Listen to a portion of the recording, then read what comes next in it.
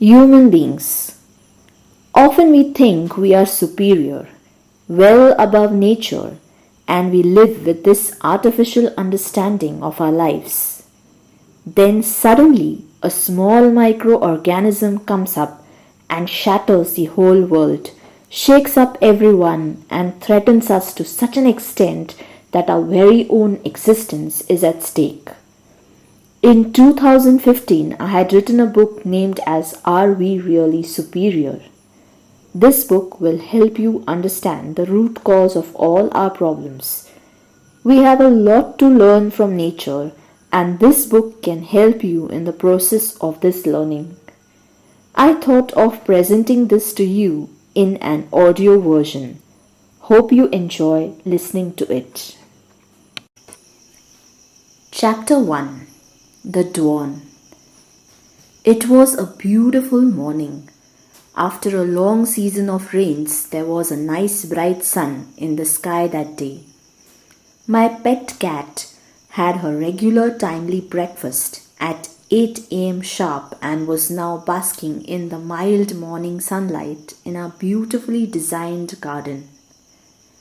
I was watching her take that soothing sunbath which I too was longing to have, but which I knew was not possible for me at that moment. 2-3 days I was not very well and had a bit fever from which I had just recovered. Though I was not actually ill now, yet I was feeling weak and my body was desperately demanding basking in the sun and taking a nice long sleep. It was demanding this for recovering and healing itself quickly. I was aware, but not bound to follow, since my priority at that moment was different. Being in the tax and legal profession, I was continuously surrounded with deadlines. I could not ignore them at this moment in spite of the knowledge of my body demanding the rest. Right now, I was behaving just like any other human being, setting my work or in other words you could say the money-making business on the top priority even above the business of my health. I somehow got up from the bed where I was trying to grab a quick 10-minute nap before heading for my office, where I being the boss had a lot of responsibilities to fulfill that day. I knew in the corner of my mind that I could reschedule the appointments for the day. I could have done my pending work after a day of rest. But my brain was going against the demand of my conscience and soul. I was already counting on the cash that I would be earning at the day end and at the same time was bound by fear that I might lose a client due to the untimely cancellation of the appointments. I applied the full force of my willpower to drag me out of the bed, get ready, and get going ahead for the work. While I was getting in my car, I could see my pet cat moving out and heading towards the regular round of her territory, or you could also say her usual morning walk. A feeling of jealousy ran down my mind. Wow, what luck she had! She was doing her normal, regular, peaceful activities without fail and with so much happiness and joy. I said to myself, look at me. I slogged the whole day working upon deadlines and doing such hard work day in and day out, and yet I cannot even give myself a rest for one day, even when I need it so desperately. Like a normal human being, I was blaming all possible things, right from my profession to my clients who don't give the documents in time. I thought since they do not submit the documents in time, I have to slog at the end moments for fulfilling the deadlines. The accounting and tax profession is in demand the whole year round and also makes excellent money. Money that is not just sufficient to give a nice, good enough lifestyle, but also that can give you extra to fulfill your life's luxuries. I thought, damn, what's the use of having such a huge house, an amazing garden, and a peaceful surrounding when I can't even take the benefits when needed. What is the use of the garden full of flowers and butterflies wandering over them in the morning sunlight that I cannot even sit for some time and watch? What's the use of that exclusively designed bed with the costly bed cover over it when today I have to just look at it and control my feeling of sleep and drag myself to work in spite of this weak body? I know that I cannot ignore my responsibility towards my work, but this was not responsibility that was dragging me towards work, but a sense of insecurity and fear that I was doing so. I think this is what we humans often do. We keep dragging ourselves with our willpower, ignoring the will and need of our body and mind. We do use the perfect sense of understanding and willpower that distinguishes us from animals, but in a nonsense way almost 90% of the time. In this case, I had a better option of rescheduling my appointments and leaving that fear.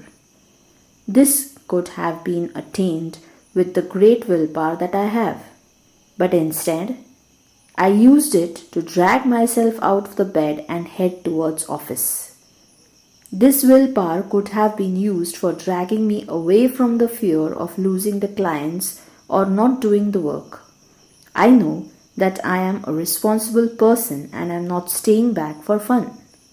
Clients could have understood, I'm sure, because it's quite human to fall ill or take some rest after illness. This incident of going against the real need made me turn inwards. I started thinking over this situation.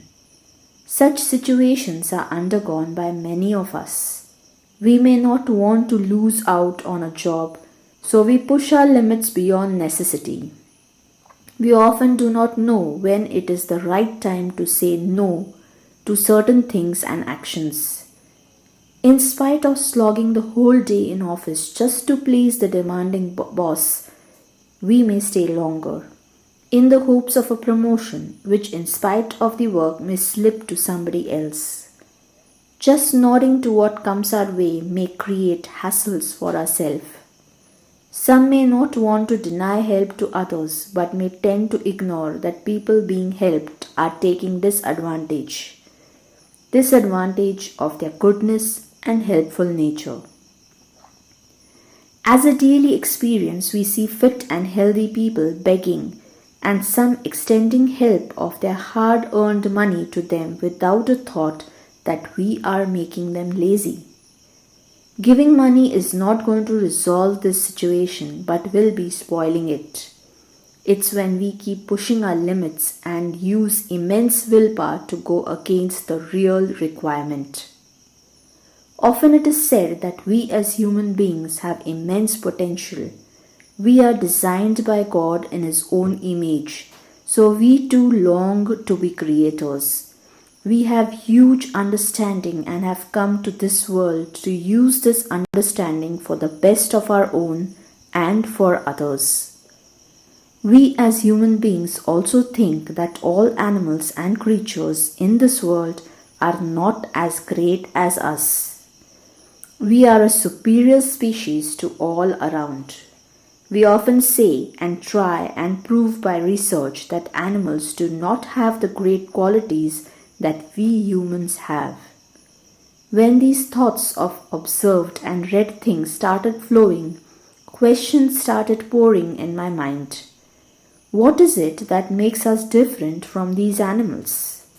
Are we using our true potential? Is nature around trying to teach us something that we are not willing to see, listen, or follow? Are we living or just existing? And most importantly, I started to think upon this question: are we really superior? People in their daily routine often use the names of different animals so as to replace a bad word or to put down a person. Like one may say, "You're a donkey. Don't you act like a monkey. You dog. He is such a cunning fox, and so on.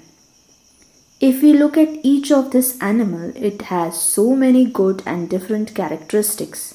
But it's like animal means inferior.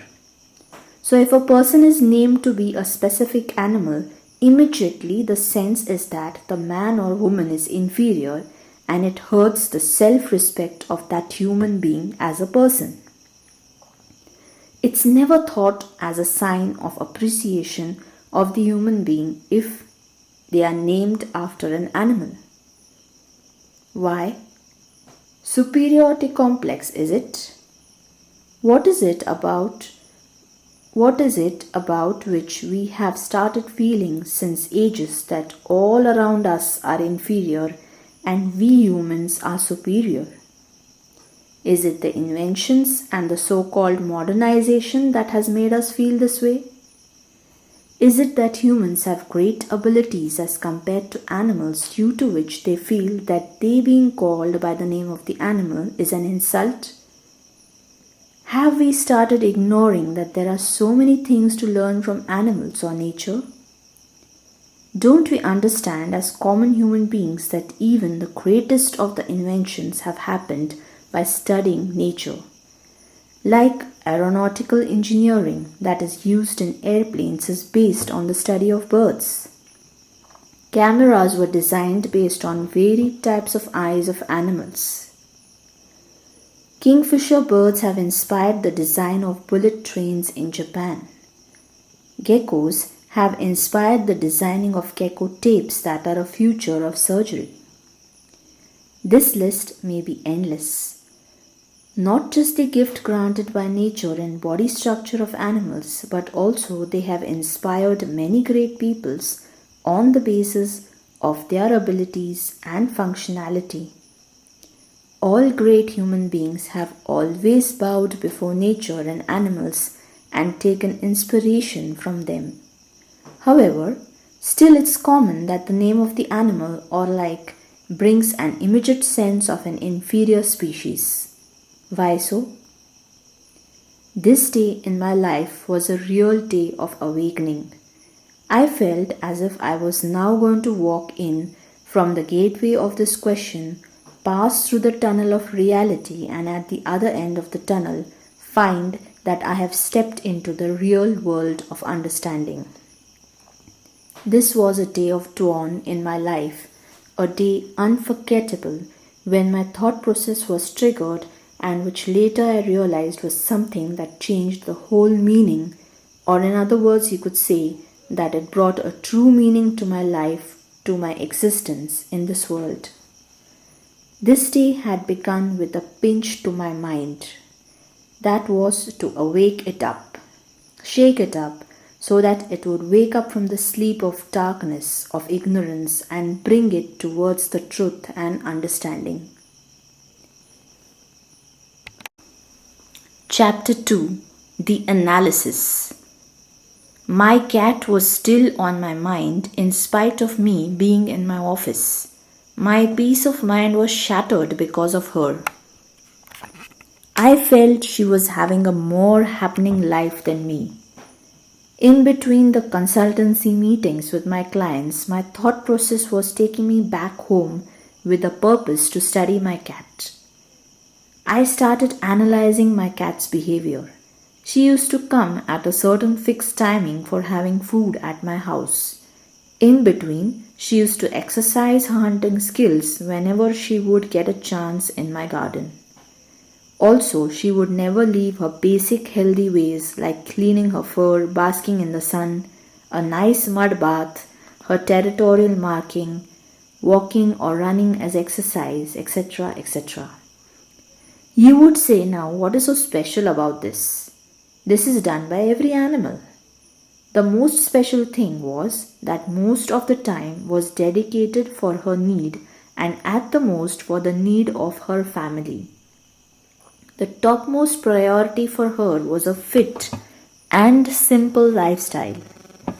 Though she was our pet, yet she never was kept inside the home. She was always outside in the garden, right from her childhood, where she easily nurtured her real skills. The key aspect of her life was to live with what she was meant for. No artificiality in any act, and a very right perspective towards the acceptance of nature and its will. This is what animals generally do. On the other side, I started looking at the overall mindset and work style of the general human population. From morning to night, we are engaged in some or the other activity. Some may be routine, some are unexpected, some that we may plan out as a change or so. We are driven by things which may not matter much in our life. To put it more clearly, take the example of a very important thing of modernization that is present in almost every person's life, that is the mobile. Now think of how many times in the day the mobile rings and you grumble before picking it up. Yet you answer it. We are having our lunch and we get a call from the office. Do we answer or let the phone ring or just put it on silent? I think most people would reply the caller, though they may hate to do so. Now it is always necessary to hold the lunch. Now, is it always necessary to hold the lunch halfway and give instructions or details about the things immediately? You may argue it is.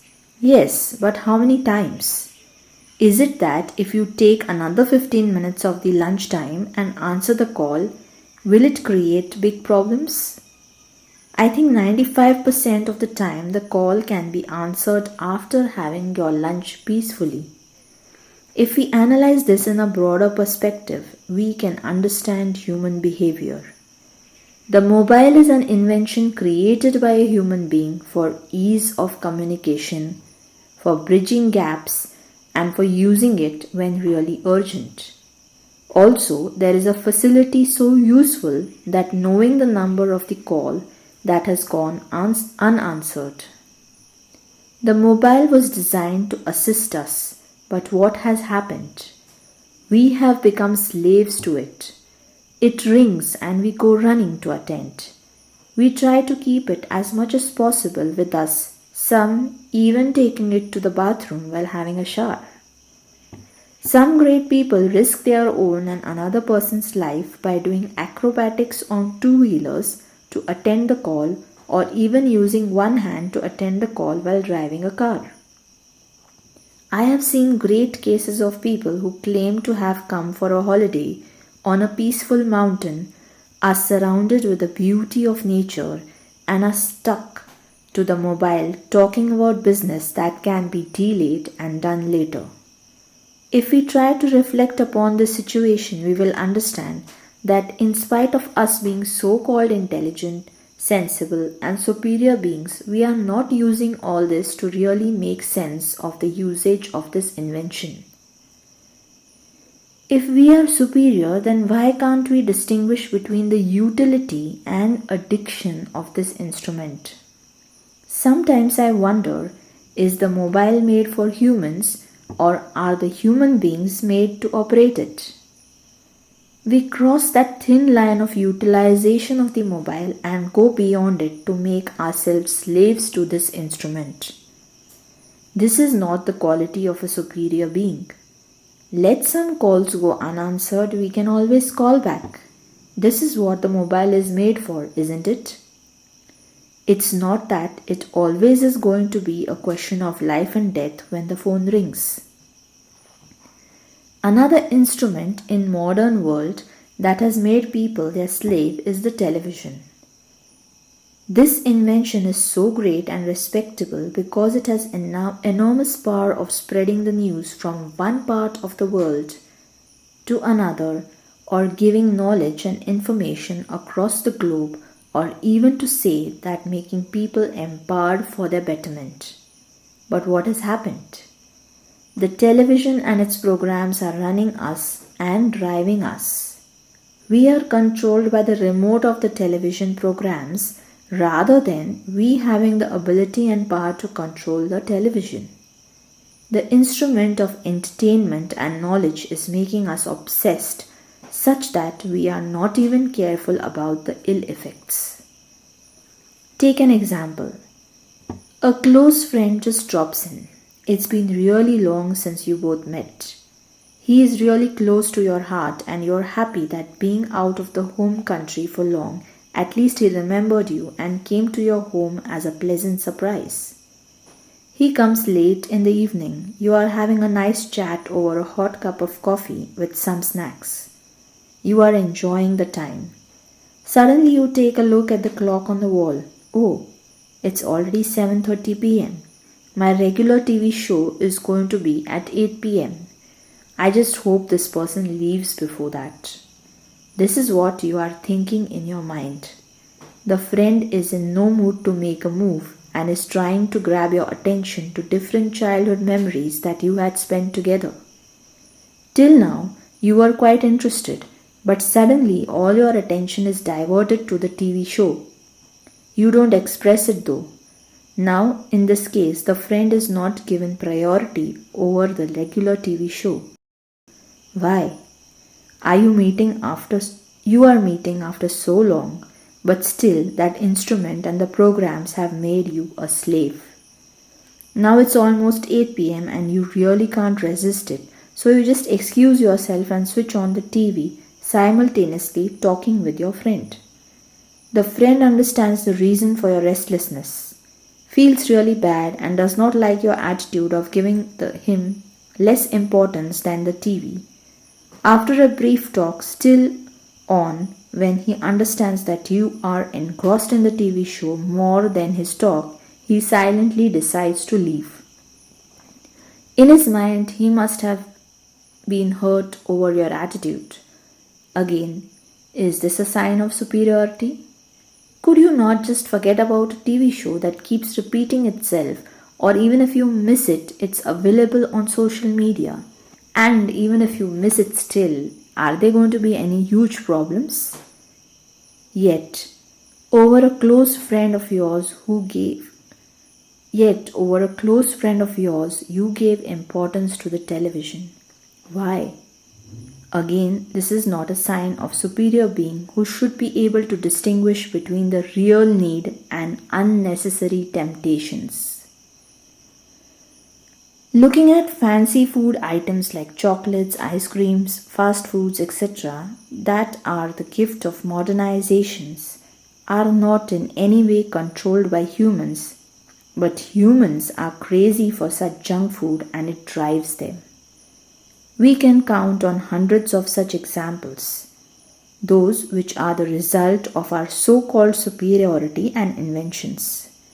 Actually, it's like everything that is invented and brought to the world by a human or his team is for the benefit and betterment of the world.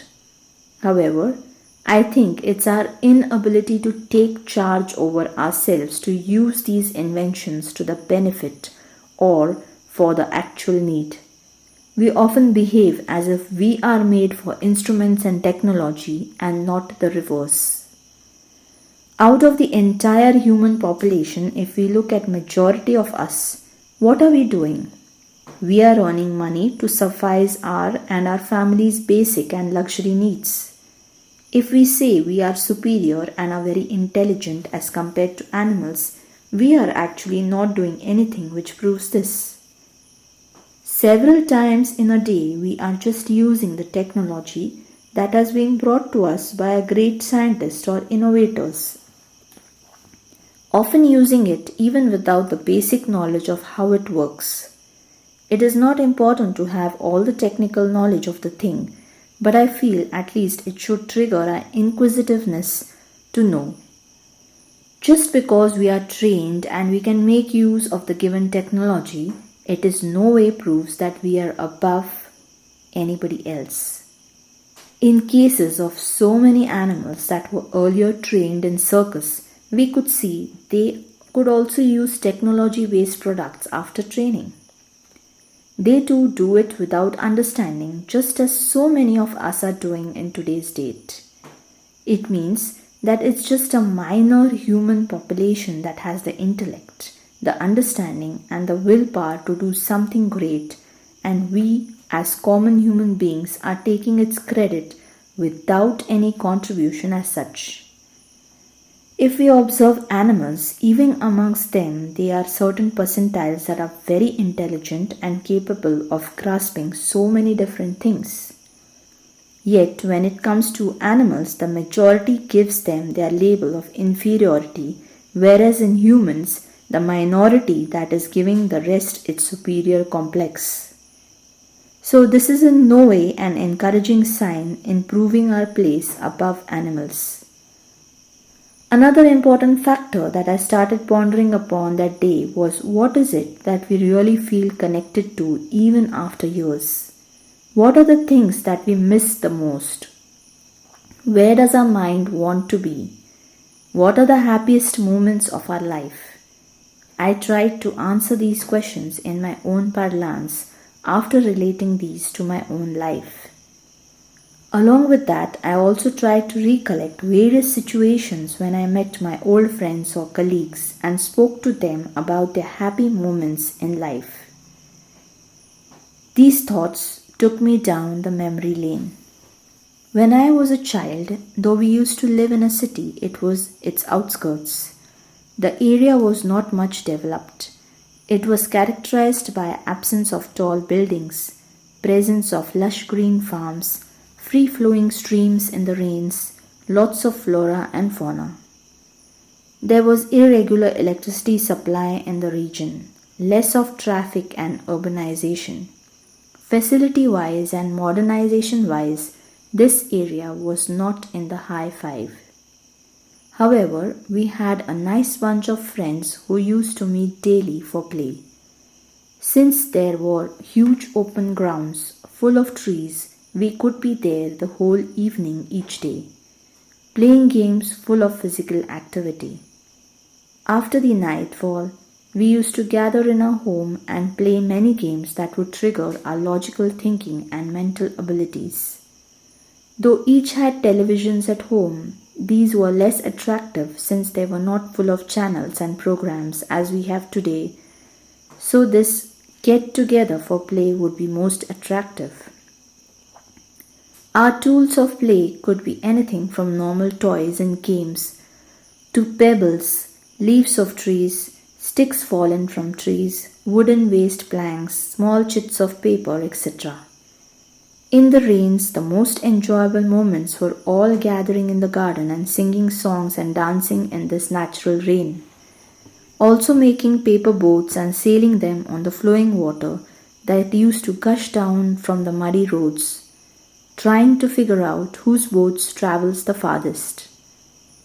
Not just play, but also our studies used to be in the lap of nature. When taught about stars, we never required going for stargazing camps.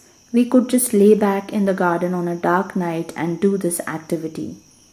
When taught of the various creatures like snakes, butterflies, millipedes, earthworms, etc. in our science class in school, we could come home and practically look around for them and observe and understand.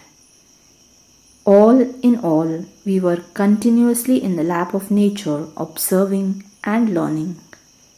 Now, after 20 years, we are all in professions like medicine, engineering, law, etc., all doing great, spread in different parts of the world or at least the country. All of us are surrounded by thousands of facilities and grand technology. This has definitely brought ease to our life, but not happiness in real terms. Whenever we meet, we together agree to the same thing, that we had so much fun earlier than what we have in this artificial world full of facilities. We all may be dining some or the other time in 5-star hotels, but still miss the simple snacks that we had together with each other sitting under a tree. We all use laptops, smartphones, have gadgets, but no longer do we enjoy the simple learning experiences that we had when we learned in the lap of nature. We travel in luxury cars but still miss the morning peaceful walks that we had in the nearby areas. It's not that we miss childhood, but it is the simplicity of life and the connectivity with nature that we miss the most, along with the sweet ties of our relations that existed earlier and could be enjoyed every day. We have been so connected earlier with nature and enjoying happiness in simplicity that it becomes really tiring to stay away from these. This happens in most of our cases. Often we have lived our life in simple way and have found happiness in small things rather than technology based or else costly items.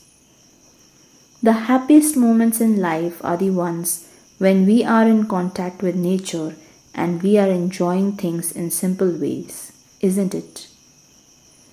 Another thing that I analyzed that day was regarding the behavior of humans. The distinct behavior that one will not find in any other animal. The fact of living in artificial happiness.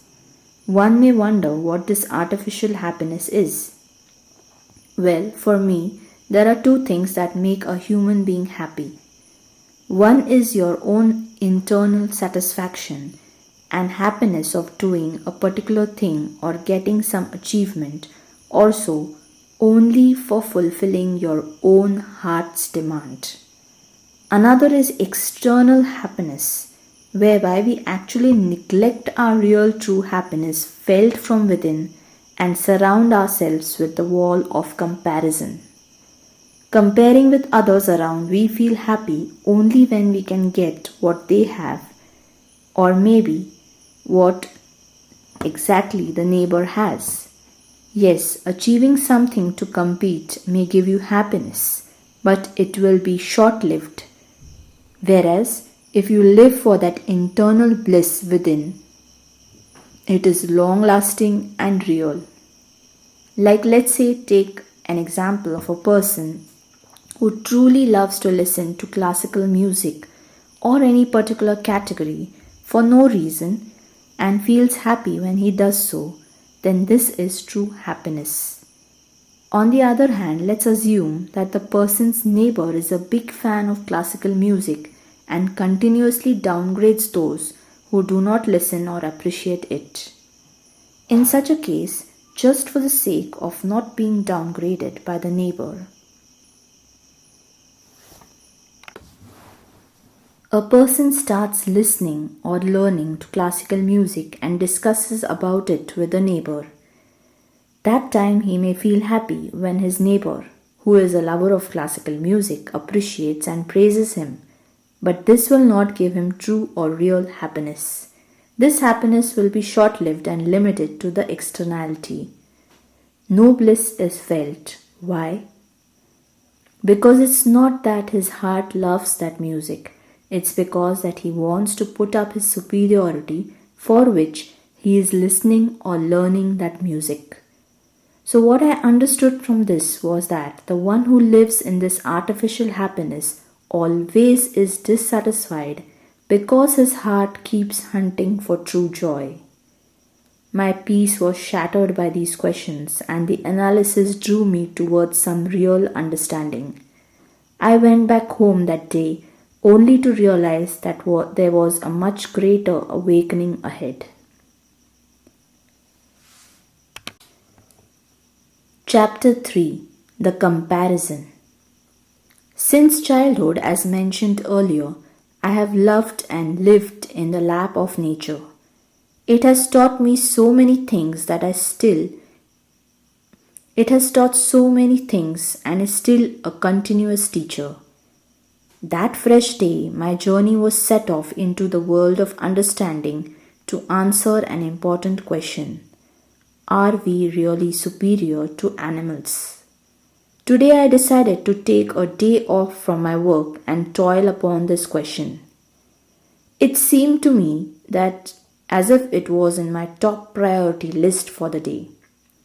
My family members were surprised to see me home in the midst of a week and sitting and relaxing.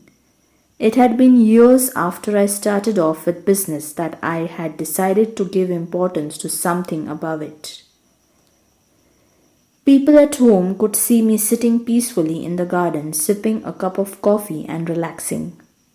Little did they know that there was a cyclone of thoughts that was on my mind. I decided to take it step by step and compare each aspect of humans to animals to find out where we are better. I have always had a love for animals. The term animals could be used here to include birds, insects, arachnids. It could be frogs, anything of that sort. It could be mammals. There was always a deep passion that I had that made me observe and study their behavior. This observation and study made till date helped me to link up my thoughts.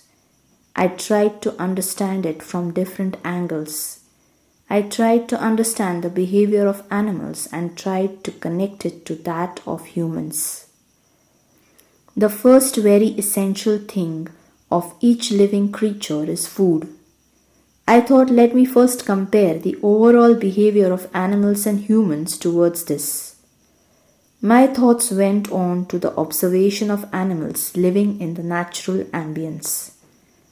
I have never seen an animal excessively fat than what its normal body structure is. Look at humans. I don't think I need to comment on this. We know that there is a large population that is fat. Animals are the one who never eat more than what is required. It mainly eats for its stomach and body requirement and not for the tongue. Let's take a general human being. We have so much knowledge about diseases, about food content, composition of it in terms of fats, vitamins, etc. But when it comes to actual intake, things turn out to be really funny. We find ourselves often indulging in the pleasures of the tongue rather than the needs of the body that are demanded by our stomach. A fatty, oily but tasty vegetable in a restaurant, zeroed down in terms of nutritional value, is often preferred to a simple homemade vegetable full of nutrients.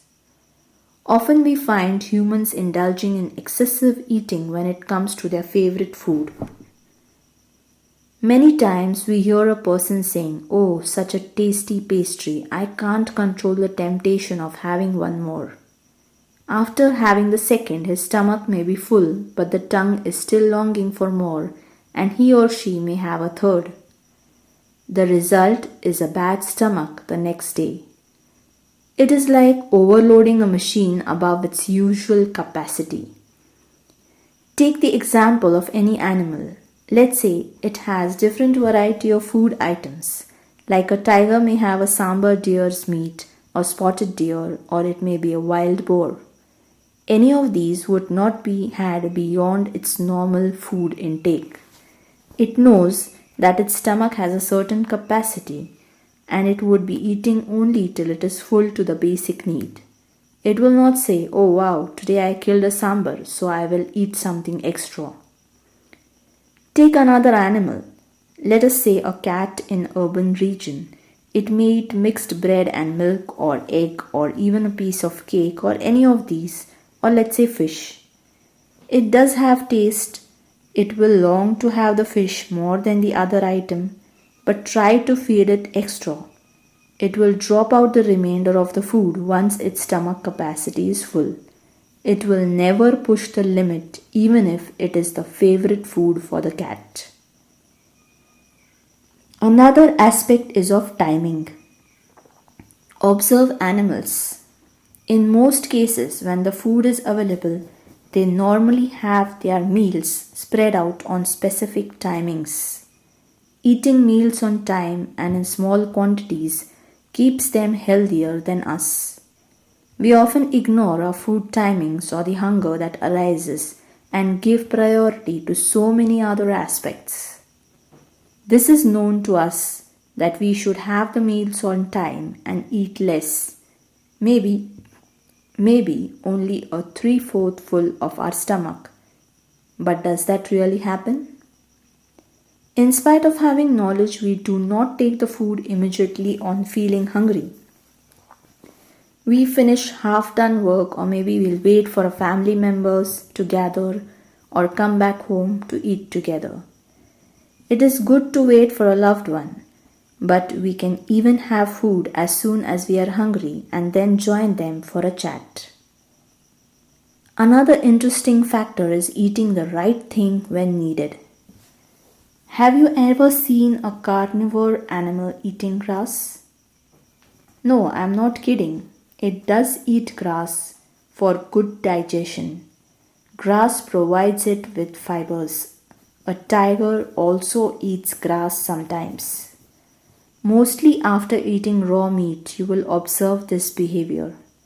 Also, they do not eat any type of grass. They eat only those specific varieties that are good for digestion.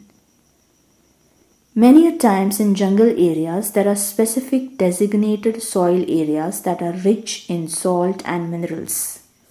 Animals like tigers, elephants, deer can judge their body deficiency for salt, and that time they go to these salt licks. They are naturally available where they can replenish the salt and minerals in their body. No one guides them. They know this and use their ability to find out based on observing their own body. Sometimes one may observe them eating specific types of leaves when they know they are ill. It is just that they recognize that a particular type of plant or grass or tree bark is good for them in a particular illness. Just observe them when they have a bad stomach. First, they vomit out everything they have had, then they do not eat anything till their stomach is fit to digest. Take our example at home. When we have a bad stomach, what do? Do we ever give it some rest and let it recover? No. In fact, I have seen so many people eating some altered food when their digestive ability is lowered. That person does not know that the stomach needs some rest from eating and digesting, but it's not given to it. In fact, the poor stomach is burdened with some altered but heavy food stuff. I have observed people who even say, I have a bad stomach today, but I think it's my dinner time, so I will have something. At that moment, I say in my mind, why?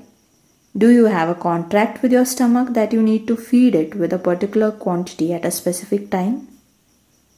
Why don't you just listen to it? At that moment, your stomach must be yelling out that please don't burden me with more food. Let me take some time to clear up the mess that was made by you the earlier day. Often people are seen to eat the wrong things when they are ill. They need someone like a doctor to advise whether to eat or not a particular thing in a particular illness. Actually, we are so dependent on someone for advice when we are sick that I often wonder are we really nature made? Because if we are nature made, it must have given us the correct direction like how animals have. Or is it just that our body is telling us, speaking to us, but we are not open and aware? Another secret that clicked in my mind about the good health of animals was the regional diet. Like we find animals eating only what they have available around them. They do not have facility of import and export like us. To put it differently, most animals have settled down in a particular region because the climate, topography and food available suits their body and need. So there is no question of eating something not meant for them.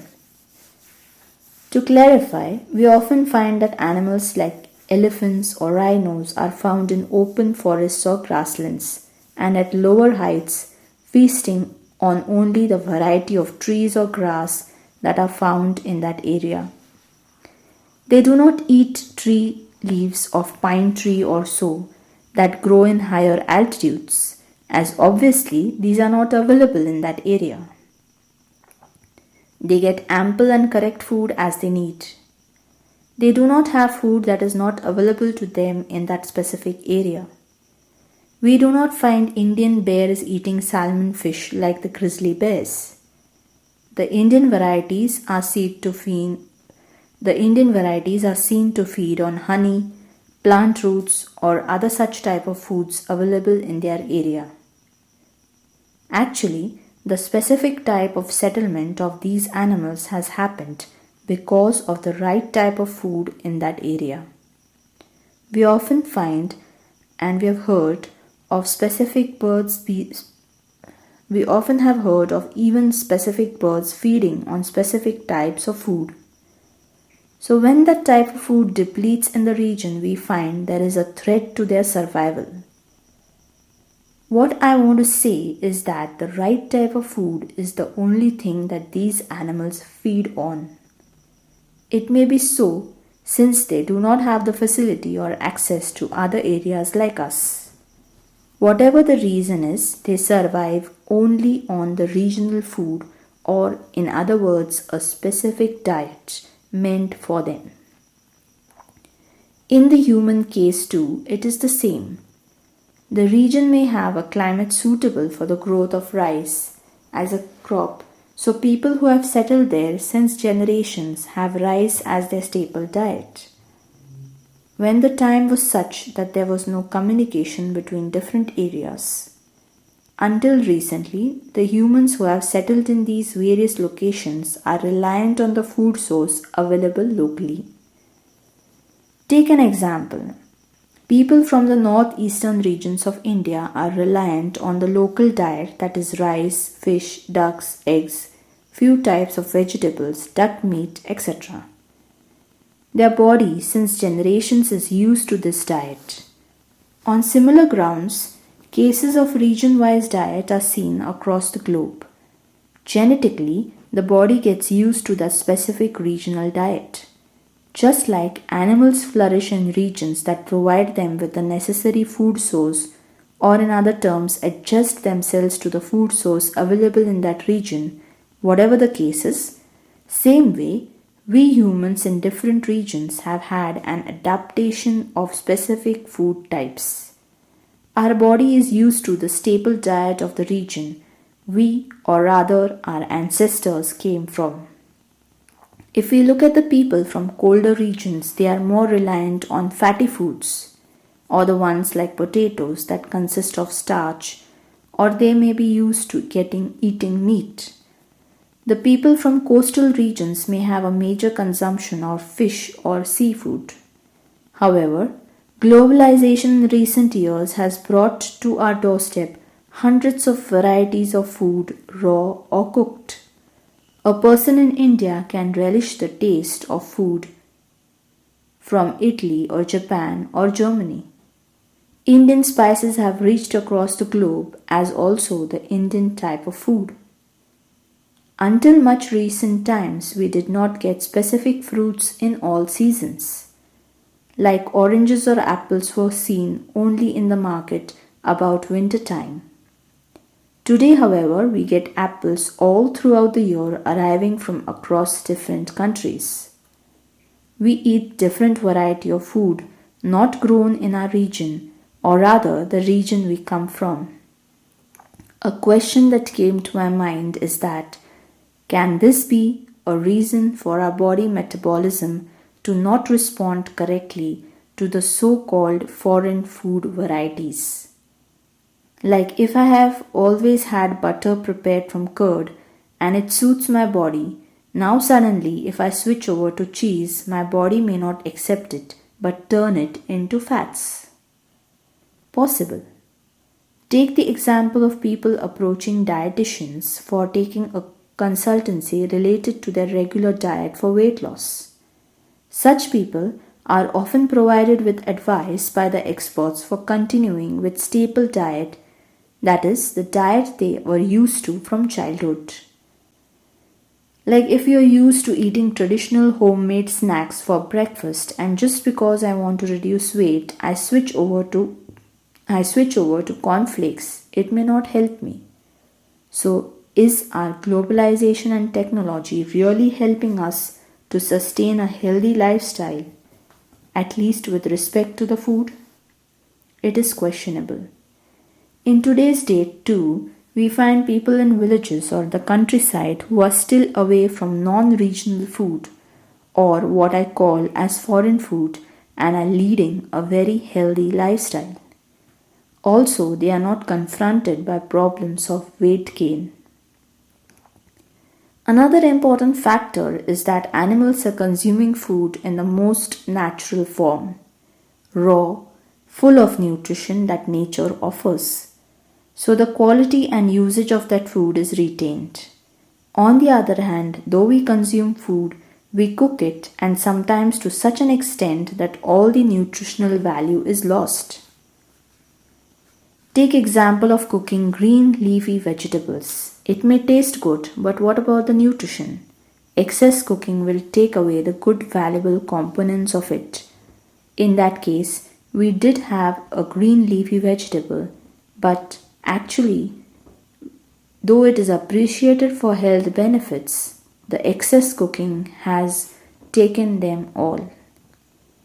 Basic food stuff like fruits that can be and should be consumed raw and without alteration, sometimes even without removing the skin of it.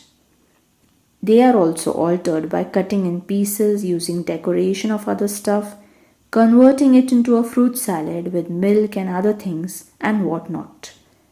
Sometimes a thought comes to my mind. It's better not to eat this rather than wasting energy on making, baking, eating this wrong food. Rather, pick up an apple and eat. Why such a hassle when the final result is not giving our body the components it needs from that fruit? Yes, it is tasty, but pampering our sensory organ, the tongue, does land us in trouble a lot of times.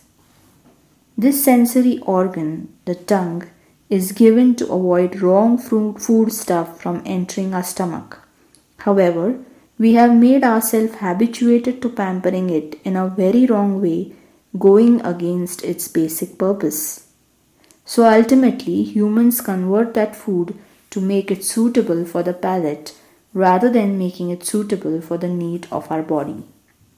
So, we being called superior beings, we are not only eating wrong but also making the food into stuff non-beneficial or sometimes even harmful to our body. Animals eat natural and know exactly how much, when, and what to have. Humans say this is because of their instinct due to which they behave in such a way. I rather would state that it's better to follow the instinct than that even we have, then indulging in unnecessary superiority and harming our own body. I feel that we are careless about the food intake because we know about supplement of vitamins, minerals, so that we can have just in case we have any deficiencies. So it's like create deficiency by eating wrong and then use our superiority or intellect to consume tablets to cover it up. Also, ultimately using continuous supplements again can lead to long-term bad consequences. Another important factor is humans probably would be the only beings that eat to kill time or just because they have nothing else to do. Yes, I have seen so many such people that are knowingly or unknowingly consuming the so-called mouth-watering snacks in time gaps when there is nothing else to do. Have you ever seen an animal munching on food just because there is nothing else they have to do? I have never seen that. Overall, in terms of food and its consumption, I feel animals are more understanding and mature than what we are. Probability is that we have started taking our basic health needs for granted due to the availability of medical aid and facilities. The attitude that if we are not taking a healthy diet, we often know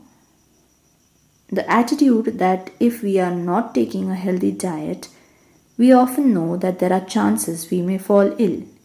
But yes, there is availability of medicine, so we take for granted what are the real needs of the body. Moving ahead on the path of discovery, I was putting the animal and human behavior side to side for understanding them from the angle of security, of survival.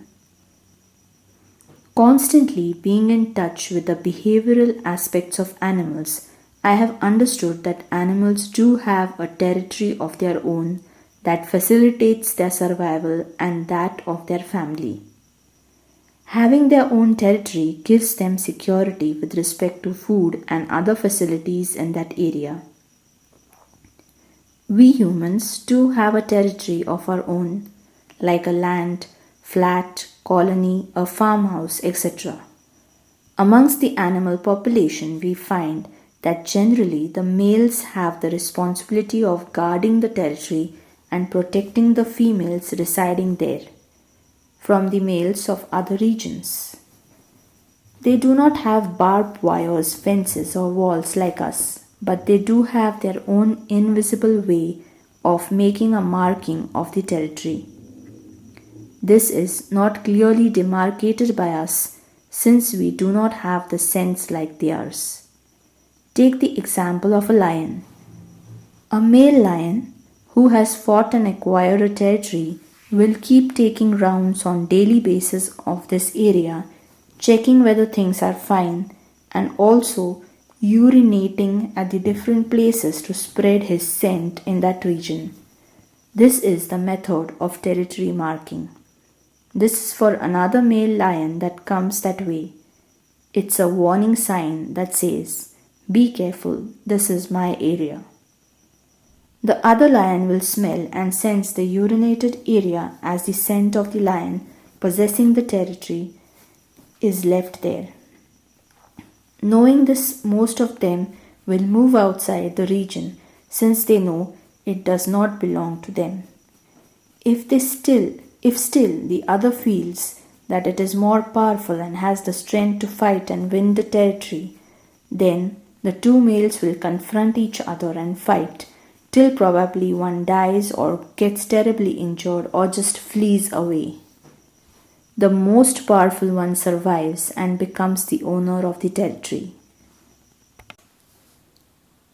In the case of animals, two animals of the same species, specifically two males or two females, will fight for their territory.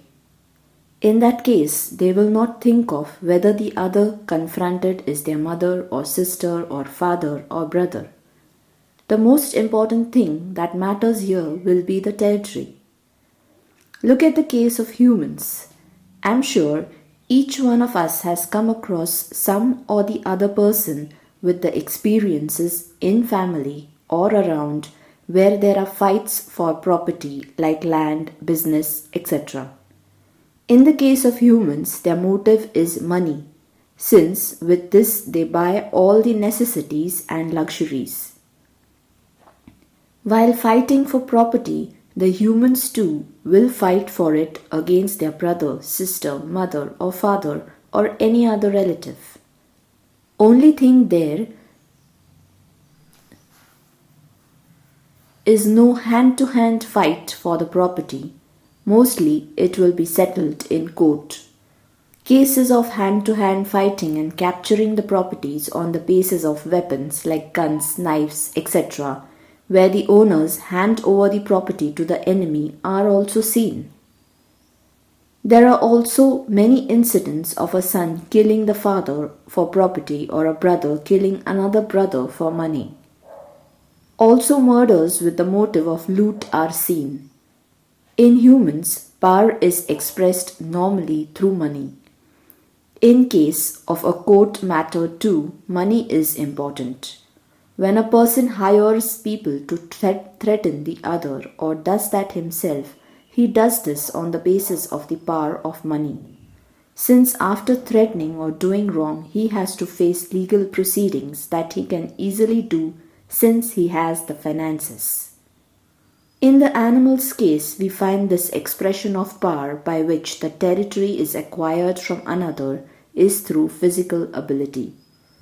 Just like humans guard their land or property by different methods like legal agreements, security guards, nowadays CCTV cameras, etc., animals guarded by a physical strength of their own, taking rounds of their territory and making their mark.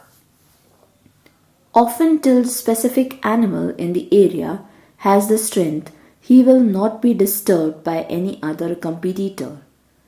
Similarly, it is seen in humans.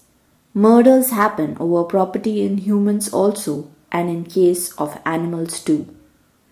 So I thought, where is the variation? I could not find much. The motives were same, but in humans they looked a bit sophisticated. That's it. After overviewing these two angles, now I thought, let's look into the interesting thing due to which every species on earth survives. This is reproduction, so that a next generation is formed and that takes over the role of the earlier ones. This starts with finding an appropriate mate.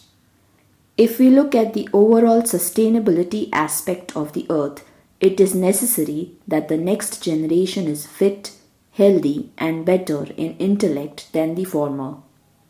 For this, the current generation should be able to produce or breed in such a way that the motive is achieved.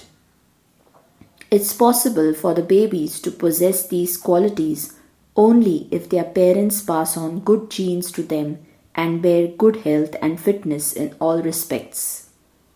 So, choosing a right mate is very important. Nature has cast this responsibility in all species on the females. You may agree with me if you have observed nature around you. Take examples. You all love the peacock raising its feathers and performing the famous peacock dance. People say it raises this when it's about to rain. However, the main reason to do this is to attract a female in the right season, that is, the rainy season. When one observes the female, she moves around the male, observing his behavior, his dance, and tries to check if he can become the appropriate mate. If she finds that he is capable, then they go a step forward. Observe a tiger. If he can fight his competitor and win a territory, the female then accepts him, since she knows that he has good power and strength which can help defend the cubs when they are born to her. The louder the calls of some birds, the better they will be considered by the female. Even in frogs, several males compete with each other by giving out loud sounds. The one who has the highest pitch call and who can sustain it for a long time is the one that is accepted by the female as her mate. The observation here is that according to the species that we talk about, the female chooses a mate that has the qualities of power, strength to carry on and defend the territory. Even amongst spiders, like the commonly seen jumping spider, the system is of display dance. The one who has the most attractive display and who wins over the competitor is chosen by the female. Animals often show the habit of males fighting for the female. They may have hand-to-hand fights, many a times injuring the other or even killing the other male. Polygamy also may be seen in many animals. Mainly, the male follows it. Choosing the mate or the partner in case of humans, though looks sophisticated, if closely observed, exhibits the same behavior as other animals. You may often see there are fights amongst boys over girls. The one who is weak either physically or intellectually may quit. In college-going students, it's a common behavior of trying to impress the girls by way of different displays. It may be of costly bikes, of gadgets, or some other talent. They show all the care and the best points that they have so that the girl is impressed. They will try out all the ways and means to create an impact. The girl would then look at the good things in the boy, and if she likes the goodness and feels he is fit to take care of her and the family needs, she will move ahead in the relationship. Majority girls would prefer a rich, caring, and good looking partner. Of course, getting this in case of all boys is not possible, but she would try to get the maximum in one. If it's an arranged relationship, arranged marriage as we call it, the main aspects that would be studied in the case of the boy would be whether or not he earns sufficient. Does he have any bad habits? Does he have good health? He has a good backing of property, good cultural background, etc. So overall the study is nothing but how well he can take care of the wife and the family. Is it not similar to that of the animals? Most of the family members or the boy would display only the positive side. Also, not only would the people check the overall wealth, but also whether or not both the girl and the boy have good health so that the next generation is better. This is done by checking that they are not from the same family or relatives. They don't have the same blood group or such things that can take care of the next generation's health, well being, and to reduce the chance that it is deformed or subject to problems. The next step in all beings is starting of a family and its upbringing. Animals in most cases would have seasonality in mating and starting of family since they are totally dependent on nature for the food source along with a climate conducive for survival of the young. Thus in most cases one can observe that as soon as the climatic conditions reach the precise stage, the animals would start the process of reproduction. In fact, they come to know exactly beforehand when the climate would turn right for the survival of the young. To explain this, let me give you the example that happened right in front of my eyes. In the central region of India, birds normally have a breeding season just before the advent of monsoon. This is because till the young are fit to fly and survive on their own, it's already green around and they get ample food like insects, fruits, etc. Once it happened that a pair of birds of the flycatcher family was constructing their nest near my home. It was already a normal time for the arrival of the monsoon. I could see dark clouds gathering in the sky. This side, the nest construction of the birds was in full swing. I was worried in my mind about the completion of the cycle of the nest construction, egg laying, and young turning fit to fly. The main reason of worry was that the nest was in a complete open area with no cover for rains. I thought in my mind that these birds have mistaken the season and probably this process might fail due to the early arrival of the rains. These birds worked daily and I used to observe them and also the clouds gathering in the sky. The climate division had also predicted that there would be showers of rain in the coming period. One day I saw eggs in the nest. Till now, no showers of rain. I was thankful. After a few days, the eggs hatched and the bird chicks were out. Though it did not rain, there was a rain-like condition, like temperature drop, dark clouds in the sky, and insects coming out of their hideouts. The birds used these insects to feed their young ones. They were growing in size every day. I was still observing the skies and looking at the dark clouds, still wondering how the clouds did not shower their blessings on the earth yet. The most interesting part was the day when these young became fit to fly and had taken the first flight in their life. It started pouring. That moment and that day both are memorable for me. Around 20 days I was continuously watching this nesting pair of birds along with the skies. I saluted nature and these birds for being such accurate weather reporters.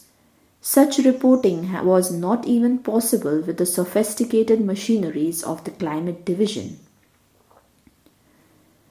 Another interesting example is of the crow, the bird that is seen everywhere. This bird constructs its nest either on scanty leaved trees or dense trees depending on its prediction of how heavily it's going to rain. Like for a season, suppose the rainfall would be less, then it would not construct its nest in a dense thicket of the tree but on a bit of open, less leaved trees. It is wondrous how it can predict with accuracy the intensity of rains that season, that too without any sophisticated gadgets. Even in most mammals, there is a defined season for the reproductive process, facilitating the correct upbringing of the young. This seasonality helps the survival of the next generation without any problems. In humans, though there is no seasonality for reproduction, they too, for fulfilling the role of responsible parents, need to check that the time is right. We as humans are not totally dependent on the season for food and other things. This is because we have learned to stock the food and other necessities for the future. Yet, to get that, our main concern is finance or money. If that is sufficiently available, then we can buy the rest. This financial strength is necessary in case of humans to facilitate the good upbringing of the next generation. This is known to all, yet many still just produce the young without thinking of the consequences that it will bring to them in the future. It is noticed that in spite of the lack of the financial support and backing, there are 2 or 3 or even more kids to the couple. This leads to lack of even the basic facilities for the children. Sometimes the shortage of money is to the extent that it leads to even food or medical non-availability to the young. The kids may face health issues and will not survive fit and fine.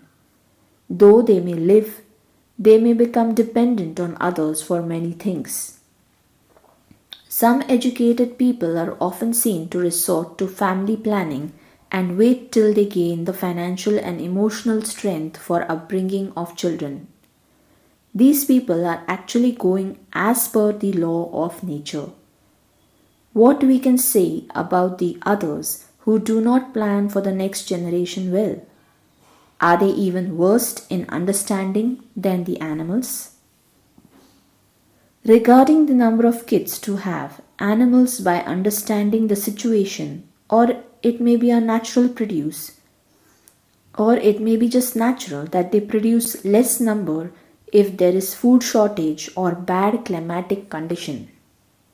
Like many ornithologists or bird experts have observed that if conditions are not correct, then there are lesser eggs laid by birds than what normally they do. Even in case of mammals, this happens on similar grounds. What about humans? My observation takes me to an understanding that very few humans are serious about the situation of shortages of varied resources. Humans may just ignore the overall shortage that are faced due to the increasing population and will not resort to good planning with respect to children. Look at the overall picture of India. There are many who still have more than 2 children. In spite of such strain on resources like food, water, land, etc., and having the understanding of this strain, people are still producing more and more children. If we call ourselves advanced, then don't we understand that we are putting the survival of the next generation at stake? If there is population outburst of humans, it is not just reducing the chances of a good life for the human population, but also for the survival of the other species on earth. If animals would overgrow in number, imagine what the situation would be. Like if tigers would have 100% survival rate of young, then within few years we would all be surrounded by tigers. However, all these animals stay close to nature and follow things as per nature's law. Their survival rate is determined by nature, not by artificial equipments or other such things. We humans have developed medical facilities for the betterment of life and higher survival rates. However, that should not mean that we should take disadvantage of the situation. These survival means should not be utilized to go totally against nature. In the case of humans, the infant mortality rate too is decreasing day by day. This was earlier quite high. At the time when the mortality rate was high, it was quite correct to have more children because out of all the children, very few would survive adulthood. The situation today is quite different. In the current situation, the survival rate has increased, but the number of children per family, that is, the birth rate, is not decreasing in the same proportion, leading to a high level of pressure on the resources. Even basic necessities like food are facing strain. This is quite known to mankind. In fact, many people are taking efforts to spread the word of family planning. Yet, looking around, we still do not find the situation improvising. Isn't this a threat for the next generation? Can we not understand this in spite of considering ourselves superior? Or is it that we feel that we are so superior that even if everything else is destroyed, we can still survive? Like many people often say, what difference does it make if one of the animal species is destroyed? I am not concerned, is the remark. The knowledge of the impact of this destruction is given to us even at school level, yet we do not pay heed to it. Like, take an example. In a particular country, there was quite a large population of owls. There was a lot of farming activity in that region. These owls existing around were just ignored by the locals. Then it became a gaming activity to kill the owls since they were huge and people felt it was fun hunting them. Slowly, majority of this bird population in that area was killed. Gradually the impact was felt. The fields that one used to be free from rats started being crowded with their populace.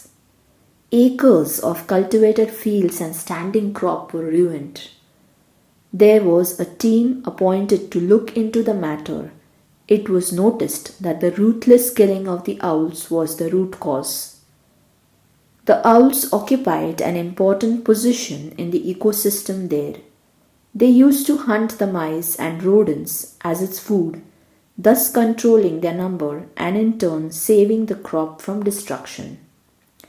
The realization dawned on the farmers there and they started making nest-like habitats for the bird, stopped its hunting completely.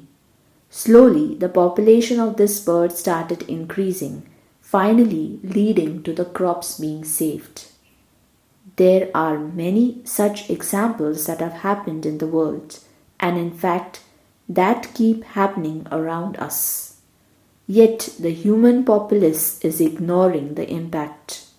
Huge outburst of population leads to scarcity of resources, leading to crashing down habits of so many other species dwelling in that region, ultimately in turn impacting the mankind.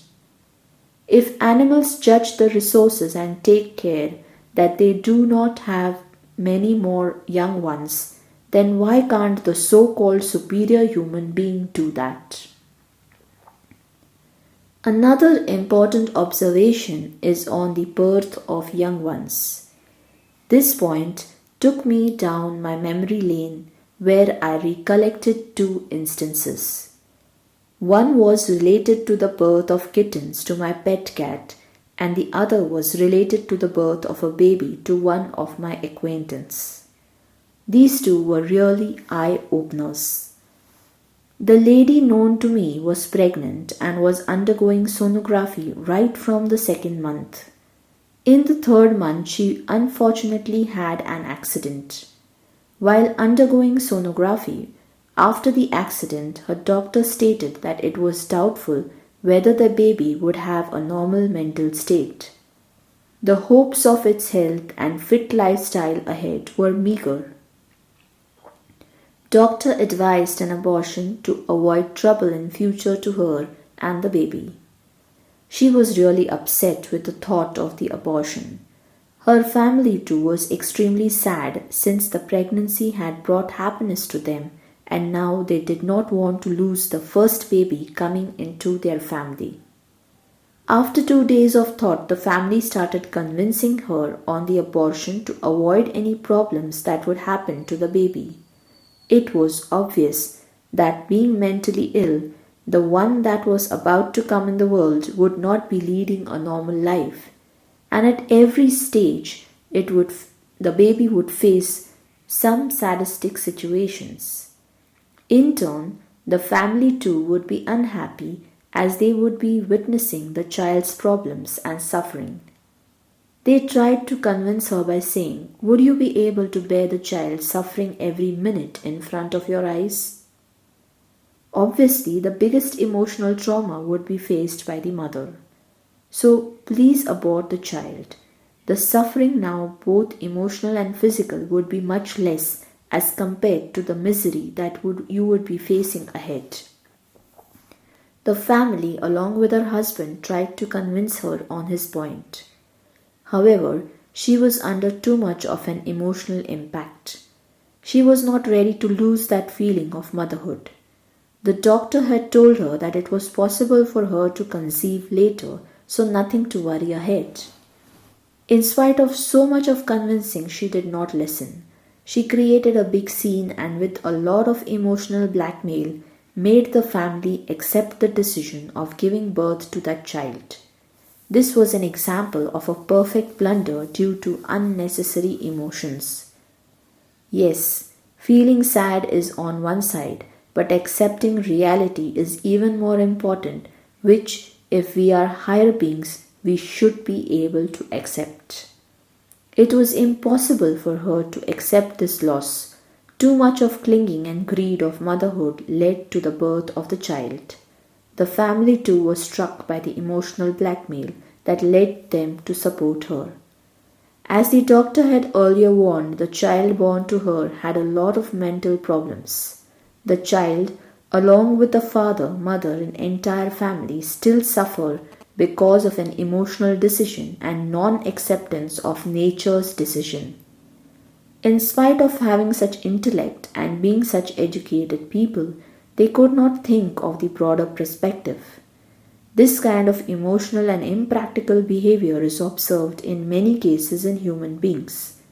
I'm sure every person has come across such people around them, ones who go beyond the practicality of the situation. In comparison, I could recollect another incident that happened right in front of me with respect to our pet cat. She was pregnant and we were excited that we would get to see her kitten soon. In her first delivery, she had given birth to two very cute and healthy kittens. This was her second time. We were prepared and we had made a small storeroom for her delivery, keeping in mind all her needs.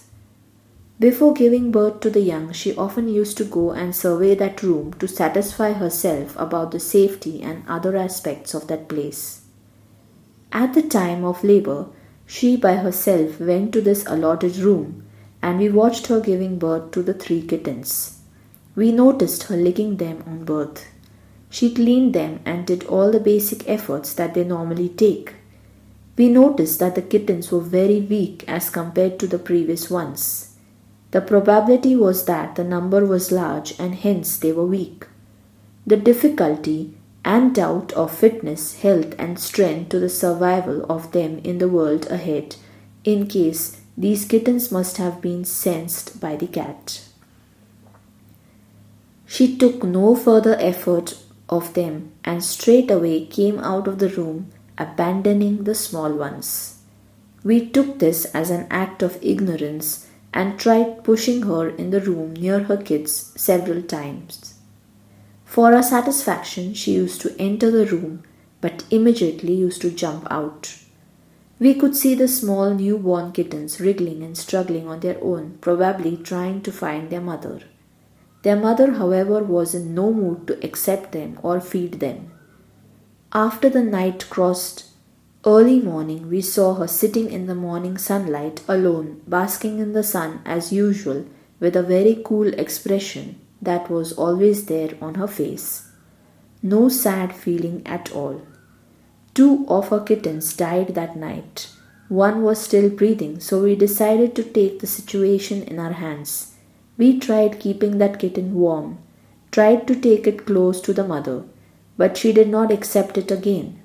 We were really angry with her, but were helpless, as we being humans did not want to accept the fact that there was no point in taking efforts over this kitten, and also did not give a thought to the situation that their mother knew better than us. At last, all the three kittens died. We were really sad, but their mother did not express a sigh over the situation. It was not that she did not have a heart or that she was mechanized in behavior, but it was because she knew that if she would try to take efforts over them right now, it was of no use. She could definitely make them survive over a short time, but when they would grow up a little, they would not have been able to face the world alone. She accepted nature's will, and instead of wasting efforts and her precious energy on the weak and unfit kids, left them on their own to die so that she would gear up for the preparation of getting the next generation in the world with her next delivery. I'm sure one may feel that she did not have a heart or any kind of emotions, so she was able to accept this harsh situation which humans cannot. To clarify this dilemma, I can tell you another incident of hers. This was when she had her first kittens. She was an amazing mother and took great care of her kids. After they grew up a little for training, she took them for a walk, but unfortunately returned without them. We predicted that they must have been taken away by some persons since they were really beautiful, and we often had the experience of stealing of kittens in that area. When she returned back for around 2 days, she was searching for them and calling them in the motherly tone and was even in sad tones. We could easily identify that this call was different from a usual one. If she did not have a heart, she would have just not felt anything for the kittens. After 2 days, however, though a bit sad, she accepted the situation and moved forward. This is in fact the acceptance of the will of nature and understanding that though we want to be superior, we can never become as big and powerful as nature. Humans in their ego often forget this. They feel they can overcome any situation, and when nature shows its power, it becomes unbearable to them. It is difficult to accept defeat. The next step after birth of young ones is their rearing. To make them as perfect as possible to become independent and fit to survive in their respective environment. In actual, the animals are completely dedicated to this only purpose of producing and rearing the next generation. They follow nature completely and take this as the singular purpose for their existence in this world. For this, many a times both the males and females of that species would jointly accept the responsibility of the upbringing of their young ones. There may be cases when only the single, that is, either the male or the female, may do so. Whoever takes up the role does it with full dedication. There is no distraction from the very purpose of their being in this world. Take the example of the king cobra snake. The female prepares a nest-like thing on the ground with leaves of trees, lays eggs in it, and guards these till they hatch. She does not even eat a morsel till this process is complete. But as soon as the eggs hatch, she knows that the young cobras are now ready to explore the world on their own. She leaves the nest and moves ahead. During this time, she is very aggressive and would not want any outsiders to intervene. The aggressive behavior of females during the period when they are accompanied by the young is seen almost in every living animal. Another example is of elephants. These live in herds, so the young have even more protection. If they find danger, the full grown females will take the young one to the center and surround it, creating a wall between it and the intruder.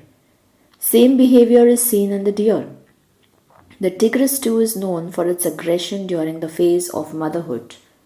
The work is done with complete dedication by the animals. Full efforts and training is put into the activity of nurturing the young. They may give lessons to the young in different ways. If the female senses danger, she will take as much possible efforts to defend the kids against the attacker. However, she would not prefer to die in the fight. It's too the understanding imbibed in them by nature. If you study the life of any animal, you shall see that it is really difficult for them to reach the stage of adulthood. So the mother is always more valuable than her children. So though she may fight in the best way, if she feels that she may lose her life in the fight, she will back out. She is very much aware that if she dies, no one will be there to take care of her kids, and at the same time, nature is going to lose on a full grown female.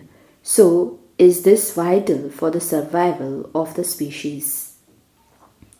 Though later she does feel sad for her kids that have died, she often shows the regret feeling by calling out in sad tones. However, living by the will of nature is not lost. In humans, in worst situations and also during complications in the pregnancies, the woman's life is chosen over the child. Many a times, even in human beings, tendency is seen of the woman abandoning their children to protect herself from being outcasted from society. Sometimes it is observed in life-threatening situations she may call for help to save a child, but very few have the courage to risk their own life to save the child. These who have the emotional strength to save the child, risking their own life, could be said to be on a higher understanding. However, the ones who do not probably are still retaining these animal instincts. Another important observation is that in earlier days, human beings had divided the responsibility of the family amongst the men and women, where men used to work on farms or do any activity that would act as an earning source for the family. On the other hand, women would do the household chores and keep the nurturing of the children as their primary responsibility. So it was possible for the children to get full attention of their mother in case of their childhood days, where they could learn all good things so as to become good human beings in the future. There was no role that was considered superior or inferior in those days. However, at some point of time, the thought process changed, making the role of the men superior and that of the woman inferior. Due to this, a feeling was placed on women that they should rebel and go against the wrong notion. Hence, they stepped out of the house, started taking education, and now are even seen to support the livelihood of their family. Though this has led to the progress on one side, yet on the other side they have started neglecting their primary duty of being a mother, the duty that nature has cast on them. Nature has given the woman the strength and better understanding than men, since they play the important role of taking care of their children and making them efficient enough to survive in the world with ease. With the diversion from the true perspective, the men and women are not able to give that much of time to their kids. Placing all responsibilities on tuition, school, and other such activities does not mean that they are actually taking care of their parental responsibilities. Actually, making the child fit to survive in the world does not mean you make your child a workaholic. In fact, one should actually place more attention on the fact that making the child a better human being is much more important than anything else. However, the parents have diverted attentions towards their work, their hobbies, their own rest, etc., due to which they move away from the primary responsibility as parents. Isn't this wrong? Are we not understanding that if a couple has given birth to the child, it is their whole time primary responsibility of taking care of the child and making him or her as independent as possible so that there is no further requirement of their own for the children? Let us observe the sparrows or any bird in this regard. They toil day and night right from the time of building a nest, laying eggs, incubation of eggs, feeding the young continuously, keeping the nest clean, repairing the damaged nest, protecting and guarding the young. Also, they take a lot of effort in teaching the young to fly. They give them the understanding about the threats of the world.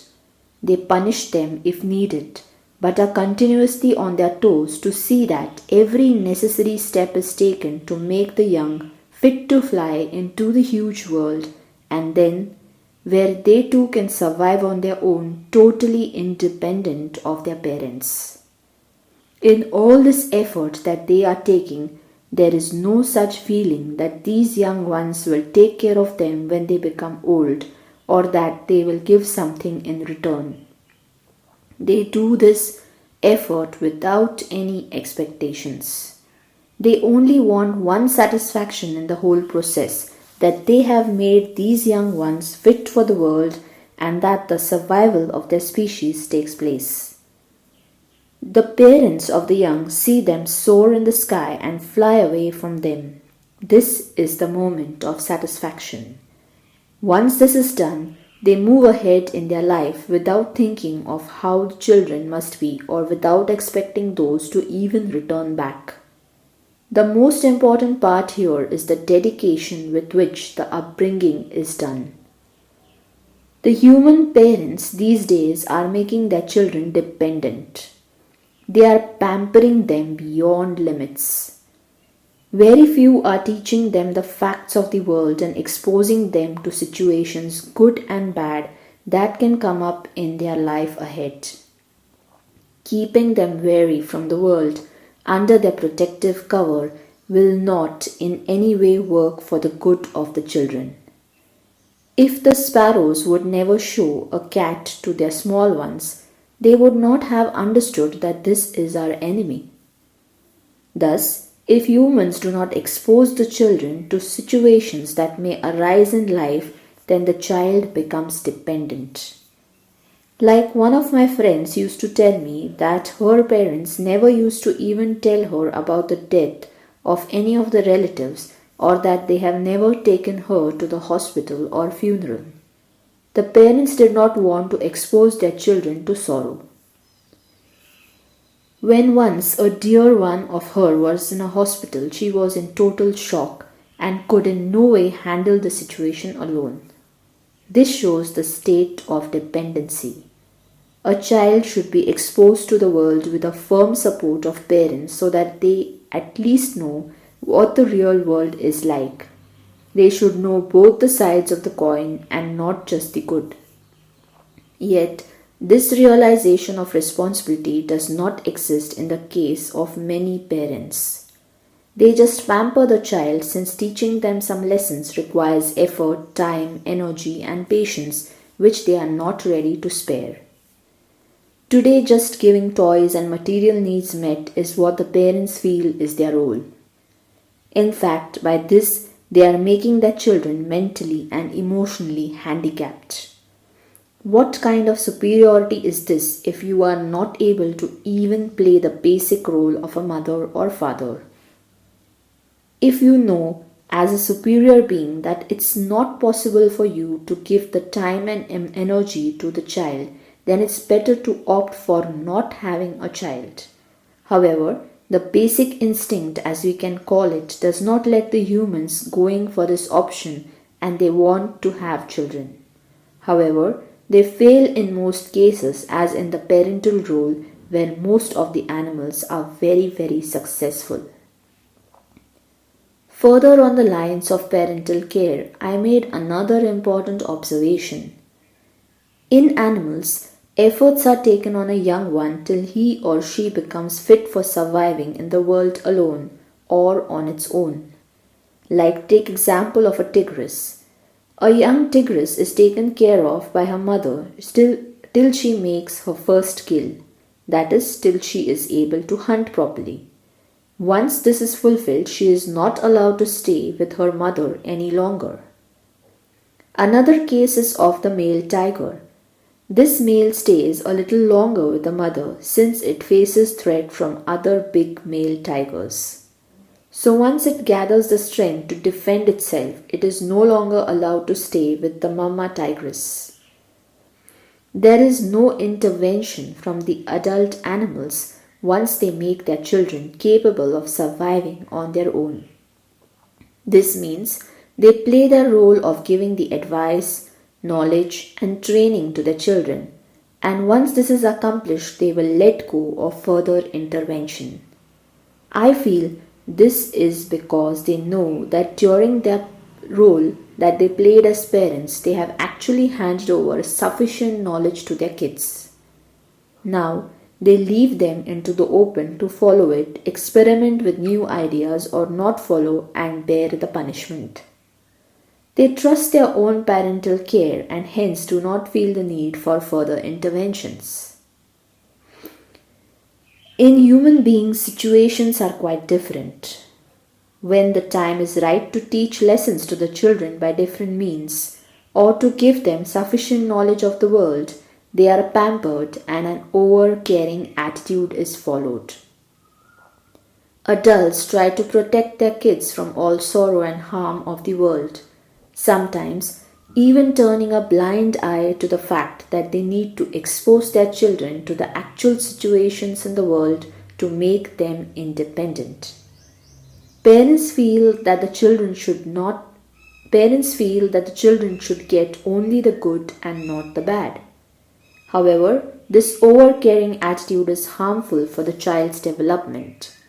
The child may not become physically, mentally, or emotionally fit to handle different situations that it may face in the future, resulting in immature behavior and dependency. Another very key study made by me is that no matter how old the children become, the humans, parents, still keep advising the child and try to keep them in control, still assuming that their child knows nothing. I feel like sharing an instance here. One of my neighbors was in his 40s and his parents were in their 80s. The parents used to keep advising him on very small aspects of his life, right from his dressing, food habits, work, the caretaking of his children, etc. He used to keep telling them that please don't advise or taunt at each of the things I do. I am also old enough now to take care of myself. Also, now I too am a parent and it does not look good that you will keep advising me in front of my children on stupid points like which color of the shirt should I wear when I go to office. They never listened. In fact, they used to just say, no matter how big you become, you will still stay as our child. Or, you have got too much arrogance now. Have you become so old that you speak with such aged parents like this? They never understood his state. When the time changes, a person may need to alter his childhood habits or teachings.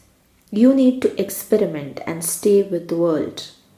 Like in the earlier period in India, people used to use the dhoti kurta every day at work or home. Time changed and now people wear the shirts and pants. One must move with time. If a person would wear the dhoti kurta in office today, it will not be up to the mark of dress codes.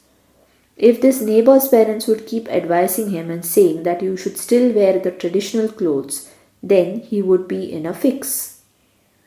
So he should have been given the independence of his own life by his parents, at least after a certain stage. Or was it that they did not trust their own upbringing? Was it that they always wanted that superior feeling over the child? Did they not take efforts on him and nurture him perfectly so that he could now take the biggest of the decisions of life without them? Don't parents trust that their children have been brought up to make proper human beings to take care of themselves? Isn't this a kind of unnecessary intervention? Also, another area that clicked my mind was the expectations that most parents have from children. I'm sure most of you must have heard someone or the other saying that our children will be the support for our old age. It may not be an expectation of financial support, but maybe of emotional support that yes, someone is there for us. Even when the girl or the boy gets married, have their own family responsibilities, yet the parents may keep expecting a lot. This brings a lot of unhappiness and tension on both ends. Some may flee to other cities or even countries when these tensions increase. I have seen so many youngsters going abroad just to avoid family and relatives intervening in their privacy and to move away from unnecessary emotional burden. If the parents would live without expectations and nurture their children in such a way that they become independent human beings, giving them ample understanding of their responsibilities in all ways towards society, home, and even parents, then, though independent beings, they would in fact take care of their parents and overall duties. This would happen without bringing bitterness on either side. Different age groups live together even in the case of elephants, but there are no problems in the troop since they know that what they need to stay together is for protection, care for each other, and not for intervention in every small bit of the other elephant's life. Being social does not make them sad since there is just minimal expectation and full coordination amongst them. Human beings too are said to be social animals and will have different age groups staying together or coordinating amongst one another. Yet, the key difference is the amount of intervention that happens between them. If this is excessive, then there are problems. Having such a lot of understanding should have helped humans to know that minimal expectation and basic love and care and help is what they should stay together for. When the need comes, you are together.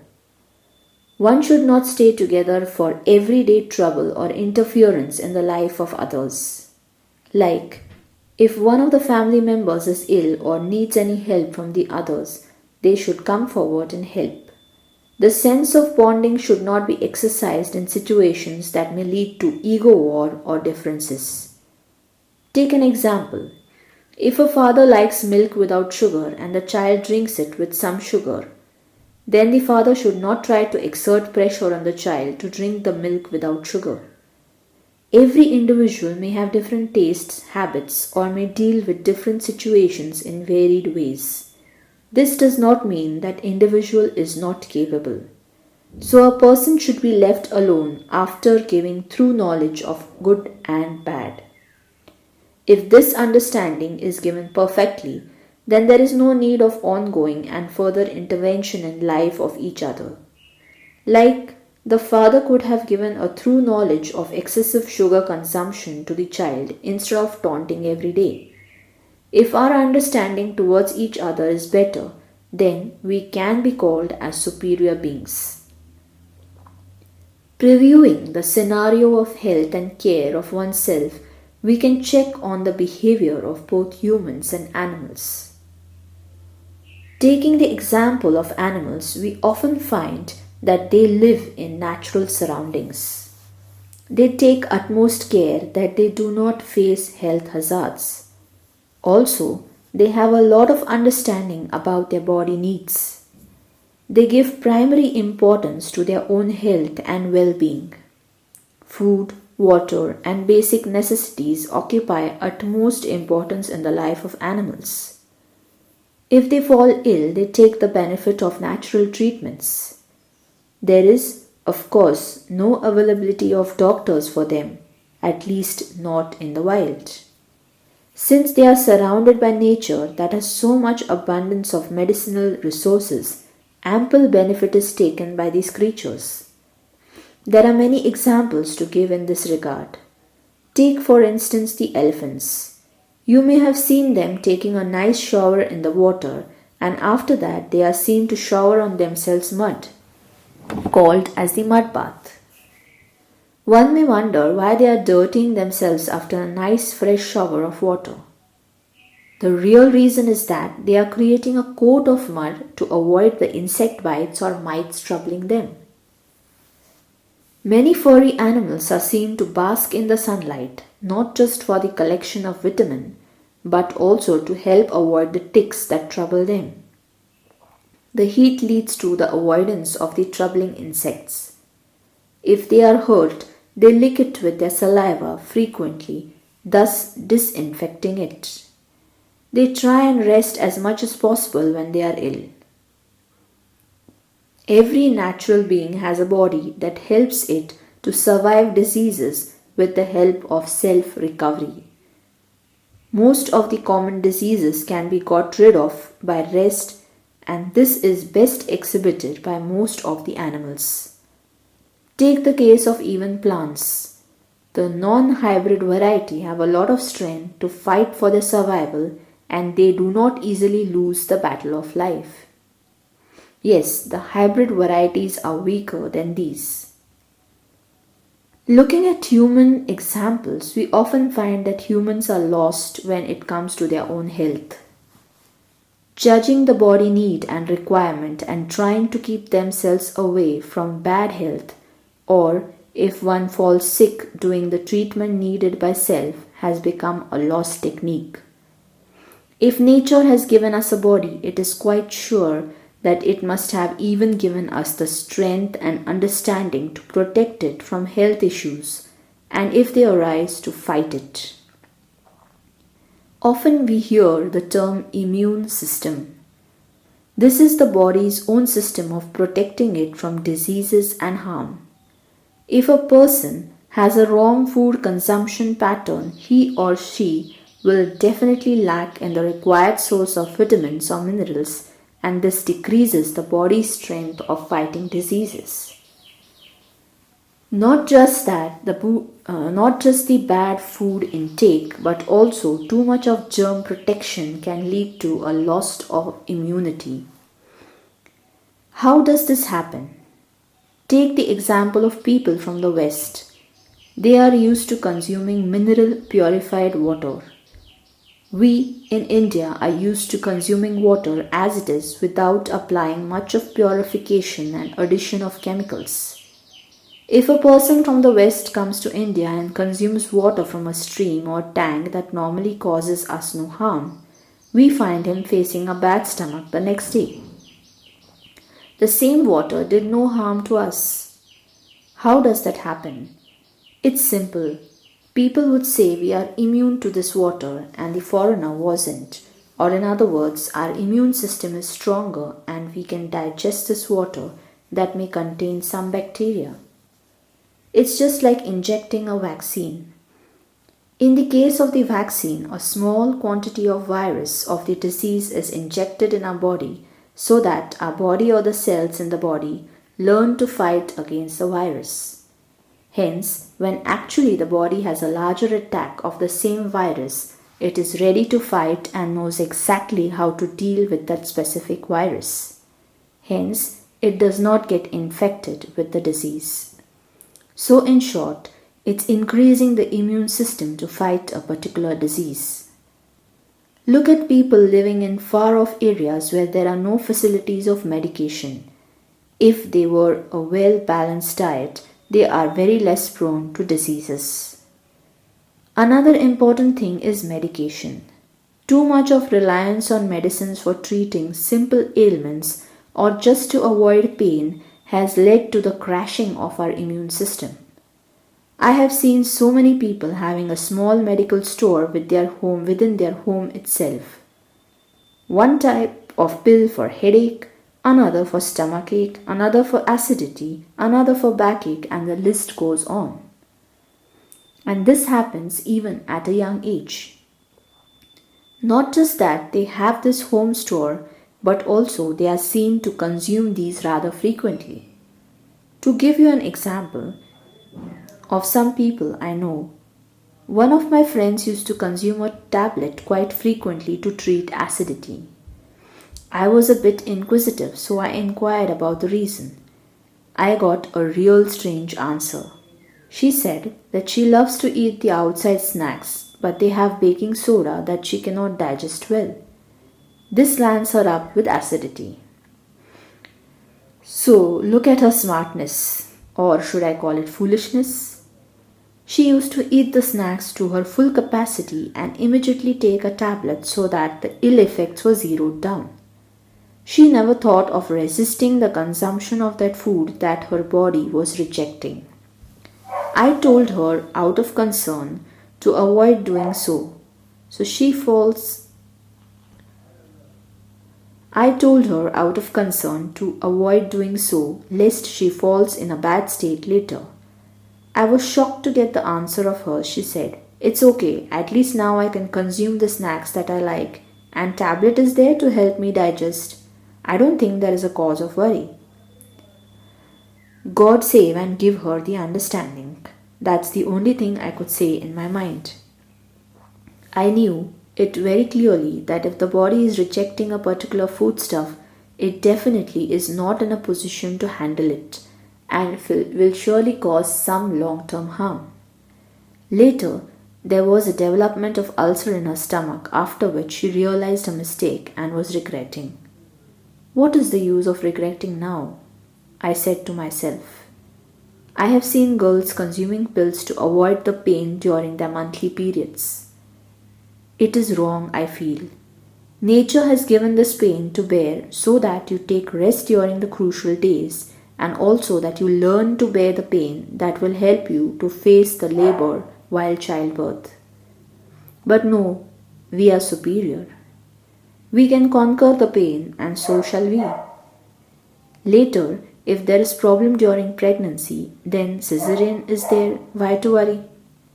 Not just these cases, but there are innumerable people these days around me who keep popping pills for very simple problems like headache, cold, normal cough, a minor fever, a sprain, a backache, etc.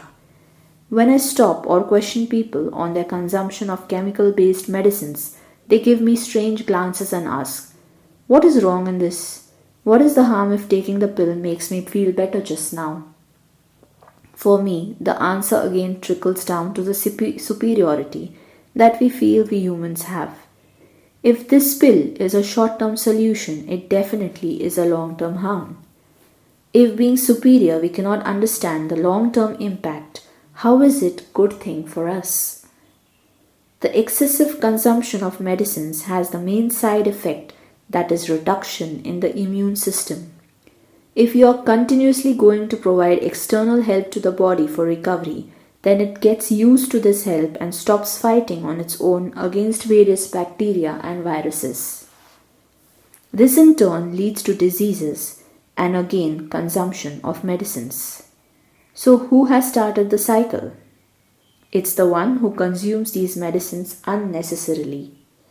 For a headache, a short time span of rest can do wonders. For a bad stomach, skipping of a meal or just consuming simple home stuff like lemongrass or some spices can help to relieve the pain and problem. Human beings do not like to wait. They are impatient and hence create problems for themselves. The priority is not a healthy and fit lifestyle, but a posh and high class lifestyle where they can boast on the material possessions that they have. Today, in villages and towns that are not touched by technology, people still live in a more natural way. So they are rarely seen diseased, and even if they face minor problems, they will try and treat it with simple ways. Thus, their immunity is much better than the urbanized. Also, humans rarely can tap the signs and signals that the body is giving that are needed for its recovery. Like, we can understand what to eat and what not to, or whether rest is needed or exercise for treating an ailment. This comes from within our heart. Sadly, it is we who are not ready to turn inwards and listen. Animals staying in nature have imbibed this habit since ages. Another important area of consideration is about the pregnant females. There are very few unsuccessful or fatal deliveries in the case of animals. The females survive the deliveries in most of the cases and have a very easy and natural birth giving. The small ones may not be fit always, but the threat of the female dying during the delivery time is very less.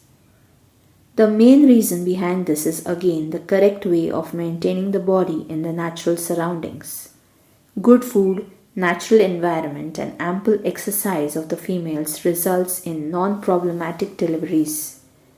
If you study the same in case of captive or let us say domesticated animals, we find otherwise.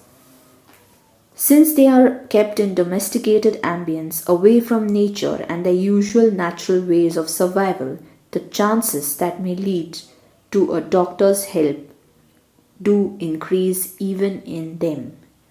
Again, if these domesticated animals are living in natural surroundings like a hilly area or so, where we often see cows, goats, buffaloes are left free to graze and go around, then the problems are minimized. If we study the human instances, there are many cases today of C-section deliveries. Natural birth rates, specifically in urban areas today, are declining. Don't you think something is going wrong? If nature has cast the responsibility to a woman in human beings to give birth, will it not give the gift of proper birth to that woman? Nature too wants the species to survive and so obviously must have gifted a good system of delivering the child even in case of humans. Then what has gone wrong?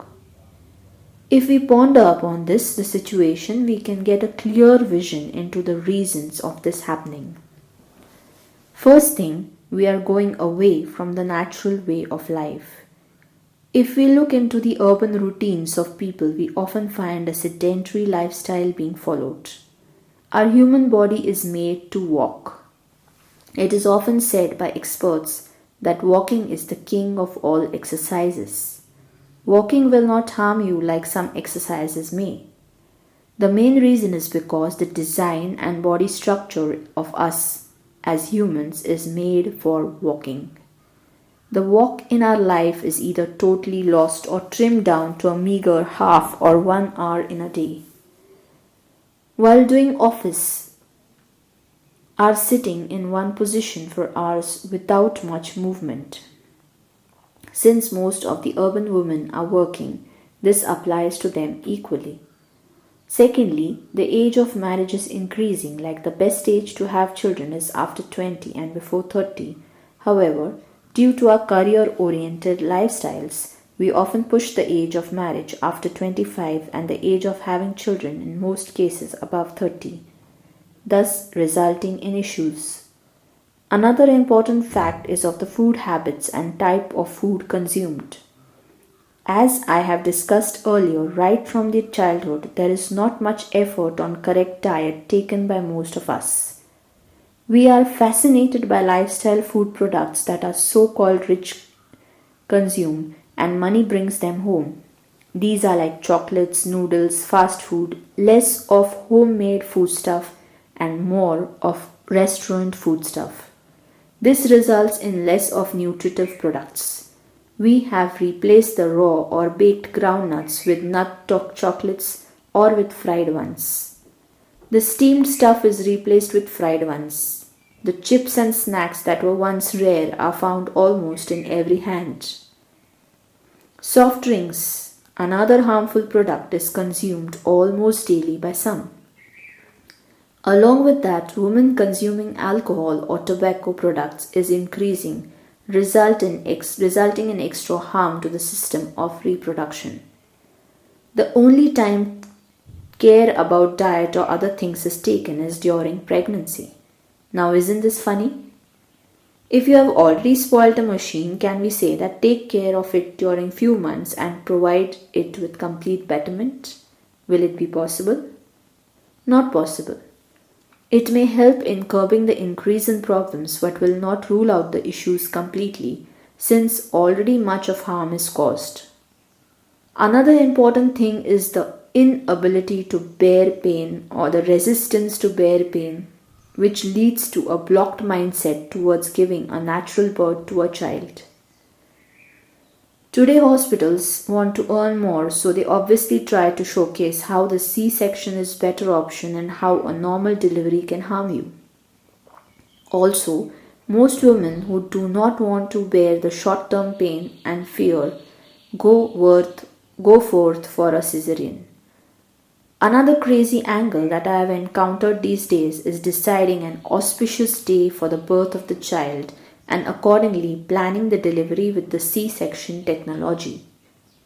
Many people believe in auspicious days and feel some days may be bad for birth giving. This has led to rising cases of what can be called as unnatural birth. Don't you think that nature knows when the child is ready to come out in this world? Who are we to intervene in this and decide the time? Who has made this good and bad day theory? It is humans who have made it. No animal would do this, isn't it? So, by controlling the day and method of birth, are we really said to be superior? Animals too have children. In fact, they have easier and simple birth giving than humans. Then the question here is just by complicating the birth with our own wrong habits and then using technology to correct it, can we then call us superior? Animals without technology still are able to give birth and make their species survive, and that too successfully in the instances where humans don't intervene. Now I thought of bringing to light the aspect of technology, innovation, and better survival. These can be achieved either by adapting to the changes around or by changing the things around. Animals, in most of the cases, are seen to resort to both. There are species of birds, animals, or other organisms that have adapted to the changing climatic conditions, human interventions, and even adjusting to the available resources that actually are not meant for them. For instance, we often find that in colder regions, many animals resort to the method of hibernation.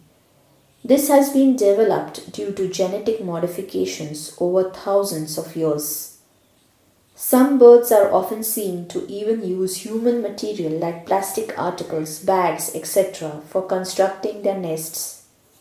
These are all used along with twigs, leaves, etc. They even are seen to construct nests near houses or on towers that don't have so many trees in the area. Some animals have started preying on domesticated animals, like the leopard hunting on dogs, sheep, goats, etc., instead of the deer. This is because of human intervention and the loss of their habitat. However, here the important thing is that they try their best to survive and resort to adapting to the changeover happening and get along with the environment. There are birds that have adapted to climatic changes by undergoing migration and finding the same needed habitat that is required for their survival. The best example are the birds like flamingos.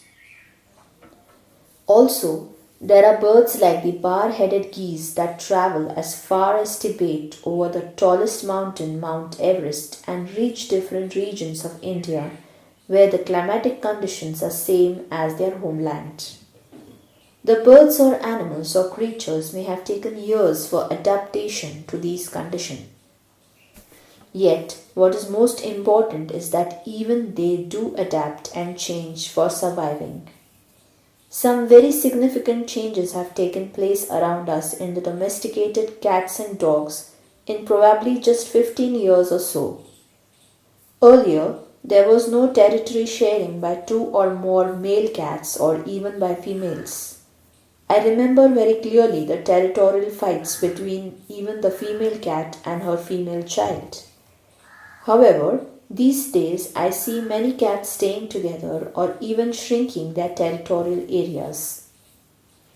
Often we even find them moving into each other's territories and still not facing any substantial fights as used to take place earlier.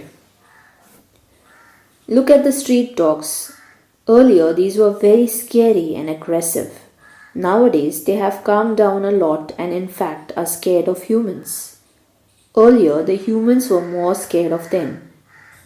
The proportion of the dogs barking at and scaring humans has declined a lot as compared to the earlier days. This is a kind of change in their very nature that has happened in a very short span of time. Dogs have realized that staying in human colonies is their necessity for surviving. Hence, instead of attacking now, they have started a kind of subtle friendship with us by dropping out their excessive aggression. Those humans still scared of them may agitate and in a way invite trouble for themselves.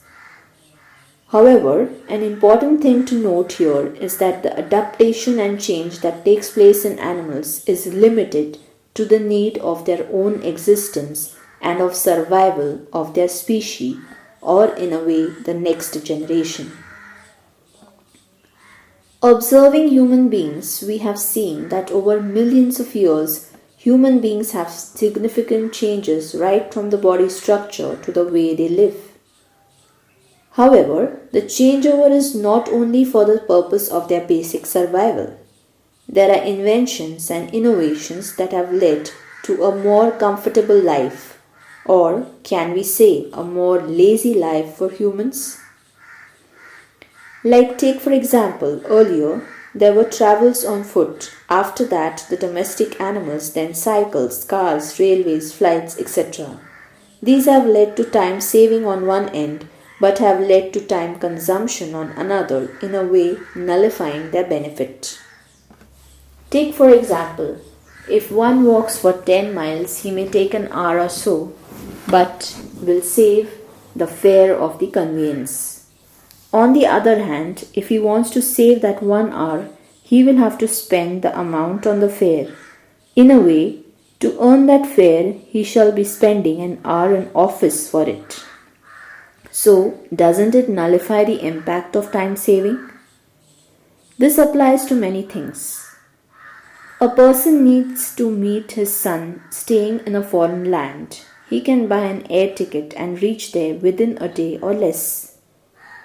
Earlier, this would take probably 2 months to travel by ship. Today he may save the travel time, but to bear the cost, he may need to slog at work for another 2 months. Today we have friends communicating on internet and mobiles with varied software. Yet, the bonding and ties of friends that used to be earlier face to face is not seen with this communication.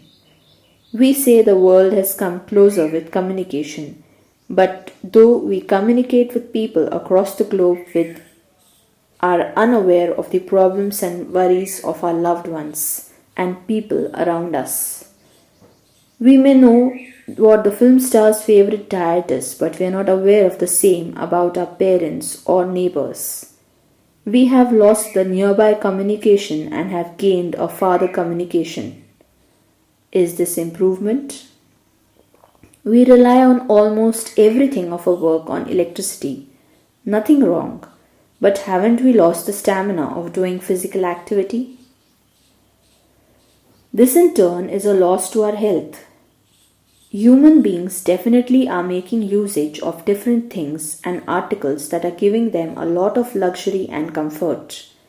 Yet to earn this comfort, they are losing a lot of their energy and time in hard working hours outside the same luxury ambience to get money to buy these.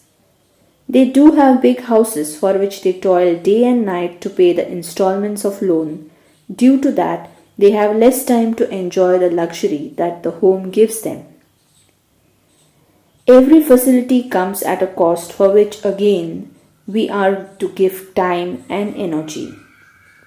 There are innumerable existing inventions that we can buy, and there are more and more upcoming each day that may be longed by humans. In short, on one hand, we say we have developed the means of a luxury life, or we can say that a very meager percentile has invented these things that give luxury. But isn't it that the common humans are working day in and day out for earning money to get these? If we want to buy an article to give comfort, we have to leave the comfort to make money to buy it. Isn't this a paradox?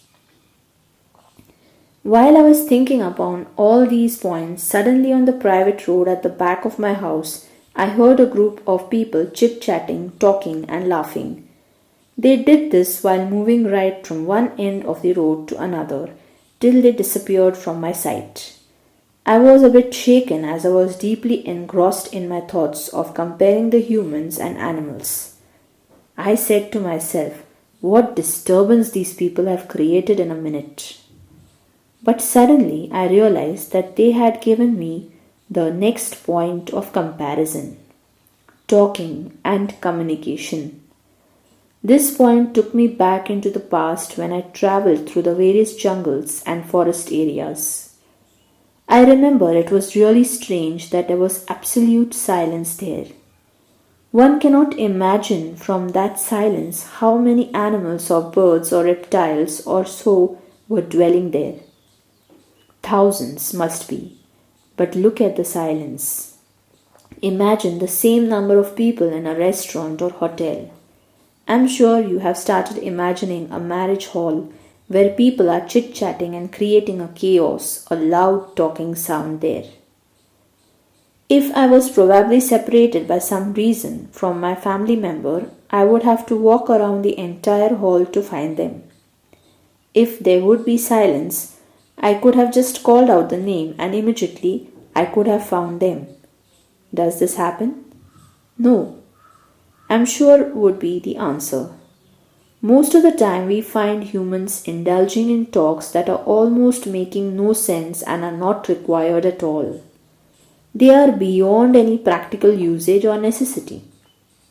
Like many times we find people talking about their neighbors or friends and discussing how they are good or bad. When they confront the actual person whom they are talking about, they will not have the courage to point out the wrong he has done. If the person has done something wrong and if we wish him to improve upon it, it is necessary to point out that thing to the very person and not to anybody else. People do not have the courage to do, but they will keep gossiping about the flaws and faults of the person to others. And this is done and this is told to everybody except the actual person. Also, discussing about each other's material possession is the favorite talk. Like women or girls discuss things like, wow, what dress! So beautiful. Where did you buy it from? As if she's going to go the next day and get the same. Other things would be like, how do you cook the dish? Looking at the girl or woman's routine would tell you that she does not even cook daily, but gets food from restaurants a number of times. Questions like, why did this character in the serial behave in a specific manner? Where does your husband or father work? If unmarried, then when are you getting married? If married, then when are you planning a family? If you have children, then there will be a whole list of comparisons of theirs and your children. I feel these questions unnecessary. Like if the girl is to get married, are you going to help finding a correct partner? If no is the answer, then if no is the answer, that usually is, then why are you bothering even to ask? If there is a group of men or boys, they will discuss on topics like cars, gadgets, sports, etc. Some are strange remarks like, oh, if only that batsman would have used a particular stroke, we could have won the match. I feel like saying, if you have such a true knowledge of cricket, then why don't you play yourself and become the coach? That person may not have actually held a bat in his life but will keep advising on how the batting should be done. That too in a group that has not played cricket either.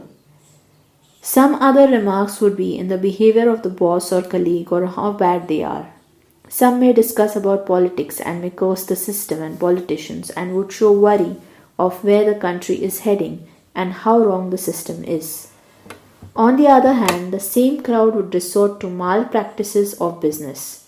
So overall, just chit chat, and chit chat. Nothing much productive exists. Same happens with phone calls. I know such people who talk for hours together with you on useless topics or just spiced up things. The person then hangs up the phone. You breathe a sigh of relief and then the person calls again and say, "Oh dear, I forgot to tell you the main thing for which I had called up." And then he tells you or asks you the real point for which an hour's time had gone. For humans, language was designed to communicate with each other with ease and to transmit information to one another without any problem of understanding. Different regions developed their different languages. No harm. Actually, the main motive is communication of what is required and that you understand what the other is trying to say. When in reality now the same has become a big issue. People have started fighting upon whose language is superior and whose is inferior. Things like who should learn the language and which language should be adopted by the nation as its national language have become more important over that of communication. If we give a thought to such things like excessive talking or to fight over language superiority, we will understand how futile is this time spent on such things. No productive work really happens out of it. If I speak in a particular language, whatever it may be, and the other understands it, this is what is important.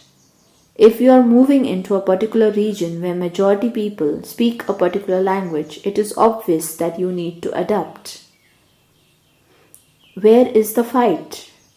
If we are superior, then why can't we understand the fact that a language is not designed to create hurdles in communication or feelings, but it is designed to ease this? But no, our ego comes in between and the acceptance of this understanding. And then we still say we are superior. Look at animals. They communicate with each other with a talk which is only when necessary. They do not have any unnecessary topics to discuss, nor do they indulge or face the ego issue for deciding on whose communication is superior or inferior. They accept the role of every single creature around them to be important. They learn the art of even interspecies communication so that they can survive well and with less risk. To explain, we can take a look at the communication between deer and langurs, that is the monkeys in the jungle. The langurs send the signal with a specific call if there is a tiger movement in the area. The deer understands this call and becomes alert, thereby saving their own lives. If the deer sense the danger first, then they call out a specific tone, thereby alerting the langurs about the movement of the tiger or the leopard. The leopard specifically is dangerous for the langurs since it can climb up the trees. Due to each other's coordination and communication, they mutually can save lives. Also, often it is fascinating to watch the deer feeding on the leaves or fruits plucked by the langurs and dropped on the ground specifically for them. There are many such examples of interspecies communication in case of animals.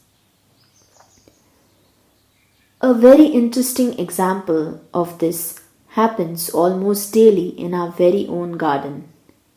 A bulbul bird and a teat bird come on the big bird feeder kept by us. They have thread from our pet cat. So they have designed a coordinated communication system. The teat first comes on the feeder, and till she is having a food, the bulbul sits on guard on the branch nearby, giving out specific calls to signal if there is no danger. If he senses the cat coming near or sees any other threat, it gives out a sharp call, thereby alerting the teat bird. Once the teat has had her share, she goes and sits on the branch of the tree nearby, and then the bulbul bird feeds. The same process of alert and alarm calls is followed by the teat bird till the bulbul is feeding. This is the best example that happens in front of us where such great cooperation is seen in two different species. No language, I feel, in the world is greater than the language of need and understanding that is sensed by two different beings. The most important thing is being there at the time of need and when there is a requirement felt. Observe animals carefully, and you would find that their ears are often moving in different directions. Even when we feel they are asleep, they have a strong sense of hearing and also of smell. They keep listening and interpreting different sounds that are coming over a distance. In a way, rather than too much of talking, they are doing a lot of listening. This saves them from so many problems that are coming towards them. For them, problems may be their predator or even natural calamities. Often we may have heard people telling that there were loud howling sounds made by dogs in a particular time, and then afterwards, within a short span of time, there was an earthquake in the area. There are so many animals that escape from a particular area when they sense a heavy hurricane coming in that place. There are records of animals being saved because of their keen sense of hearing subtle sounds of the approaching hurricane. However, in spite of great technology at hand, thousands of humans have lost their lives since they were not able to sense the same. There are many more such examples. In a way, animals can be called as good listeners. Human beings of high intellect are often seen to be good listeners and also advise others to do so. Listening leads to learning. Too much of talking does not help, isn't it? But how can a superior being having such a lot of complex understanding know this? Many a times we often hear that animals don't have a heart or they do not understand emotions. On the other hand, it is claimed that we humans are really great in sensing the emotions of one another and that we have a heart to understand feelings that animals cannot. Well, my observations are quite reverse. From what I have observed, I have understood that it is our lack of understanding and ignorance about the behavior of animals that we respond in such a way. Each animal does have some qualities of behavior, and they do not leave that no matter what happens, because if they do so, they are going to go against the will of nature, and in turn, it will be harmful for their own and the survival of others, in fact, of the whole world. Like a tiger is meant to be a carnivore and will definitely kill a deer when hungry. That time it is not going to think that it is bad to kill somebody for its own survival. This does not make the tiger a bad creature. It's the very nature of the tiger to do so. But one important thing is that the tiger is only going to kill a deer to feed on. Just because it sees a deer, it is not going to keep killing it for no reason. It will kill it only when needed. It's often seen the tiger may move quite near the deer, but when it has no hunger, it will not attack the deer, and that even the deer keeps grazing their routine in the area, even though the tiger is near. Just because the tiger has instinct to kill for eating, it's not going to keep killing. Same if it is confronting a human being. Humans are not the food of the tiger. It's only when it senses threat from the human or when the human being either attacks it or tries to scare it will the tiger attack. If the human being does not have any intention of harming the tiger and confronts it with no fear in mind, the tiger senses it and will go by its own way, not harming the human being at all.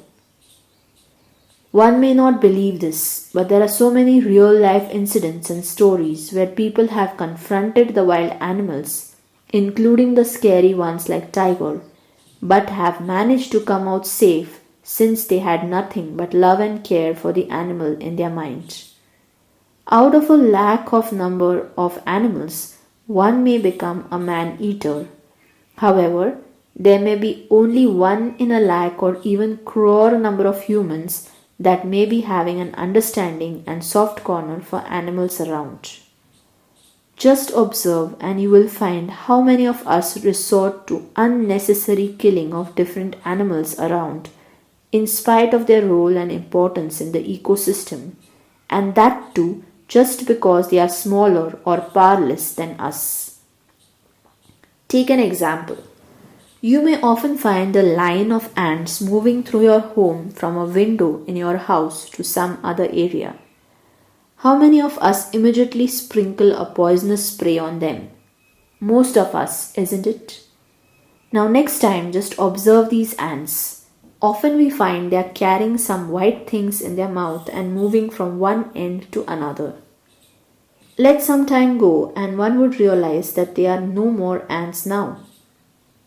Well, it's just that they were carrying some eggs in the mouth and probably shifting them from one area to another, probably because of the rains approaching to save them from getting drowned. Another example is of the mole, a creature often seen trespassing in our homes if we stay on a ground floor. Well, this mole eats up unnecessary insects and pests, specifically the white ants that are quite a nuisance. However, we often see people killing it or treating it as if it's really dangerous. Well, if we have constructed a home, then does that mean that they have no right over this area anymore? Probably they must be staying in that region well before us. In fact, just allowing them to move across from one end to another is not a big deal. If it is not creating any nuisance, then why kill it? People fail to understand that by killing it, they are allowing pests to grow, in turn, ruining our own home and the lovely wooden furniture. Cobwebs of spider. Another example where just because they spoil the look of our homes, we kill it and destroy the web. Well, so its life is cheaper than our beautification of the house. I am not promoting the house to be filled with its webs around, but there can be a more simple solution of picking it up and throwing it out of the home rather than taking the life of the spider. Forget about the inner home for the moment. There are even people killing ants or other animals outside the home in their gardens. I know a friend of mine who hates the look of certain creatures and so keeps killing them. Strange, I thought.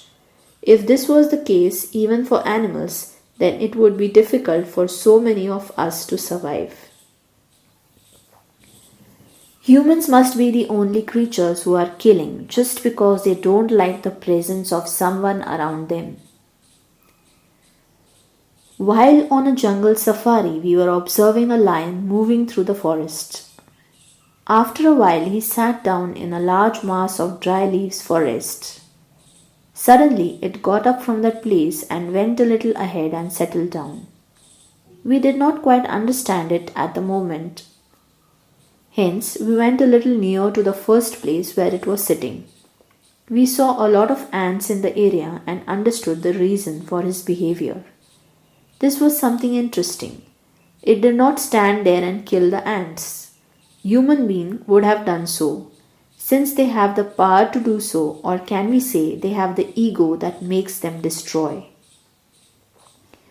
Animals are given the instinct of conservation and hence do not unnecessarily destroy the ecosystem. We have observed the one-horned rhinoceros and the deer grazing side by side without disturbing the peace of one another. Just because the rhinoceros is huge, it does not show its superiority to the deer. Observe humans and you will find that they too will shoo away the animals around them when they want to sit or rest in a particular area. Take an example of snakes. The word snake itself makes a human being fear. Actually, very few of the snakes are harmful to humans, but as soon as humans see a snake, they will kill it. If you have the intellect, you should try and find out the difference between a poisonous and a non poisonous snake so that you don't kill the wrong one and you know how to deal with a venomous one. Yet, it does not happen. People resort to killing of almost every snake they see without understanding. Hunting of tigers, lions, even elephants was considered to be a bravery sport amongst the kings and other such high class people. What is a bravery if you are taking a huge troop of people and killing the unarmed animal with the help of bows and arrows or swords and spears? Then, after the killing of the animal, its skin or head would be showcased on the wall of palaces or big mansions as a symbol of the brave act of the person. According to me, there is no bravery in killing an animal like this. In fact, if you are a real brave person, then fight hand to hand with it, and then if you can kill it, then you can be called as brave. Hunting was a sport till quite recent times in many places across the world. It took such a lot of time for the humans to understand the harm they are doing to their own environment by killing a specific species of animals. Does any animal do this? Does it kill humans and exhibit their skulls or heads in its cave to show that it is brave? Never. Actually, an animal would never kill or harm any other except for two circumstances. One, when it is the food for the animal, and second, when there is threat to its own life from the other. They never resort to unnecessary destruction as we humans do. In fact, there are many cases where there were interspecies parental care exercised. Like, there are examples where cats have taken care of small chicks. A leopard had taken care of a small baby monkey when it unknowingly killed its mother. Dogs and cats dwelling together, and many more such incidents. There are even incidents of animals rescuing and helping humans who are stuck in unknown jungle areas or trapped in problematic situations like a shipwreck. If the animals are heartless or emotionless, then such incidents would never have happened. If we look at the varied feelings that human beings have, like love, anger, jealousy, depression, etc., these exist in animals also. I am sure this would be agreed upon by people who know animals in the true sense, and also in cases where people have pets. I can give you a few instances. There are few stray dogs that keep coming to have a quick snack of biscuits at my home. When I feed them, my cat has a strong sense of jealousy and insecurity, and she too asks for that biscuit. She hates to have that variety in other cases. But since she does not want the dogs to get them all, she will try to eat them themselves. Another instance is of a cow that used to keep wandering around my house when I was a child. I don't know whose cow that was, but she had a fixed routine of coming to our place, and since we used to feed her, she would stand outside our bungalow gate and wait till we used to give her something. Usually, I used to feed her from my hand and never place the food on the ground for her. Sometimes it would so happen that my mother would go and feed her instead of me. That time she used to place the food on the ground before her. She used to hate that my mother would not feed her directly and that she would never keep it on the ground for her. She never used to eat it even if it was her favorite item and would walk away. Looking at that, I used to then run behind her with the same food. She used to then eat it out of my hand. So that feeling of anger, if it was not given to her in the manner she liked, was clearly seen from her gestures. There are many more incidents like these, and I'm sure people who had pets sometimes in their life will notice these kind of feelings in animals. Also, it has been proven by science and research that animals do have all the feelings that we as humans have. Not just animals, but science has even seen plants to possess such feelings. One more essential aspect that we confront as humans often is that of the community being divided due to religion, caste, creed, etc. Humans overall are the part of one single species, Homo sapiens or Homo sapiens sapiens. There is no reason for division in a practical viewpoint. As animals have different species within the same family, they have division amongst them and may fight for some or the other reason. However, though humans have no such reason for divide, they keep fighting on different aspects that are again artificially created by humans. They keep fighting over things like whose religion or religious book is superior. One may claim to be of a better caste or creed than the other. Some may fight over linguistic superiority, some may fight over whose leaders are better or whose saints are more enlightened than the other. Hundreds of artificial things created to fight on.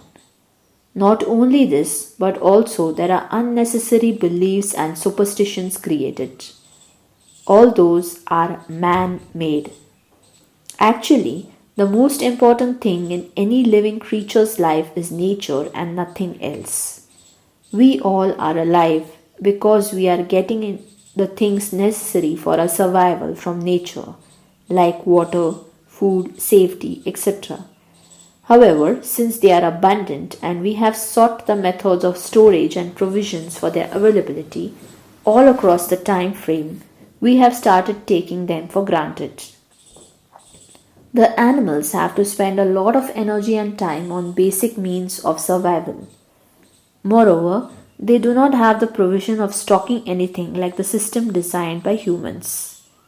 Some that do stock things like squirrels or ants do that only for surviving that particular season. Hence, their potential and energy does not get diverted to unnecessary things.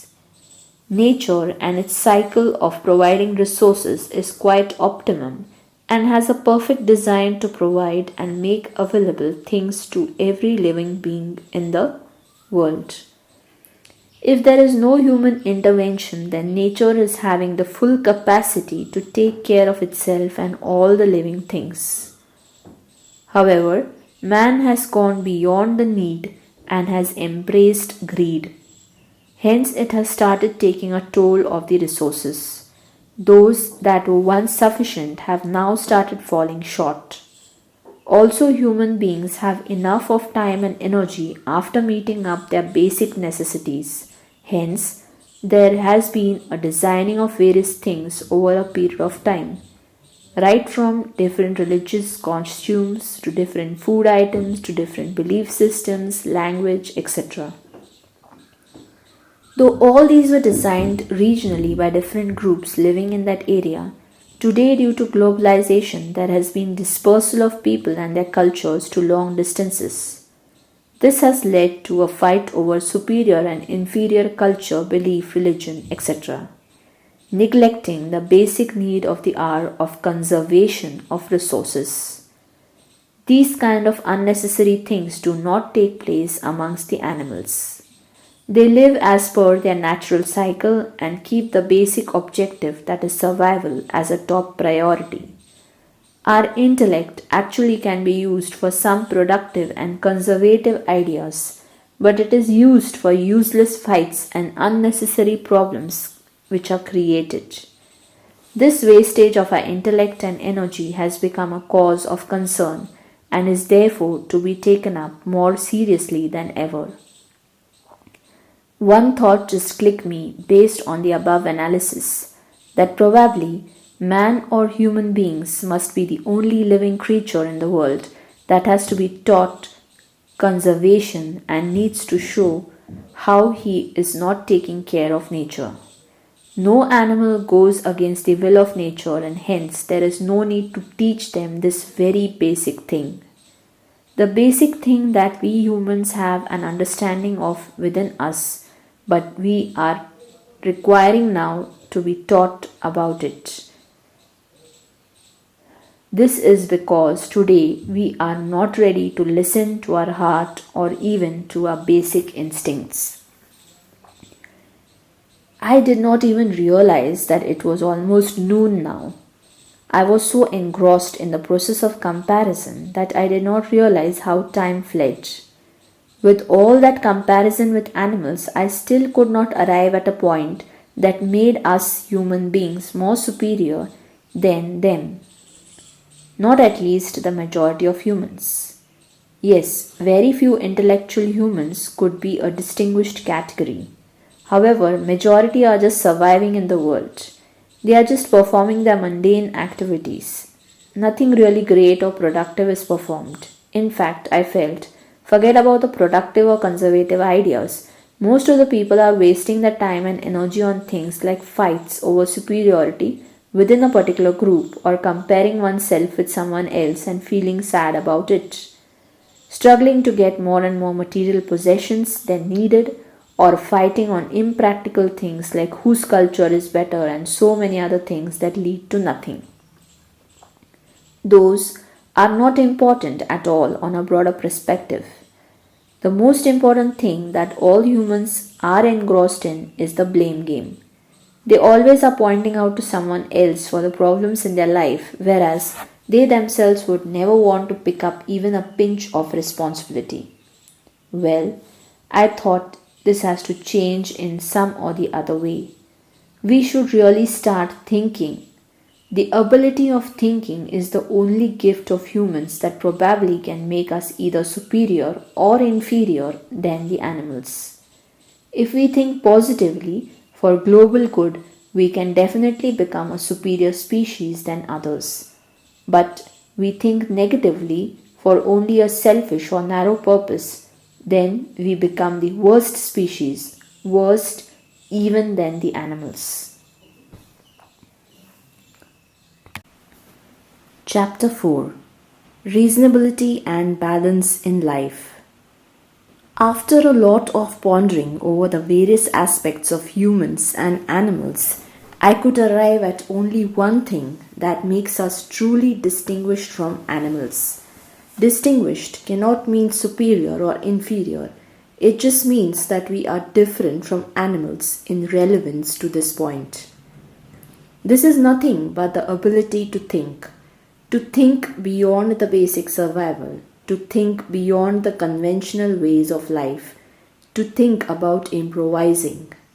Well, this ability of thinking can either take us towards a path that leads to higher realms, or it may shatter us to nothingness. Humans have a lot of thoughts in the mind, having a very thin line that segregates the thoughts that are creating a more beneficial life and the ones that are taking us towards more deeper or graver problems. Consider a metro city, a place overcrowded with people of all sorts and varieties, people that are just moving around, running each day for performing their routine activities. Get up, get ready for their school, college, office, same train, same time to the office, and then same work, same time, come out, board a train, that too at the same place, go home, same daily work performed at home, sleep, and then again the next morning the same set of activities. They are just running, just existing, just performing same things without even the understanding of why. It seems as if the city is like a big machine that gets switched on each morning and then all its parts, these people start moving and performing the same mundane activities. Oh, for what? Money? Survival? Basic needs? Luxuries? What? What exactly do they want? When I speak to my friends who stay in such mechanized environments and questions, mechanized environments, and I question them on such lifestyle, they say, "We have to do this. After all, money is important, isn't it? We also need a lot of money to get going and go ahead in life." Yes, we do are jealous of people who can take leisure time, cater to hobbies, and do what they please. But what to do? We have to live, right? So we have to work. There is no option. I think about this and then question myself, is there really no option for such people? Actually, if one looks into the deeper understanding of the above situation, one will understand that the human thinking ability, the destructive or bad side of it, has led to such things happening. As a child grows and starts assimilating the knowledge of the world, it starts thinking about big dreams, making money, becoming rich, achieving better success than his other family member or close set of people. Ultimately, to be considered to be better off than people who know him. Not only this, many may even have dreams of becoming super rich, having the most lavish car, gadgets, house to stay in, the most exotic location of the city, a lovely farmhouse to spend weekends, and the list would go on and on. The main reason behind these are the adults who make them think that if you have such possessions, only then you are good to stand in this world. There isn't any harm about the aspirations that a person may have. However, there are two important things in its achievement: hard work and capacity to achieve. Even if one is missing, none of the aspirations will materialize. The point here is that the thought process involved in totally materialistic. It is totally materialistic. If the material desires are fulfilled, then life is complete. This is what mass of the population feels. Again, all this is just artificial and superficial. This form of happiness is just artificial and superficial happiness, since the satiation of one desire will lead to the birth of another. The thoughts of becoming bigger in material possessions each day leads to so many issues in the life of that human being. Every day, peace and happiness is shattered. Don't you think that these people who are running behind the glamour and possessions will be happy? Look at even celebrities. They too would often tell you that the most enjoyable moment in their lives were when they were children and had a worry-free life. Also, in their current state of glamour, they always long for a peaceful evening, a countryside outing, a simple homemade lunch, and so on. Even after tasting such success and getting all the name and fame they desire, they still long for simple things and regret of not having them. The main reason is again the thought process. If the mind is allowed to run behind material possessions, whole life it will run and make you run too. It is never bad to have high aims and ambitions, but these should be giving you true happiness, not that they should only allow you to satisfy the desires. There is a big difference between true happiness and desire. Like when a person gets a sporty and lavish car, his friends are envying him and this makes him happy. If this is the case, the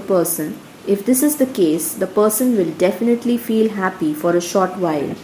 But if he had purchased this car merely to make his friends jealous and not for self-satisfaction, then the happiness is going to be short-lived. This is one problem of the wrong thought process. The person may have spent several years of his life slogging and working hard to collect money and buy that car to make other people envious, but result is just a few days of happiness and nothing else. All the years that have gone by are never to return.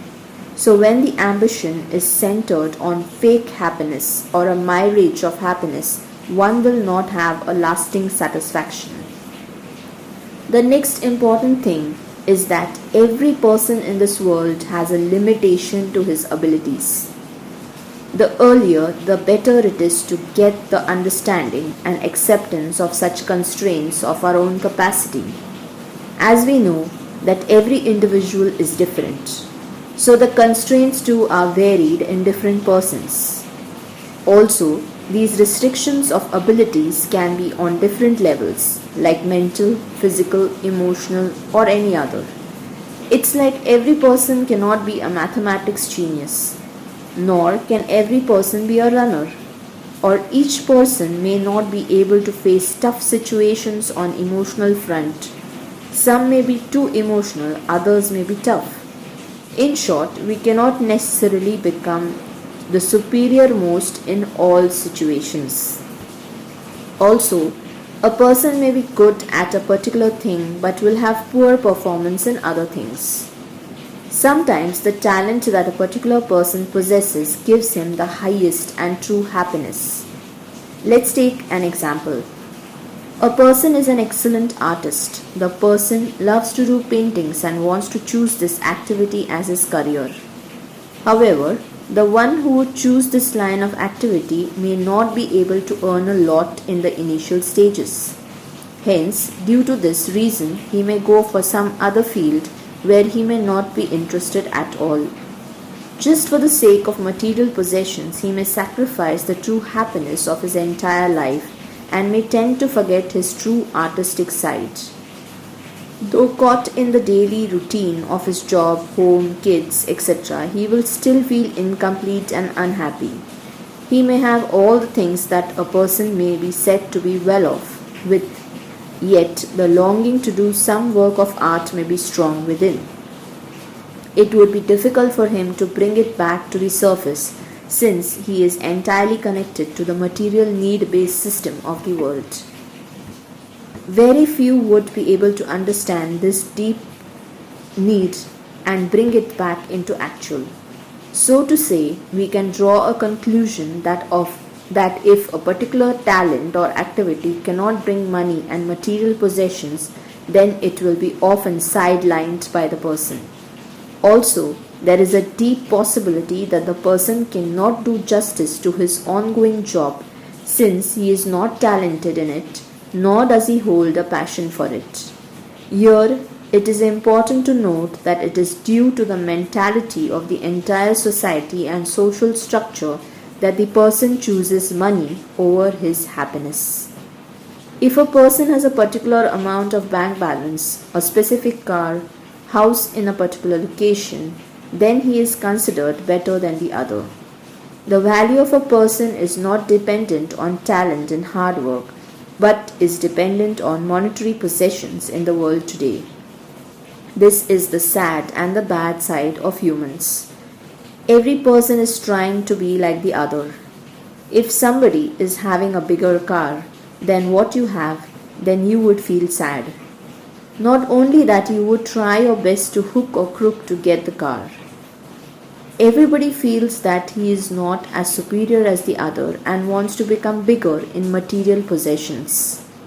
A particular post in an office like that of a manager would carry more importance than that of the clerk or a peon.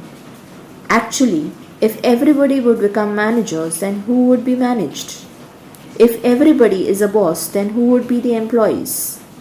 In actual, every person's role is extremely important. No one is useless in reality. No one is inferior. If you are doing your job or activity with sincerity and hard work, then you are important. Nature is very gracious and has given each person some or the other talent and skill. The only thing is, we need to recognize our position and role in this entire system. If we can do this, then we have won half the battle. Take the example of an office. There may be departments and each may have a head like the purchase department manager, sales department manager, human resource manager, employees to assist each. There may be few people as office boys, a receptionist, few peons, etc. If you look at the entire system, the role of each person is required. At the same time, the skill of filing documents that a clerk may handle or the speed and energy that the peon may have for running around the entire day may not be there with the manager. The manager may be excellent decision maker. However, the clerk cannot do that. So some are planners and some are executors, each equally required. If everyone respects the role of each other and sticks to performing one's role with due diligence and hard work, then the system that is the office will run with excellence. In this entire system, even if very few are dissatisfied and lethargic in the work, the office would have problems. Same is with nature. Look around. We are taught at school level about the ecosystem and the role of each species in it. Also, we are aware of the food pyramid and such other ideas. All these teach nothing but coexistence and playing the defined role for smooth functionality of the ecosystem. Imagine if the tiger tomorrow starts thinking and feels that his act of killing the deer is brutal and starts eating the grass, what would happen? If the fish feel that we don't like to stay in water, let us explore the land, then what would happen? Trees think and feel that they should bear the fruits in all seasons, and so on. The entire system would collapse. Each being in the world is given a defined role and is expected by the universe to perform it with complete acceptance. If an ant is given the role of eating away a corpse, or a vulture scavenges on dead animals, or if a pig eats the stool of other animals, then they do it with full justice, not thinking that this is an inferior work. Never do these animals that eat such things envy the monkeys eating fresh fruits. They don't think of going beyond their basic role in nature, probably due to their inability to think. Since we can think, we have made unnecessary gradations and social classifications based on money. In reality, even humans are made by nature and they're given their role to play. If everyone would be excellent in everything, then the world would be a big problem, isn't it? We would be more of machines and less of humans if that would happen. Also, it is we who think that a particular role is superior and another is inferior. We grade the person based on his material possessions and not by the performance of a given task. Take an example. There is a beautiful garden. The gardener toils day and night to make it beautiful as possible. He does full justice to his job as a gardener. The person who owns the garden may take this for granted. Whenever any third person comes and visits the place, it is the owner who would get all the praise and respect for having a beautiful garden. The gardener who is working the whole day giving justice to his job will not get the due respect and appreciation, since he lacks the material possessions. The owner too may feel that he is inferior since he is just a gardener. But the main story here is that if the gardener would not work well, then the place would not have been beautified as it was. Also, the respect that the owner is getting would not have been his share if that place wasn't as attractive. If in both the cases there would be no ego, then there would be an amazing coexistence. Let me explain. There are times when the praise of the owner would make the gardener egoistic and he may start feeling that he is indispensable. He may start putting his terms that may be exorbitant. Also, if the owner is egoistic and does not appreciate the benefit the gardener is giving, then there will be a feeling of dissatisfaction towards the work and the gardener would start doing this job carelessly. In both cases, the surroundings and work would be hampered. So the praise if showered by the owner should be taken with modesty by the gardener. If both feel the sense of responsibility in the work and do not show any unnecessary gradation, then the system would never collapse, and in this case the garden will always be in blossom. This would balance out the issues and there would be improvement taking place where focus would not shift from work to other petty matters. What I feel is that this is the root cause of shift to material attractions that has happened in human beings. The role, talent, hard work of a person are considered unimportant and importance is given to how wealthy the person is. How many properties does he possess? Does he use branded products or not? Does he have good contacts with big personalities or not? Etc. etc. There is little or no importance given to facts like how was this wealth earned? How many people suffered because of his ambitions? How many people's aims and ambitions or even lives were sacrificed to reach this position? This matters to very few. What is it that matters? It is the money and the power that the person holds now. If even a cobbler would be respected for his work and not considered inferior, which actually he is not, since he does have an important role to play, then he would never run behind earning money by wrong means. Today we find people trying to earn money and to show off wealth and possession by doing all the possible wrong to get them. Things like cheating is the basic job that one is doing and extracting money is not uncommon. When this money comes in the hand of the person, he would think of buying material possessions that show that he is rich, like a high-end mobile, laptop, gold, etc. When he is seen using these gadgets or things and boasts over them, the people coming in his contact would naturally sense inferiority if they do not have these possessions. Due to this, they would start replicating his act and they too would be stuck up in the activity of getting money by hook or crook and with that buying such commodities that increase the so-called status of theirs in society. There was a time when the people would be respected not for the material possession but for the skill, the talent, the intellect, the hard work, the skill, the dedication and such intangible properties. Take the best example. One will recollect of having read in history that kings too used to bow down to the teachers, even though the teacher would live in a hut. They would with due respect send their princes to them for training and would accept the teachings without commanding the teacher anything. The position of the guru in India was considered to be the prime, the most important, since there was intangible wealth that was respected.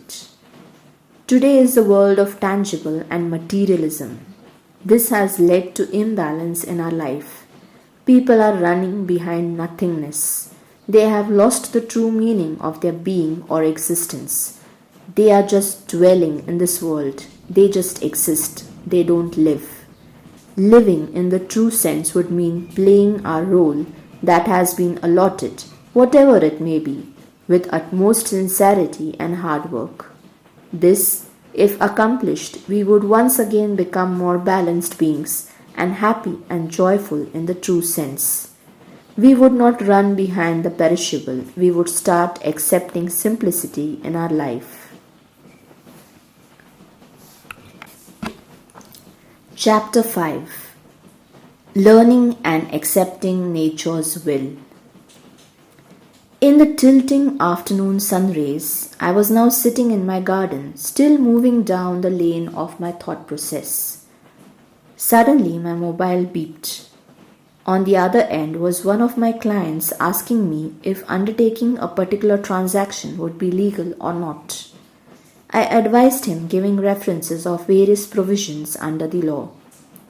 When I hung up the call, I suddenly realized that what kind of work is this?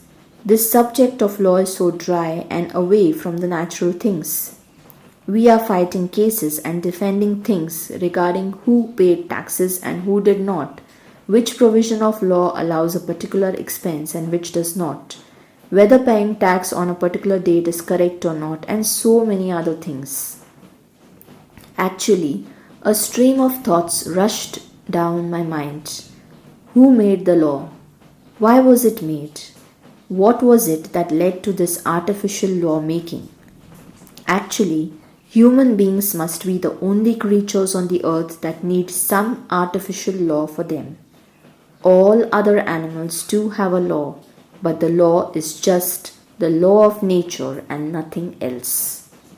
There is no artificial creation of law that is required. The entire system of the universe works well in spite of not having a law like in the case of humans. The universe has its own rules, the rules of nature and they work in excellent manner. Take a particular place for instance, like a forest that is untouched by humans. What happens? The entire ecosystem there works perfect. There is no need of any extra effort to conserve that area. It's not that there are no calamities in that region, but it is that these calamities or problems are actually necessary for the correct functionality of that region. Often one may hear people saying, God knows best, or what can be done if nature has this will? What is this? It is nothing but the supreme law that is prevalent in the universe. Today we hear about conservation and saving of forest, planting of trees, etc. Why at all this need has arisen? Recently we have been hearing about animals like leopards moving into the city areas. There they attack cattle and dogs. This is not the result of the depletion of their food in a natural way, but it is because of the human encroachment of their habitats. If this wouldn't have happened, they would still have sufficient forest cover and ample food like deer, rabbits, etc. When the leopard enters human areas, they may be killed. For what? For coming in search of food and water? Doesn't that animal even have this basic right? That too, when humans are the ones responsible for his problems. In spite of this knowledge, humans still keep the encroachment on. So, there is a law for wildlife conservation, law for illegal construction, and so on. We break the natural law, and then we need an artificial law for preservation of this wrong, for the prevention of this wrong. If natural law is followed, there is no need of even the man-made laws. People who really want to conserve a particular region which has a lot of human intervention just suggest that there should be nothing but closure of the regions for humans. Just let that place be. It gets healed to its original position with some time passing by. 100 different efforts of humans may be fruitless in some cases, where at that time just leaving the place to work on its own can create wonders. The place gets restored to normal without any special effort. Near the region I live, there is a plateau that has amazing flowering during rainy season. Earlier, when the place was known to few, the place had numerous varieties of flowers and rare species of vegetation. Also, there used to be a number of insects coming on the plateau. With media coverage and tour organizers, the place became known to thousands, and soon that area was covered by footprints than flowers. Very soon, the ecosystem of that place started getting disturbed. People used to go there, litter, pluck flowers, stampede the rare varieties of vegetation and come back with photographs to post in front of the social media with friends and others. Mostly the tour of that place became an outing for many. It was a horror for the ecologists. They started rebelling against all this. Thankfully, government authorities took heed and compounded the entire region. No one was allowed to walk into the plateau region except with special research permission. People could go there, visit and see the flowers, but from a distance, but traveling only on the special trail created. Within just one season, the entire plateau was restored. Why was it damaged? Why did we need legal action for conservation? What was the purpose of visiting that area? Actually, for most, that has just become a weekend destination, more like a beautified garden restaurant. Some used to visit it so that they don't feel that we could not visit the place whereas others have. Very few would go there with the love of nature in their heart and just to engrave the lovely images in their heart or at the most in the camera for their own satisfaction. These very few nature lovers I had observed did not need anybody to guide and tell to avoid the stampede on flowers. They would keenly observe various species for study purpose without disturbing them. Since the disturbing and uncontrolled number was large, who, in spite of the understanding that human beings are given, did not take care to avoid issues to the ecosystem there, arose the requirement of legal intervention. Animals don't have such unnecessary factors of boasting in front of anybody about a particular thing. Also, they never harm the surroundings without purpose. If we find elephants breaking down tree branches, or deer eating grass, or monkeys eating fruits, they are doing in fact in a correct natural way and purpose. This system is beautifully designed by nature and followed by the animals, probably because they are not gifted with the ability to think on unnecessary factors like us. Elephants don't go and kill a deer, nor do deer eat the variety of grass not meant for them. Monkeys act as seed dispersing agents. Insects and arachnids have their own role to play as pollinators, food for other species, and so on. There are some birds that eat the fruit, and when it passes through the digestive system, the seeds become ready for plantation. In some cases, only when it passes out of the bird's body, the seed can germinate. This is true in case of cassowary birds in Australia. There are other examples too for this. Look at the role of earthworms. They eat the biomaterial and their stool is amazing manure for the soil. Take a look at a forest. The trees shed leaves in a particular season. These leaves decompose on the ground with the help of bacteria, converted them into manure and making the soil fertile again for the trees or plants. Just try and remove a patch of leaves from a forest area continuously and don't add any other manure. You would soon find that the growth of trees and plants in that specific area is shrinking. This is because naturally there is a cycle created for sustaining the forest. Human beings who have gardens are generally seen to clean these leaves and throw them into garbage or burn them. Why? Because they want their place to look clean and tidy. Then they would add artificial manure for growth of plants. So destroying in a way what is natural and helpful. Reason, ability to think. Unnecessary thought to beautify the garden, we need to do away with the process that nature has created. Look at animals. They enjoy the nature the way it is and in fact utilize the material as is available. Take for example, some animals use the leaves for warmth. During winter, they make a nice cozy bed out of the leaves for the purpose of sleeping. Nature has a beautifully designed cycle for the purpose of its sustainability. One creature depending on another for something. Each plays their role with full dedication without going against the primary object and having a defined purpose for existence. I often wonder what our role is as human beings on earth. Yes, we are one of the successful species on earth. However, what exactly is our contribution to the world? Globally, humans have invented or adapted various techniques for sustaining themselves and betterment of their living day by day. However, I often wonder what is our role in the cycle of nature. On a deep thought process, I arrived at a few points. Probably, Several thousand years back in the primitive era, we must have been a part of the food pyramid. We must be the food for larger animals, and also that some smaller animals may have been eaten by us. In those times, we may have been consuming the vegetation that was naturally available.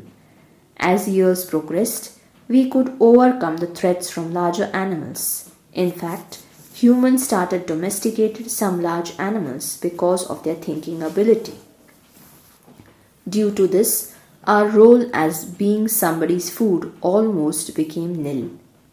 On the other hand, our food consumption pattern also changed, so eating out of the naturally available resources also was not retained. We started classifying the animals, plants, etc., that would form part of a diet and segregating them from the others. We started our own cultivations and format of farms. Animal husbandry also became common. So, resources that are used by us today are not generated in a total natural way. We are artificially cultivating food grains, plants, trees, etc., and also artificially in controlled conditions undertaking the breeding of various animals that can be consumed as food by us. So, neither are we consumed by anybody in the natural process, nor are we consuming in the natural process. So, normally, what can be called as a food pyramid does not exist for us as we are not forming a part of the regular food pyramid. We have created a food pyramid of our own where we grow and we consume. If by any chance we were the controllers of a particular animal population in our earlier days, now we are no longer doing it, but in fact are cultivating the food ourselves. That means creating surplus resources than what nature is giving for consumption. Since we are able to generate surplus, we are able to retain ourselves and sustain a larger population than what the earth would actually be able to bear. So it can be said that within the natural cycle, we as humans have created our own artificial cycle. We have no actual role to play in a natural way. In fact, our inventions, excess use of chemicals, manufacture of harmful products, weapons, products like plastic that are non-degradable, excessive capturing of productive land mass, cutting of trees for land clearance, either for residence or for farming, are straining nature and creating problems for other species on earth. We are aware of this strain, but yet in no way are able to stop it happening. In a way, we are digging our own grave. Since everything in nature is interdependent and we are staying within nature, we need to follow the rules. Yet, due to our element of thinking and progressiveness, we are actually not able to stay within our natural limit, but are moving towards a very unnatural behavior. This is worrisome. Humans are known for their thinking and creative abilities. Though this is done for our own sustainability and better lifestyle, yet we are not living on a different planet than what other animals are living. Staying on the same earth, we are going against the principles of sustainability. Our clashing objectives staying on this earth are leading and are going to lead all the species, including us humans, towards destruction. So it's high time that we realize this and start adopting more natural ways of life. We should start accepting the nature's will. It is a known fact that nature is highly superior as compared to us, no matter what we invent or create. Due to satellites and other equipments, we may know about a cyclone approaching a particular landmass. However, we can only avoid loss of lives due to it. We cannot stop the cyclone from happening. We are not able to stop earthquakes. Also, excess rain in area is out of our control. We are still helpless in front of heavy forest fires. There are so many other things and incidences that show us our weakness in front of nature. We say that medical and health facilities have bettered, yet there are so many diseases that have yet to get cured, And if we are able to find the cure for one, there are other 10 that arise which are incurable. Sometimes I feel that it is just that human beings are continuously playing a race with nature. They know that nature is more powerful than them, even in the case of death. No person or animal on this earth is immortal. This is a known fact to humans. Yet, it is still an unacceptable fact that humans are still a step below the enormous power of nature. It is difficult to digest this inferiority. Human wants to become the superior-most being, where they can do whatever they wish and even move ahead of nature's will. Logically and practically, doing this is impossible. The world that is created is done as per the will of nature and has sustained itself since such a long time because it was going according to the will of nature. If you are moving against the superpower that is above us, the impact will be felt.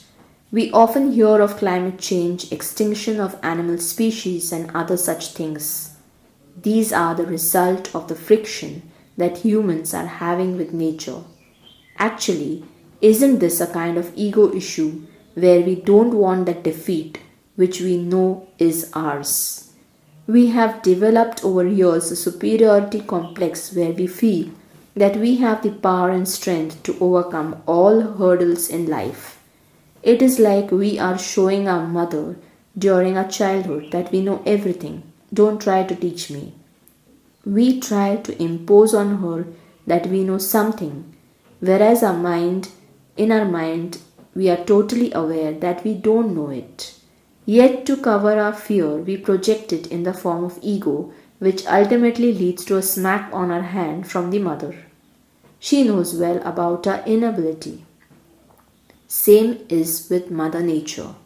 She knows what is right for us and tries to tell us that in different ways. It's our fear of inability that leads to ego, whereby we try projecting ourselves to be superior, and this ultimately leads to destruction. The simplest way is accepting that we are not as superior as we feel. Acceptance that nature is more superior. Acceptance of nature's will. Keeping our head high will only lead us stumbling upon a stone that could have been seen if we would have bowed our head a little. So the moral is that live life in a more natural way and try and assimilate the will of nature in our day-to-day lives. This task is not easy, as at least in today's date when the world of humans is becoming complex day by day. With this progress, the ego has been held so high by not the people who invented technology, but by those that are using it. All those who are inventing and researching are moving in search of nothing but permanency and overcoming mortality and instability in our lives. But let me tell you that what has come to the world has to perish one day, and nobody has been able to control it till date, and hopes to do so are meager. In actual happiness or sorrow is never everlasting. Just like there is a cycle of night and day, these keep coming and going from our life. Also, true joy comes to us when we become one with nature. In spite of having billions of rupees in our pocket, we still will enjoy being close to nature. The artificial luxurious happiness is bound to fade away, that can never be long lasting. Surely, everybody goes through this cycle of this short term happiness, and later someday the realization dawns. Realization that how small we are. Imagine you standing far away from a planet somewhere in the galaxy. From there, try to locate yourself. Difficult, isn't it? What are we? A small speck in this massive universe, and we are running behind the aim of becoming wealthier and progressive. No matter how much we struggle, can we ever become this universe? So when we are small, we should also accept that we are small. This does not mean that we live life aimlessly or without any large ambitions.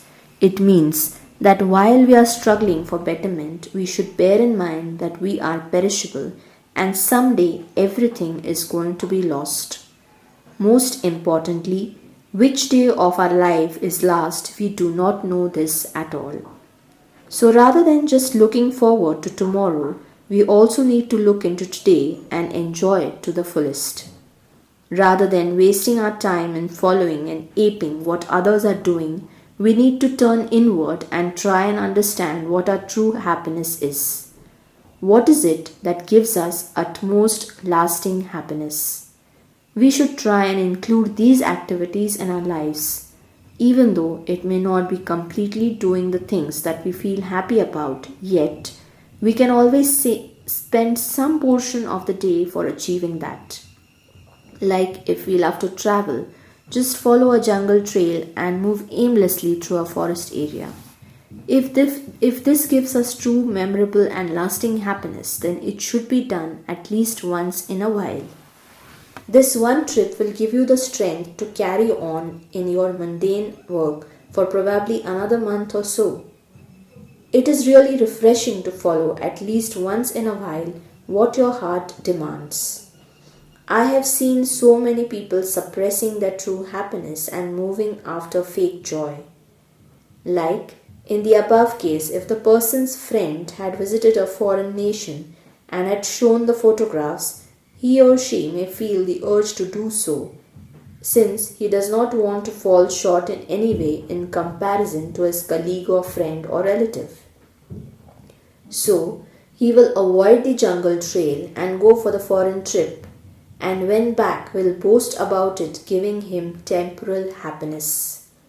Had he gone for the heart-love trip, he would always remember those days spent there.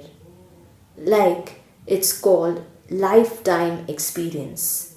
In a way, living for one's own true happiness is important and is becoming more and more the need of the world today, since we are moving towards artificial happiness. Another important thing is our food habit. We have lost the fun of simple and homemade food stuff. Rather, it has become a fad to move to restaurants, food stalls, and ready-made items to suffice our everyday needs. The fact is that these are most of the time processed and low in natural nutrition. There is massive difference in eating an apple or preparing a glass of juice at home and drinking a ready-made processed apple juice available in the market. Same is with other fruits. The ready-made stuff obviously had added sugar, nutrients and preservatives. All are harmful for our health. If we closely read about the ingredients and the stuff printed on the packaged food, we can understand that they are filled with chemicals and artificial flavoring and coloring agents.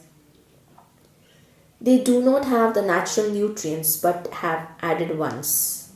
In India, we have ample fresh fruits and other stuff. Yet, there seems to be a rising trend in terms of packaged and tinned food. Why? Have we thought about this? Do we really need it? Our traditionally loved pickles are replaced by sauces. Our homemade snacks are replaced by things like instant food. This is alright to have once in a while, or even with respect to outside food stuff, there is no harm in having on an occasional outing. Though occasional is fine, it has become a habit today.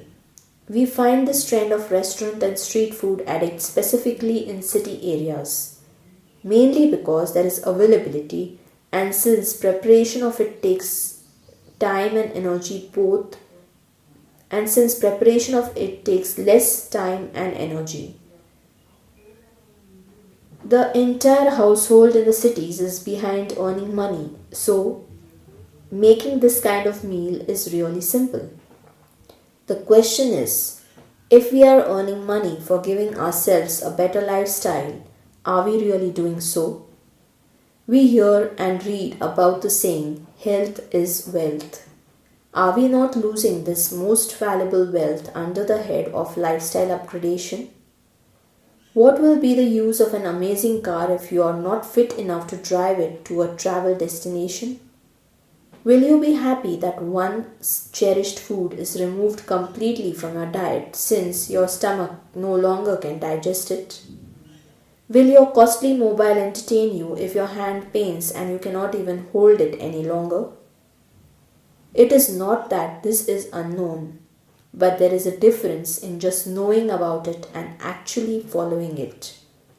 Sometimes I feel that we are taking our health for granted due to availability of medical facilities. But can medical facilities provide you with the same body that is accorded to you by nature? We may talk of knee replacements and artificial teeth or even organ replacements, but are they 100% successful in all cases? Is it that they can give you exactly the same lifestyle before you had the treatment? The answer is obviously a no. It is okay to have such treatment in old age wherein you are unable to lead a normal life, and such treatments can at least help minimize pain and worries. However, happening of it after a majority of the life spent in good health is not an issue. Today, these kind of treatments and lifestyle diseases are becoming more and more common, that too at a very early age. There are so many cases of heart diseases, blood sugar, blood pressure, rising stomach distress among youth, the youth that are actually the backbone of the world. Look at the stamina of your previous generation and look at your own. We often find that they are having better stamina, health, and fitness than our next generation. Often one may find that if he is facing a problem at an age of 40, his father or mother may be facing it after they're 60. Why is this happening? The reason could be the wrong food intake, lack of proper exercise, and stressing the body and mind beyond the limits. If we sit silent for even 10 minutes and think upon the situation, we can understand the wrong notion about development that we are carrying in our mind. Pick up an example of a regular household. Most of the times their need increases and so the requirement to earn money. If currently they are having a maid servant for cleaning, they may also want to have her for cooking. To afford the new pay pack of the maid, either they have to cut down their other expenses or they will need to earn more. Cutting down current running expenses is always difficult since one has got used to those habits and spending even though actually they may be unnecessary and in fact could be unwanted. So to afford that new additional charge, the family members would take up more work assignment. Hence, they are away from home doing some work. In the meantime, the maid comes home and does the cooking job. Now look at this logically. If you are spending maybe around 1 or 1.5 hours out of home to earn money for paying the maid, why not stay home for that time and reduce the cost of the maid and do it yourself? Actually, rather than doing a desk job for that time period, doing a moving job of cooking would result in burning of a few calories and it would give you a little bit of enjoyment because of the change. A person would allot his household work to some maid and then go to the gym to burn calories. So, to pay for the gym and the maid, the person again would need to work on the office job. Now, one may argue that the office work is more productive, superior, and not boring. Well, my question is it really so? In fact, most people feel the boredom and non willingness every day when the thought of office work strikes their mind. So, reducing on a few jobs and doing your own housework would be better, isn't it? But then the question is not of boredom or productivity, but it is of inferior and superior jobs, isn't it? What would one answer a neighbor if he or she asks, "Who does your housework?" If you would say, "I do it myself," then the expression would be, "Oh my God, you don't have a maid?" In that very degrading tone. So, to keep up that spirit of superiority happens all the hassle. Doing a particular job does not suit your status and all that.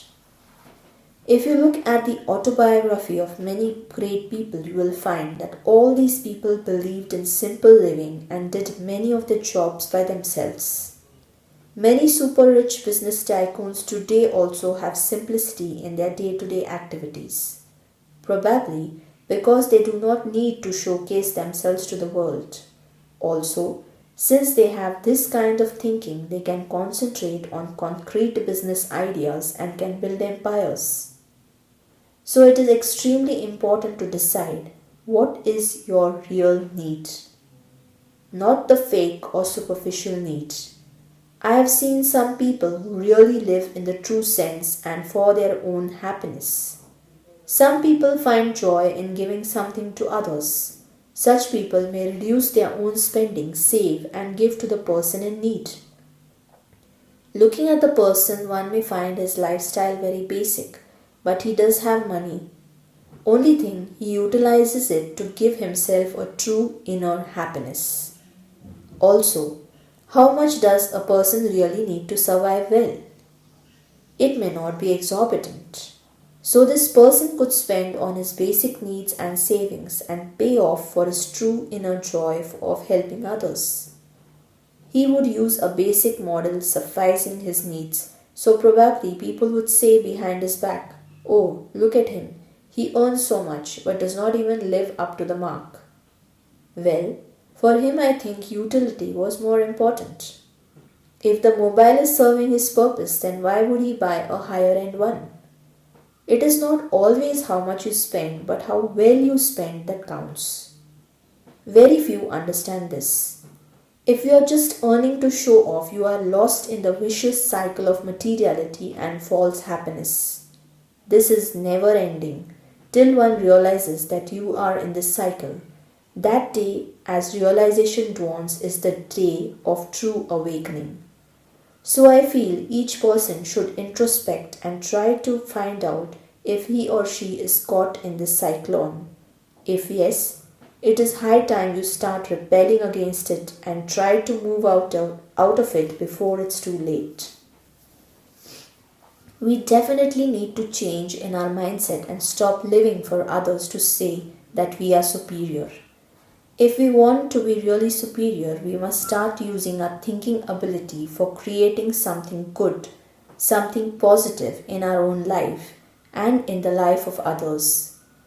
We are, as I said earlier, just a speck unnoticed, unseen in this entire universe. Yet, we definitely have a role to play that can make us more superior than every other creature. A role of conservation, a role of respecting this universe and its natural resources, a role of spreading true happiness, a role of giving and thinking on global benefit level, a role of not being self-centered. This is where we can be truly one step above the animals. Today the situation is that everyone is becoming very much self-centered and personal oriented. Many have made the ability of doing good and doing the right dormant. The thought is, if others are doing wrong, why should I do the correct thing? If others are breaching law and order, why should I follow it? If others are not doing any good, why should I? If others are wasting resources, why should I save? These are the thoughts of very crude humans. They are just living for their own self. They are lethargic and just want everything without any effort. They are the category that play the blame game. They do not want to assume any responsibility but just to go with the mob. They have very little reasoning and logical skills. What is projected on them works best. These can act well as followers. The second category is the one that does not want to do something but is scared to do even good. They want to do something but they are scared to do even the good thing. They fear what others will say if they do a particular thing. They have a little pure mind but are inclined towards the lethargic ones since they have a large amount of fear. Like let's say, A person is following a traffic rule that others are violating. Then others may abuse him for this. So he too starts breaking that rule out of the fear of others saying bad about him. These, though have a bit of logic and skills, are weak in leadership. The third category is the one that has the highest amount of intellect, logical skills, and have the sense of directing others. These act well as leaders. The first category is very large, the second lesser, and the third is meager. But believe me, the meager category, if uses the full potential for positive things, can make a sea change in the behavior of others. Now again, this category that leads can either lead them on the correct path or lead them on the wrong one. They can use this intellectual ability of their own for guiding or misguiding, and as well as all known that doing the wrong is easy and tempting. So it is very easy for the other category of persons to join in on the wrong path if that has been highlighted. Hence, it is important for all those people who have intellect, power, or money to use it for global benefit and not for self-centered benefit. To give an example, if media has the power to project things on people, then they should use maximum ability of theirs for the correct messages to be passed on to the people, rather than making spiced up news to attract audience, even if they can use part of their space to guide people towards the correct things or to educate them, then this can work wonders. Of course, one may argue that these people will get business with such hyped and spiced up news. Yes, they could definitely do business with this, but not just do this. They should assume some key role of their power for social benefit, to give the society a better understanding about things, so to live in a better place. Even if every person does his work with utmost dedication and sincerity, with care taken to cause minimal harm to others and nature, utilizes the resources available with care, does not waste the things around, takes ample efforts for making others realize that they are part of nature and not separate, then it can work wonders for our own being as well as for the entire world. Suddenly, my thought process was obstructed by one of my family members' sharp squeal. I ran inside from the sitting area in my garden. What a scene! I could see him armed with a broom and standing on a sofa and trying to locate something on the ground. I looked beneath and saw a garden lizard that had entered by mistake in the living room. It was equally petrified. I burst into laughter. I said, "Look at her size and look at yours. Why are you so scared? Most importantly, why are you trying to kill it? Let it go out, open the door," I said. I knew that lizards go towards light, so I shut the light in the room and opened the door from where the outside daylight crept in. We waited in silence, I on the floor and the other on the sofa, with reluctance and an expression of disbelief to what I was doing. He had already made his mind that once my so-called experiment failed, he would say something to tease me. But to his disbelief and my happiness, I saw the creature move towards the door, slowly, and as soon as it sensed freedom, it ran into the garden happily. Now was my turn, and I said, "Look, I saved you from doing a sin," and I chuckled on this incident. Now this was a learning experience for him and me too. I went into my study and on the easy chair sat in relaxation, continuing with my thought process on a new line with this incident. I sensed that we go against nature due to two reasons. One, because of our greed, and second, because of our fear. Today humans have started looking at everything as how this can be used for their own. Even living things have started becoming a utility. We have lost the emotions that were a primary reason for the coexistence of humans and all other beings in nature. We have been just a utilizer and nothing else. We are somewhat losing onto the sense that we need to also conserve rather than destroy. We are not thoughtful in the process of using anything that we have probably because these things are coming to us easily. Those people who have faced difficulties in earlier times when survival and facilities were not easy know the value of everything. Ask a lady who gets one bucket of water from 3 miles every day about its value. Try to use that water in front of her wastefully. It is guaranteed that she will shout at you in anger and utter 2 3 sentences telling you something about not wasting it or teaching you the value of water. The same experiment you can do with the person who has the water supply right in the kitchen sink. You will often find such people keeping the tap open and using the water wastefully, so there will be no questioning at all if you do the same. Also, there is a possibility that they will not even realize that you have done something wrong.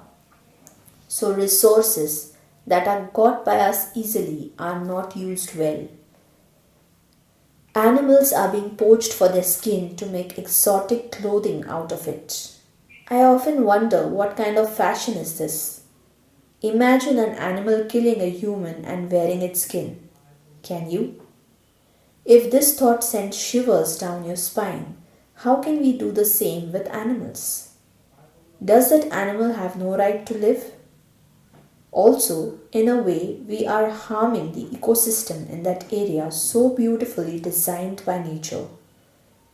If leopards are killed in an area in large numbers, the obvious effect would be uncontrolled growth of animals like rabbits.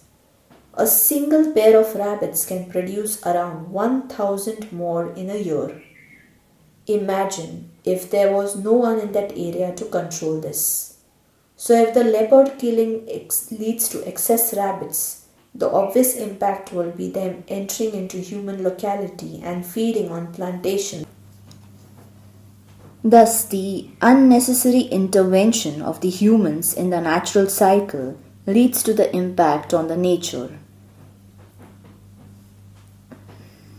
And it comes to us in equal proportions. One of the hilly areas near known to me had a lot of trees that used to bear various fruits in different seasons. Hundreds of monkeys used to feed on them and do no harm to human cultivation that was near those hills in the villages. However, there was a lot of construction work and hence many fruit-bearing trees were cut to be used by villagers in the roofing process. Due to the lack of knowledge of the impact, they had unknowingly deprived the monkeys of their food. The result was the monkeys coming to the villages feeding on the fruit trees planted by the villagers.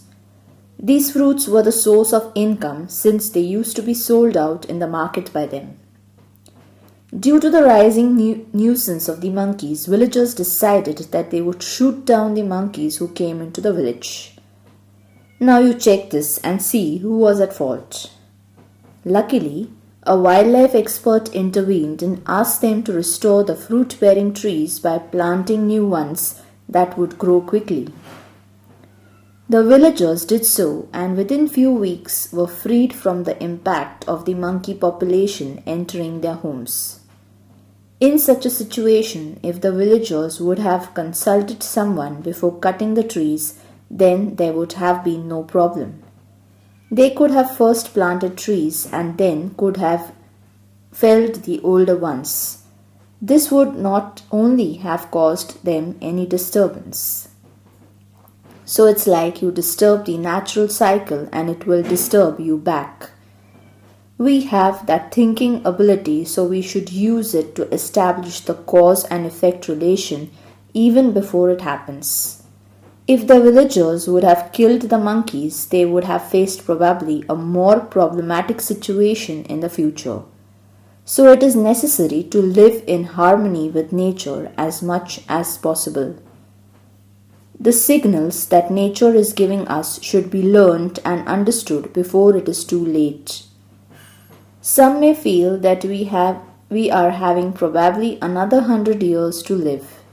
After that, if the world finishes or there are problems, why should I worry?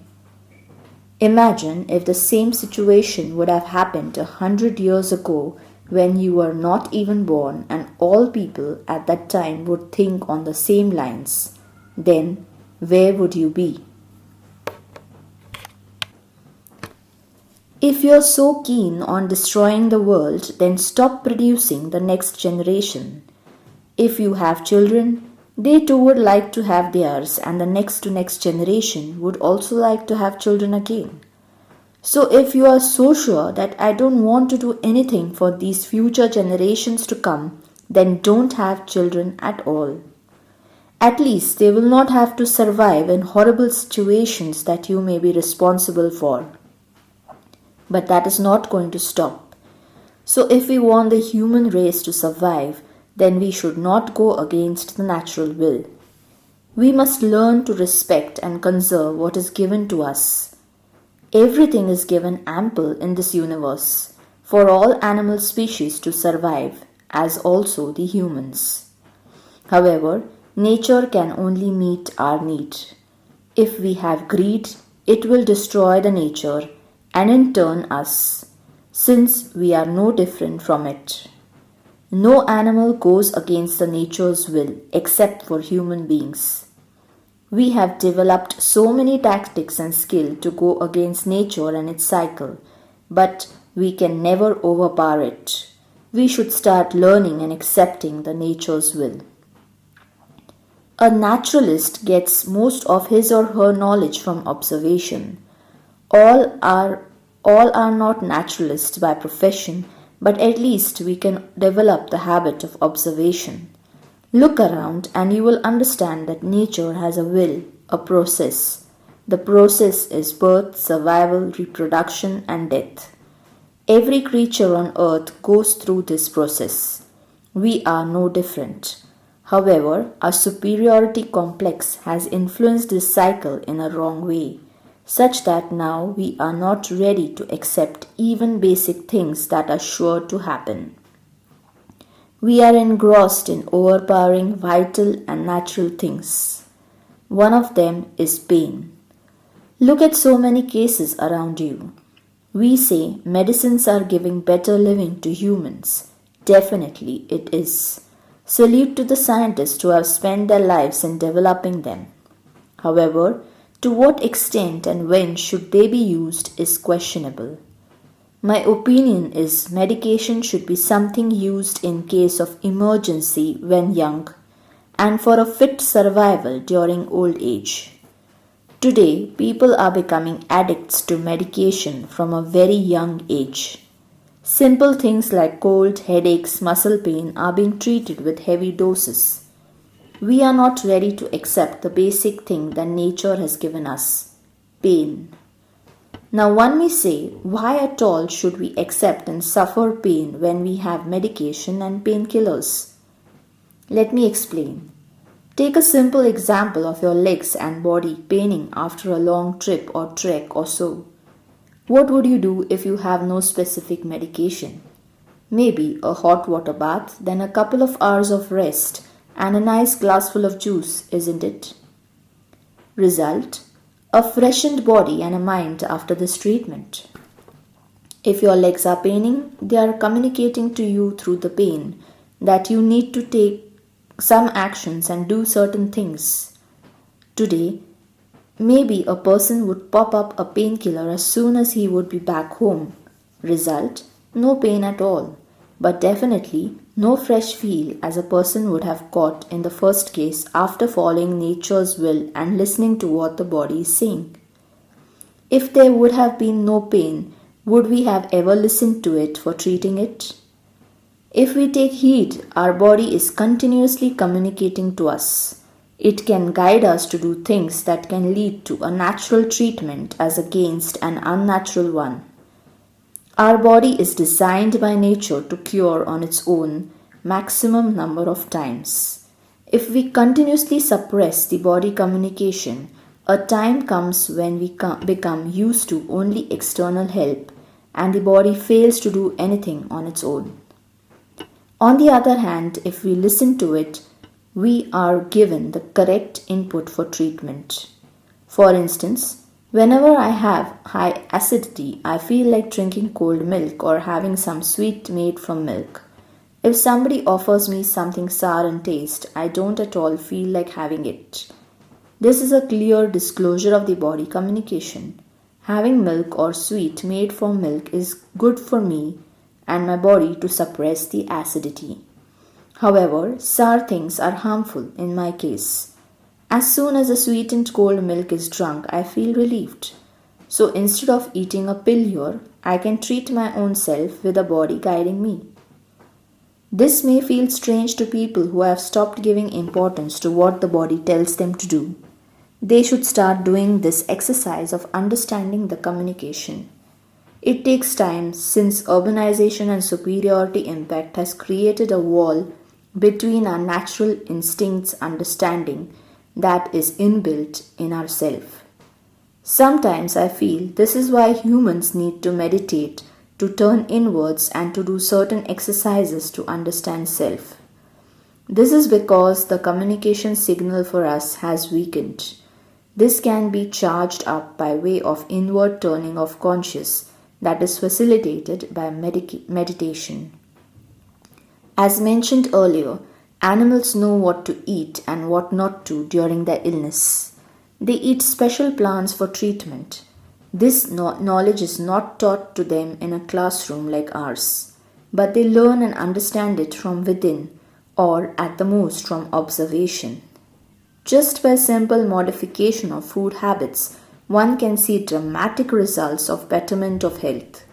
We have become so used to taking our health for granted that we do not realize that in true sense we are creating worry for self and others around. Have you ever pondered on the thought of why do we earn money? One may say yes. The answer would be to sustain my own self, my family, to get comforts, to save for old age, and so on. Till here, it is fine. But if I ask you, how much? What would be the answer? Difficult, isn't? This is what many people would not be able to answer because we do not define a proper borderline of monetary need. Also, if defined, very few think of achieving this at an early age and then doing what pleases them the most. What I mean is that as money flows in our hands, needs are also expanded, probably in a larger proportion than the flow.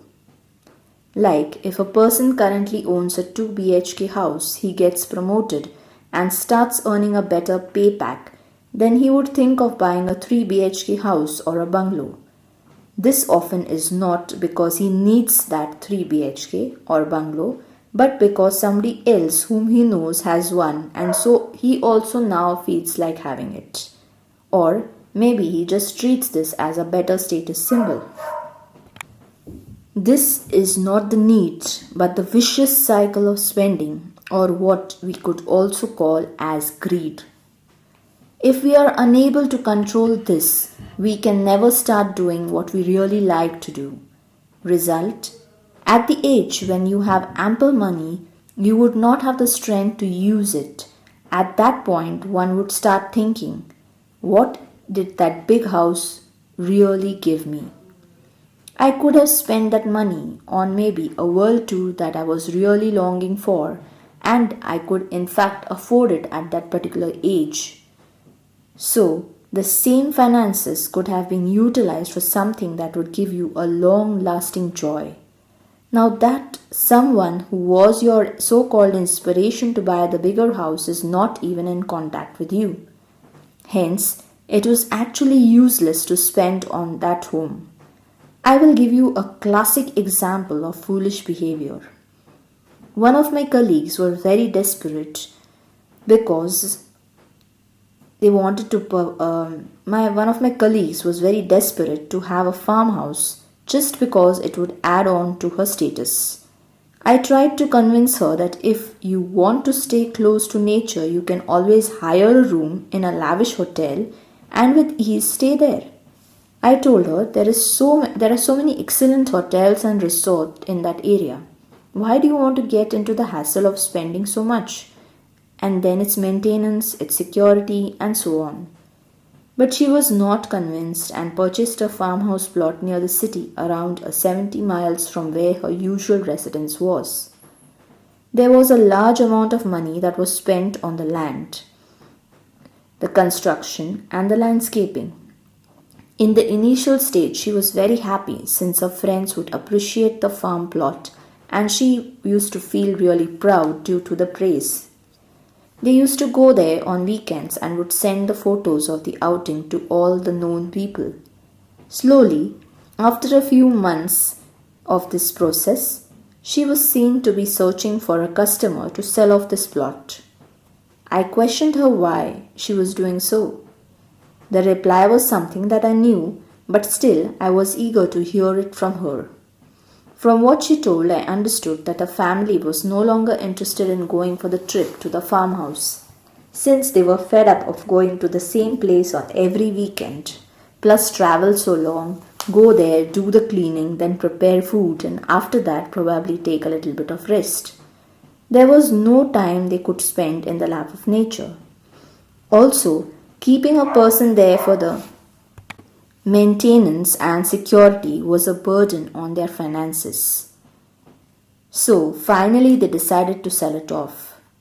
She found a customer for the same, but in fact sold it for a loss since she could not recover everything that she had spent. I felt like asking her, "What did you gain in this process?" but avoided it, for it would lead to conflict.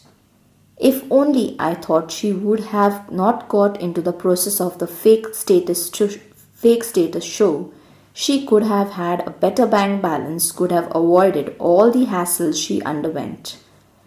Also, in the process, if she was counting on the joy of feeling proud, it ended in the people making a fool of her, of buying a property that she could not handle for long. If only every one of us started avoiding this kind of unrealistic approach and moved towards more practicality, one can get far more joy than what one could get from the unreasonable happiness sought in comparison with others. Also, the strangest thing is the competition is amongst such a few limited group like few friends, relatives or colleagues that I sometimes wonder what the use of such unhealthy competition is. In fact, you should not worry about the possessions that people so close to you have. You should be more careful and try to analyze how you can make this relation long lasting. If on the face of it you are showing concern to one another or showing how close you are to each other, but within there is a feeling of jealousy or competition, this is no relationship at all. It's like animals have physical wars, we have mental cold wars going on. If we are more superior to animals, we should get over our feeling of jealousy and be more interested in things beyond materialism. Love, care, friendship, concern, helping, sharing, etc. are the feelings that we should give and look for in others. If we are stuck in materiality when establishing a relation, we are even poorer in understanding than animals. Also, currently, humans are seen to be keen on expanding material possessions than on expanding true relationships. Even animals are having territories. They too fight over material possessions. But we have the ability to look beyond these and use it but we rarely use it, or we could say we use it quite sparingly. Let me quote an example here. Take a group of hungry birds. Just throw a small portion of food towards them, very little in quantity. Observe what happens. They will fight over it. They can go to such an extent that they may even try to grab the morsel from the other bird's beak. Now take the example of a hungry human being. He has just purchased some food from a shop and is sitting in a garden eating it. He sees another person very hungry too and looking at him with hopeful eyes. Let's assume that the person with food probably does not have enough money to buy more food at that point of time. What would he do? Here comes the power of a real human. In such a situation, I feel that a true human would spare at least a little from his share of food and offer it to the other. The one who purchases the food may not be full with the little amount that he has saved for himself, but will still feel full because of the feeling of joy in giving without expecting and going beyond just materiality. This is what makes us as a human being different. If in this position, the person would ignore the other and eat in front of him without the realization that he should share if he has been granted more by nature, then he has not understood the real meaning of his existence. So, if we are not able to realize this and act in accordance, we are still inferior beings. Now, let us look at the same example from the perspective of the one who got the share of food from the helpful person. Let us suppose he got a portion of the food from the purchaser of it and was given without any expectation. But now, if he starts taking disadvantage of the gentleman and asks for more, then he is of the inferior chunk, because misusing someone's goodness too much is not a sign of a superior being. Also, if he does not work and sits idle in the hope that someone will help, then he too is taking others for granted and is not following the substance of his existence. I am not trying to impose that money is not important, but I am trying to say that money is not the only important thing. You have this one life to spend. We don't really know whether we get another life or not, so why risk it? Rather, try to live this life to the fullest. Living a balanced life with our superior understanding is what will make us truly happy, and we can fulfill the purpose of our existence. So, for achieving this, we should first be able to define our limit of the need for money.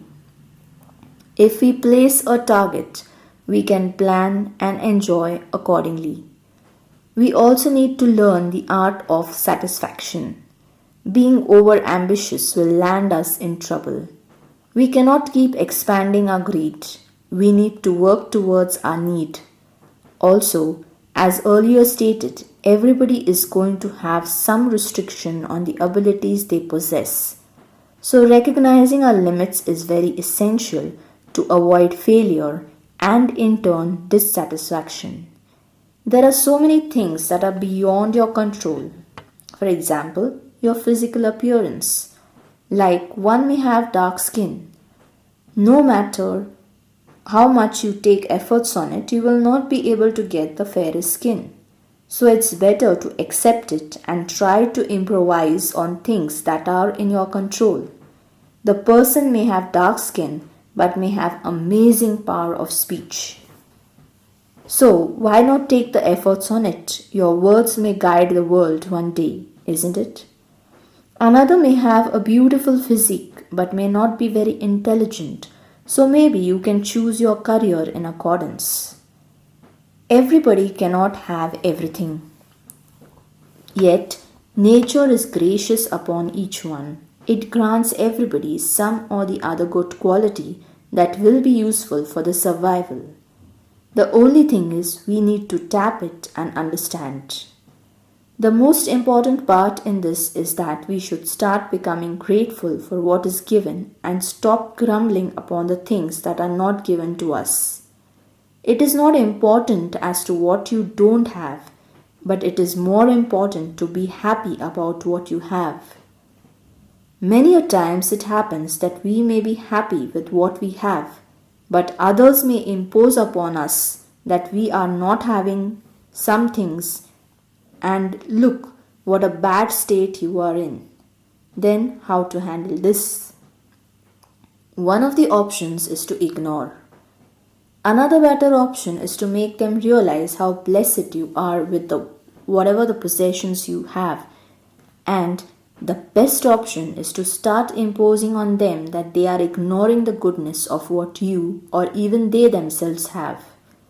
Try to tell them of how they are wrong in being dissatisfied and how often they grumble. Teach them in your own way the art of being happy, the art of taking life with satisfaction, and the art of giving importance to things beyond materiality. We often hear people saying, "Small is beautiful." It is quite true only if we realize. No matter how much we run behind becoming superior, we can never become the entire chain of galaxies, isn't it? So, learning satisfaction is important. Satisfaction does not mean foregoing hard work or becoming lazy. It means using your full potential, being grateful, working hard for something, but not fearing failure or doing things without any expectations. You may fail and yet be satisfied. We should learn acceptance and not just accept, but accept happily of what comes your way. Trying is in our hands, but the results we should leave it to nature. Positive attitude towards how the things take place in your life will fill your own self with fearlessness and satisfaction. This, in turn, will improve upon your productivity and will fill your life with goodness and happiness. We never say why me when we are successful, but we often say why me when we fail. This needs to be changed. If we are going to get success, then we should not grumble when we fail. If we are ready to get happiness, then we should also be ready to embrace failure. How we take failure depends entirely on us.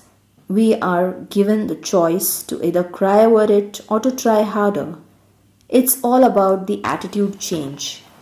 This is what we need to improve upon. Even if you have crores in your bank account, have a lavish lifestyle, but a sulking attitude, then this material wealth has no value. So, what is most important and valuable in our life as a human being is self-improvisation in terms of behavior and attitude. Animals go by nature. We are given a choice of good and bad. So, why to choose badly? We should try and always use our thinking power that makes us so superior to improvise, but not materially, but on the level of our attitude, our behavior, our relationships, and our personality. Today, people have developed a strong feeling that higher the material possessions, more is our superiority and more is the success. This notion is absolutely wrong and should be thought about.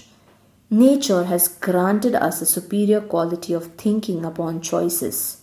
It has cast high responsibility upon us as humans to make the right choice of valuing what has been given to us. Take care of nature and live in harmony with it. If we are choosing the wrong, we are worse than even animals. If we can invent new things, why not invent something that can have a global benefit?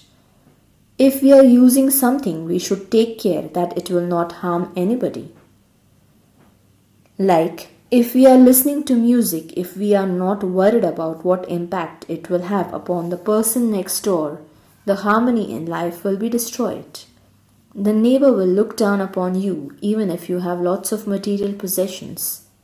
This is because what makes a person truly respectable is his behavior towards others and the attitude that he or she carries. Humans have made wrong choices quite often in the past, due to which there became a necessity of law and order. Earlier, this law and order was in the format of religious texts that helped us understand the variation in good or bad. This was classified as good deeds and sins. Today, many people have overcome the fear of sins and punishments related to them due to this violation of many good principles is done.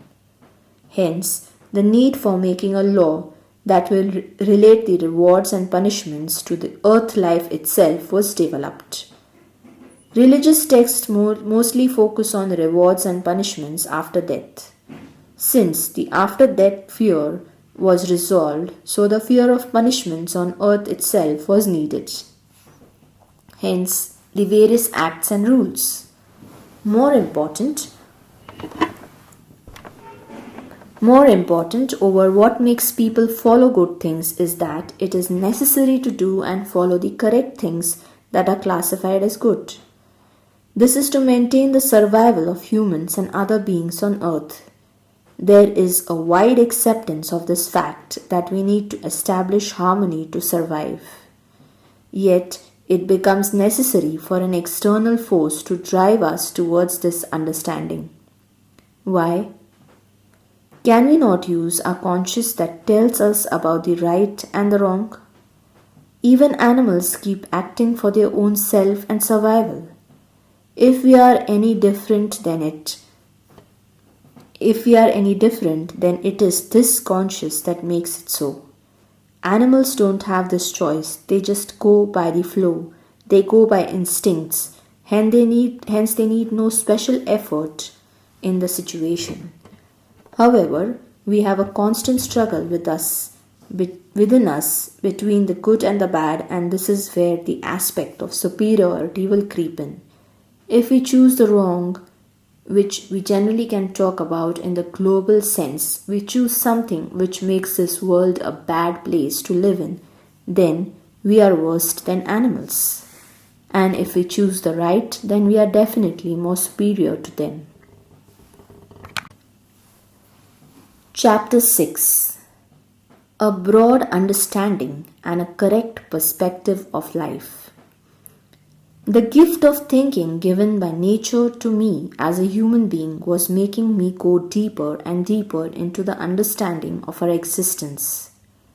I had arrived at an understanding that we are superior to animals if we choose the right things in life and peep into our conscience to know what exactly would be the correct thing to do in a given situation. However, what is our role in this entire naturally designed cycle? An eagle controls the population of snakes. Snakes control the population of rodents. And rodents eat smaller insects and crops and so on. Each of these, that is eagles, snakes, rodents, has some or the other role to play in this world. Every animal, or for that matter plants, insects, everybody has their defined roles. Then, what is our role as a human being? When I started to think upon this aspect, I looked at the broader perspective of our life. Though humans may sometimes be the food of another animal, they are not primarily meant for this purpose. Nor do humans eat the naturally available animals very frequently. Hence, naturally, we today are not food, nor do we eat the food provided directly by nature. Hence, logically, today our purpose is nothing that serves nature in the true sense. In the current state, we cannot go back to the primitive times when we were staying in caves or natural shelters, hunting animals and being hunted in the wild. So isn't our existence today creating danger for the world, for the natural cycle? We keep hearing about the destructive happenings because of human existence day in and day out. We no doubt are one of the most successful surviving species of this world, but then this successful survival is threatening the existence of most other species and in turn the survival of our own. Then what is the way out? Should we continue the way we are living and forget about what will be coming in the future? Or is there any scope for betterment in the world, even though we exist in this system? What I derived as an understanding was that either we can destroy this world by continuation of our insensitive behavior, or strive for its betterment and conservation.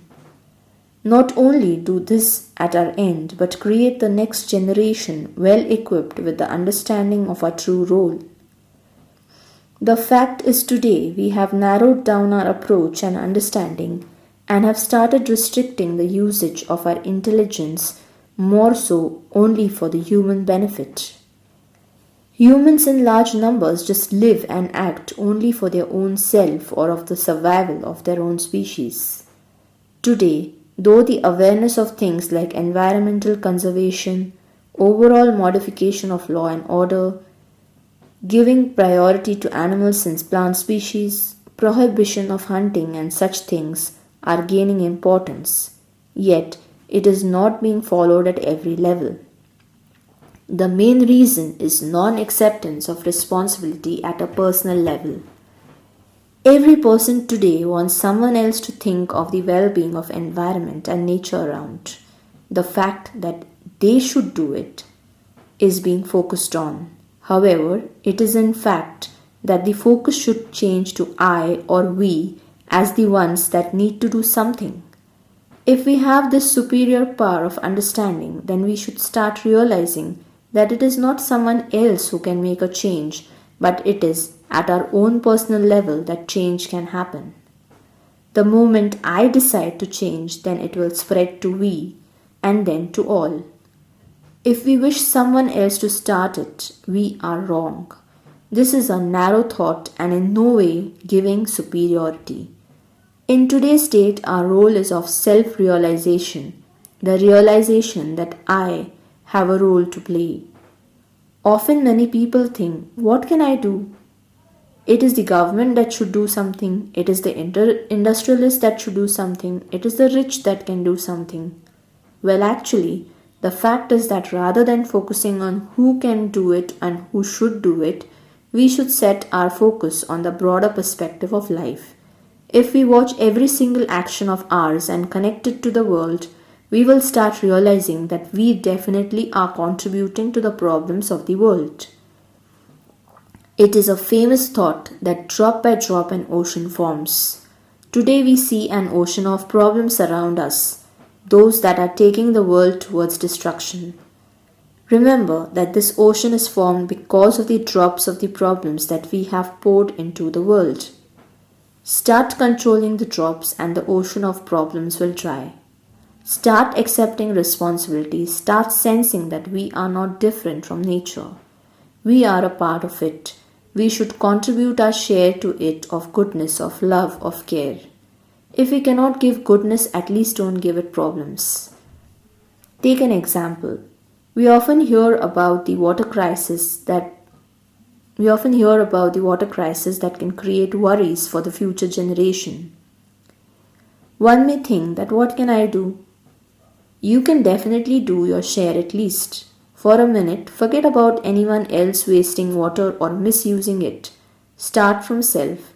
If I am misusing water, I shall start saving it. At least one drop of problem is removed from the ocean, and you will feel a sense of happiness that at least I am not contributing to the problem. When you start doing a good action, you can definitely lead someone around you on the same path. The other person can do the same to another. This chain can follow. We can use every platform available to us for doing something good or spreading awareness. Rather than doing nothing, at least we can contribute our bit. We can start the journey with one step.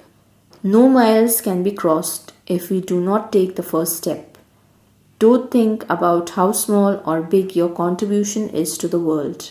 Just think about each act of yours and link it to the broad perspective that is the world.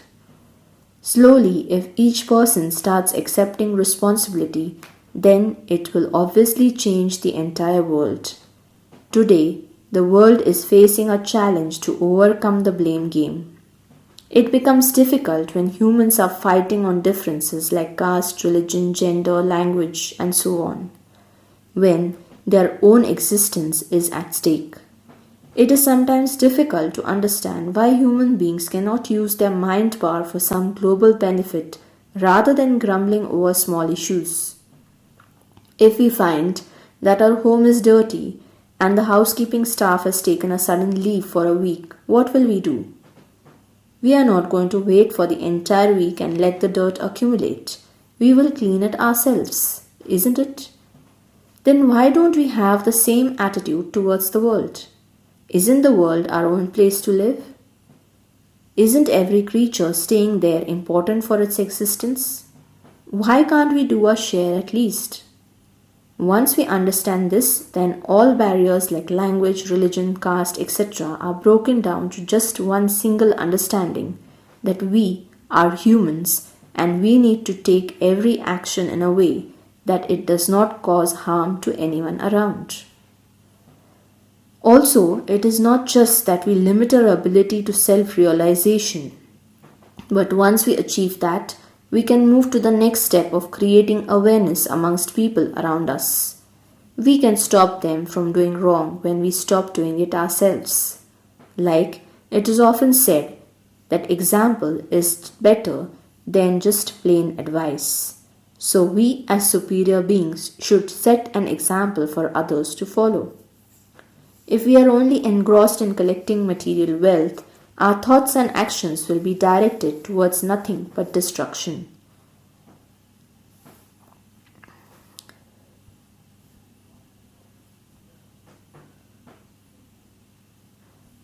We should see that in the process of accumulating and creating material wealth, we are not harming the right of the generations to come.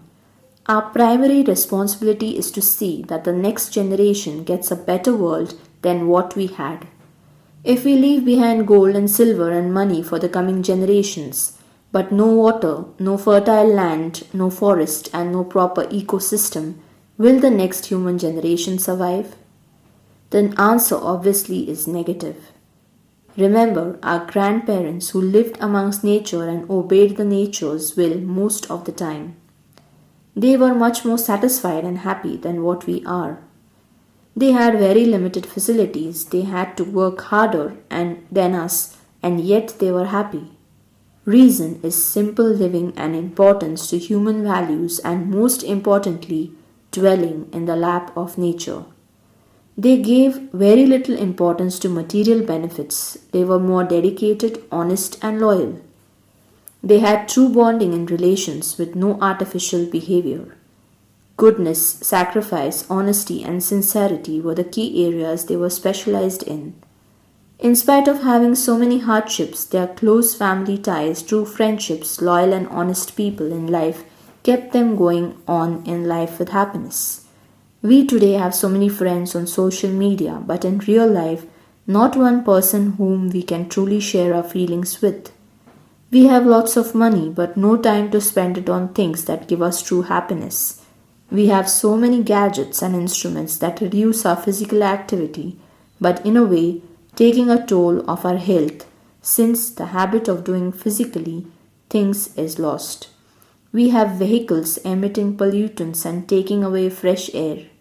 We have huge electricity lighting around us, taking away the happiness of roaming around in a starry night and using the moonlight for finding the path.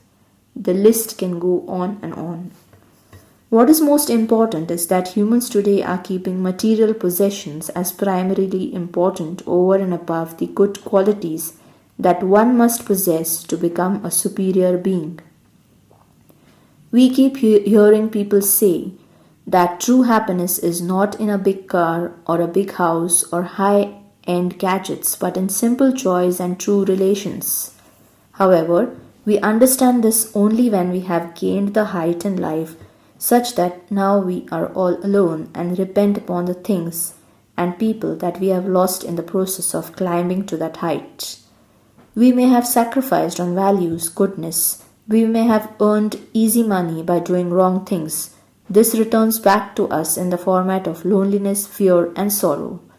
So before it is too late, we should start understanding that we are not here to climb to the biggest of the heights in terms of material possessions, but we are here to climb to the highest peak of true human values. This peak of human values, when achieved, can let us be called as truly superior beings.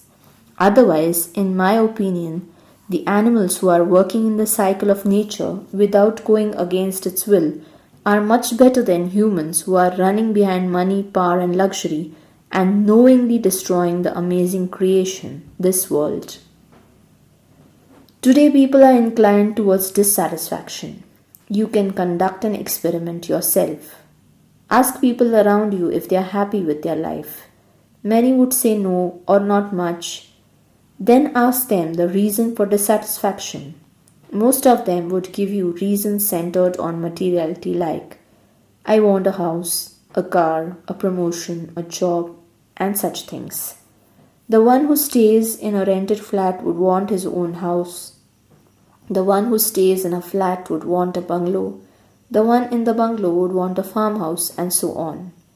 Also, the cycle would be like a person when shifts from a rented house to a 1 BHK, they would long for 2 or 3 BHK, then they would be inclined to purchasing a few more properties, and the race is never ending. Mostly greed based and not need based. This greed leads to unhappiness and dissatisfaction. Also, the more you increase on your greed, the more money you need, and to get that money, more would be the moral compromises to make. All these lead to external dissatisfaction, but the conscious will never accept these things. So, people do not have mental peace and satisfaction. Somewhere in their mind, they are not able to accept the bad things and moral compromises that they have made to earn money. But the superficial status symbolism and showbiz is so overpowering that they are ready to compromise on their peace of mind also. In the earlier days, if a person would commit crime and get a big house or a car, he would not get the respect and status in society. People used to try and keep a distance from such persons. Current state is such that what your material possessions are is important. The sources you earned it from are not given importance. Due to this, people have started assuming that monetary possessions are a key aspect of human existence. However, the natural thinking ability and distinction between good and bad is present in our inner conscious, which humans often make dormant to work their way around with materiality. However, its existence cannot be destroyed in any case.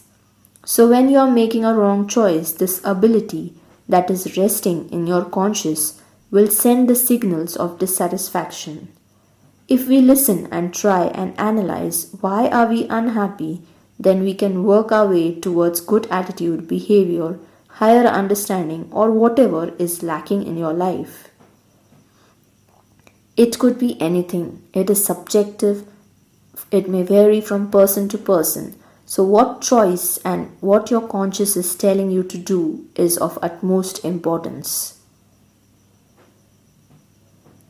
If we keep killing the voice within, we are bound to get all the material possessions and all worldly success, yet feel emptiness in our life.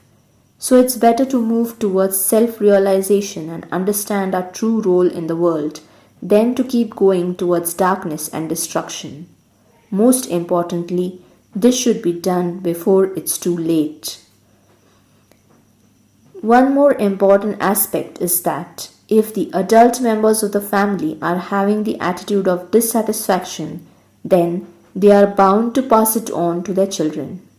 They too start feeling the same and move on the same path of destruction. Instead, if the adults follow a better life and give more importance to values, ideals, peace, satisfaction, sincerity, hard work, caring attitude in using the resources, and so on, it will automatically get inculcated in the next generation. It's the same principle of you reap what is sowed by you. When you sow the wrong attitude, the members of your family, specifically the younger generation, do start behaving in the same way, and they too land up in the pit of dissatisfaction. When this dissatisfaction builds in the world on a large scale, there is nothing but a mad race of materiality and fight for material possessions.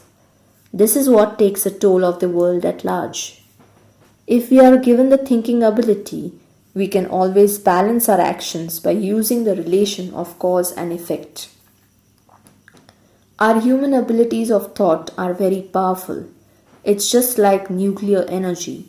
If used for good, it can create wonders, But if it is used for creating a bomb, it will lead only to destruction. Our human thinking ability is more so like this. We can use it to either have positive changes or use it for nothing but destruction. Choice is ours. The moment we change our attitude towards life and start thinking on a broader perspective for global benefit, modifying our actions to suit this, we shall start sensing satisfaction from within. When this inner satisfaction is attained, it automatically gets reflected in our life and of the life of others around us. The more the expectations over ambitious behavior, non acceptance of things in life, comparison with others, and many more things, more will be the restlessness and growing desires. It's totally up to us how to shape our life. Life is a game of choices. You choose right, you go to the next level. If you choose wrong, you lose your life. Your loss will be of your peace in life, not just affecting your own self but affecting everybody around you. The change in attitude is nothing but moving towards the understanding of taking up the responsibility of being humans. We know that all the animals are moving in the cycle set by nature for them. Either they do not think about moving away from it because they are aware of its destructive nature, or that they are not given the power of thinking. Whatever the case is, they are in no way a threat for the world, if related in a broader sense. But our growing irresponsible behavior will definitely cause a threat to the world and its existence, and in turn our own. So, waking up in time before it's too late is essential in the current state. Chapter 7. Making Life Simple. This time my thought process was broken by another phone call that I got. It was of some office work that was to be completed before 10 a.m. the next morning. I knew that since I had spent this day on the thinking and realization process, I would need to spare a little more time in the morning hours tomorrow to complete the work. So I set an alarm in my mobile. I thought about this on the line of our life. I thought it would have been so nice if there could be alarms set for us for doing the correct things. This put me back into the tunnel of thoughts. There was one last step to understand. I had definitely gained an insight into how the things are going wrong, but I now wanted to gain more clarity on the identification of these alarms and wake-up calls that can lead us to the correct destinations of our life. The most important thing is to understand the wake-up calls. For this, one needs to definitely turn inward and reflect upon one's own behavior. If you wish to be really satisfied and get all happiness from life, then one must be ready to accept what our conscience is telling us to do. One may wonder that in the current state of practicality, what the conscience is to do. One may feel that we can't be emotional and do anything that goes against the system. Actually, the fact is that one need not change the system or anything around, but one should change your own self. Also, never ever think that the conscience would tell you to do something impractical or bad. It is your guidance that you have been granted as your birthright. It will remain with you forever, and being human, you will always have the guidance from within. If you follow, you win, and if you don't, you lose. This gain or loss has nothing to do with your monetary possessions, but with your self-satisfaction and living a truly fulfilling and happy life. When in life we improve upon our behavior and attitude, we are in a way contributing towards the sustainability and conservation of everything. So, a person with good attitude, correct behavior, and carrying good values and morals can create a beautiful world. So, improve self to improve the world is the key to true happiness. there can be many steps towards a true and happy self. Let me give you an instance. One of my friends was very successful in life with all the grand qualifications, a great job, perfect family. One would never even think that there was anything to make this person unhappy. But the fact was that the person was very, very unhappy. Also, this unhappiness was not limited to his own self, but his grumpy, angry, and sad feeling affected his family too. Like he would be so tired from his routine that even if to fulfill his duties he would take his family on an outing or dinner, he would be aloof and artificial. Reason: no satisfaction from the job he was doing. An artist by nature, he often used to sense an urge to do something creative. However, the job he was doing was mundane. So, on a deep thinking by his own, he started following his conscience and set up a small painting studio at home. In free hours after work and on weekends, he reserved some slots of time for making paintings. After few days, he realized that he was not only feeling happy and satisfied from within, but also the satisfaction trickled into his other activities. Doing this activity made him recharge, and so he could concentrate on other tasks in a better way than before. Also, now his routine job no longer troubled him. His family too realized this, and they understood that a happy father and husband are more important than the one who gives lavish gifts with tired looks and sad faces. So there was a realization on his family too that the happiness they got from this changed happy person was much better and deeper than getting expensive dinners or gifts or outings. After few years, when he found that he had saved sufficient and that he need not work every day in the routine job, he shifted to a 4-day week schedule where on 4 days he would work in office and remaining 3 days in his studio.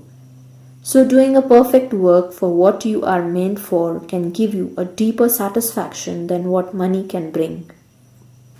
Another real important area that creates a vicious cycle of dissatisfaction is not accepting responsibility.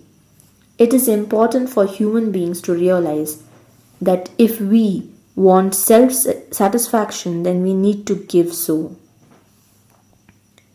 A person who resorts to blame game knows in his conscience that he himself is responsible, either fully or partly, for non-happening of the job or whatever it is.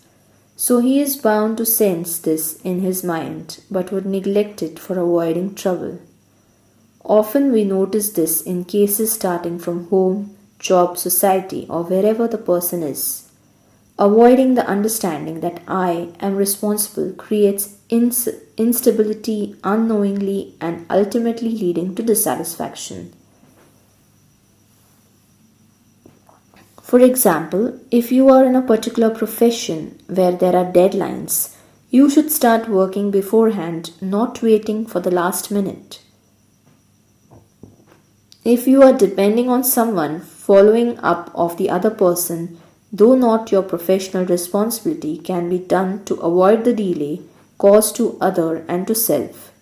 If you do your part, definitely you will not regret later. Even if things are delayed, at least you have done your part perfectly and no one can point out to you. If in the same case you would not follow up, the probability was that the job was delayed would be more. Also, when there would be some problems and penalties due to the non-fulfillment of the job, it would be much natural that no one would want to accept the problem and the responsibility. Then the person on the other side would keep telling that you should have reminded, and you would keep saying that it's not my job to remind you. You should have been more careful. Leading to the first major thing, that is, job not done. Second, unhappiness at both ends. And third, a spoiled time and relation. Now, if at all, one or both parties would have done their parts responsibly, then there wouldn't have been such a situation. The most important and crucial part is who would take up the responsibility of doing so. Here too, there would be the game of pointing fingers, like let him start first and all such things. Instead, accept your own responsibility and avoid trouble. Why to shift blame? Take each job that you have accepted as if it was you who are responsible. There is no need to blame game then. Also, if the situation arises that you had done your part but the person in front has not done it, then he can no longer blame you since he too knows you had reminded him. I can give you a funny example on this. I was working in an office as a trainee after my education. My boss had a very bad habit of playing this game of blame. One of our clients used to bring this document in a dirty, untidy envelope. Our boss did not like him doing so, but never pointed out straight away directly to the client. Instead, as the client went out from office, he used to grumble about his behavior. When the work used to be completed, as a professional, it was necessary on his part to hand over documents to the client in a nice, tidy envelope, neatly writing his name. But he did not do so. Instead, he used to preserve that dirty envelope and hand over the documents to the client in the same one. The client too did not like this. When he used to be out from the cabin of our boss, he used to say, "Look at our boss. He takes so much of fees from me. He is a professional and still look at him. He does not even want to shell out some money for a new envelope." Interesting was that the client too never pointed this out to our boss. Both were just blaming each other indirectly for unprofessional behavior. This same cycle went on for a few months. I was a listener to both the people, but I never said anything as it would not have been a good thing for me to point out the mistake of either. After a few days, I decided to step into the situation. When the next time the client came, I accepted the dirty envelope filled with documents. However, I was carrying one purchased by myself, in that I shifted the documents from the client's envelope and wrote in neat, clean handwriting the details of my boss to whom it was to be given. I did not intimate this thing done by me to either of them. Since I wrote in a little varied handwriting, my boss did not realize it was written by me. When he accepted this envelope, he had a big smile on his face and said, "That's good. Now the client has finally understood that he is wrong." I chuckled in my mind. Now I thought, let's see what happens next. When the work was completed, my boss did not use the same envelope but picked a nice one from his drawer, asked me to print the client's name and address on it, and put all the documents in it to be handed over to the client. This time, when the client collected the documents in the brand new envelope, he was amazed. As he came out of the cabin of my boss, he said, "At last, your boss has learned some professionalism." I did not comment, but just gave him a faint smile. Now was the real fun. The next time the client came, he got all the documents in a nice new envelope with all requisite details written on it, and my boss too gave them back in a brand new one. Later, I never had to step into the matter of the envelope exchange. This was such a basic example when the blame game was played for so long and no one wanted to take up the responsibility for change. Neither my boss nor the client. Now, who started it is not important. What was more important that who could have ended it. The point here is how the cycle could have been broken by accepting responsibility by either one of them. If one could have thought of making a positive change, the other automatically can do so. We as humans often don't realize that we are wasting such a lot of time and energy in this blame game. Instead of doing this, it is actually better to accept responsibility and proceed. Won't this make our own life and the life of others more simple? Often in the process of cursing each other, we don't realize that we are doing nothing but boosting our ego. There is a thin line of difference between self-respect and ego. We definitely must have self-respect, but we should not have the ego. Specifically, in doing a good deed, we should not pamper our ego.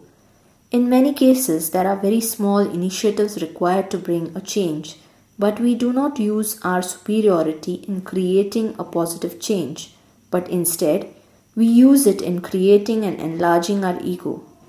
If we think upon this part, we can realize that this is the main reason why most of the time good things are pending in the pipeline and take very long to materialize. Also, any differences of caste, creed, religion, language, or other such man made things can be very easily bridged, even if one of them from the differential category decides to do so.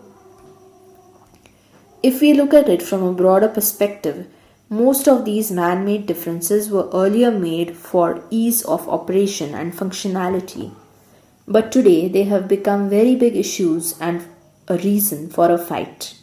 This fighting is nothing but of ego on both sides. No one wants to bridge the gap and take the responsibility of doing the good and extinguishing the differences. This is making life complex unnecessarily. Take an example. If we consider language, we find this was made or invented for communication. Today, this has become a barrier in so many cases, like people are fighting on whose language is more superior. The main purpose of communication is eliminated. Instead, who would be learning the other language and whose language should be preferred is becoming the cause of fights and problems. Can we not make our life simple by understanding the broader perspective that is we as humans have made the language to communicate and not to miscommunicate?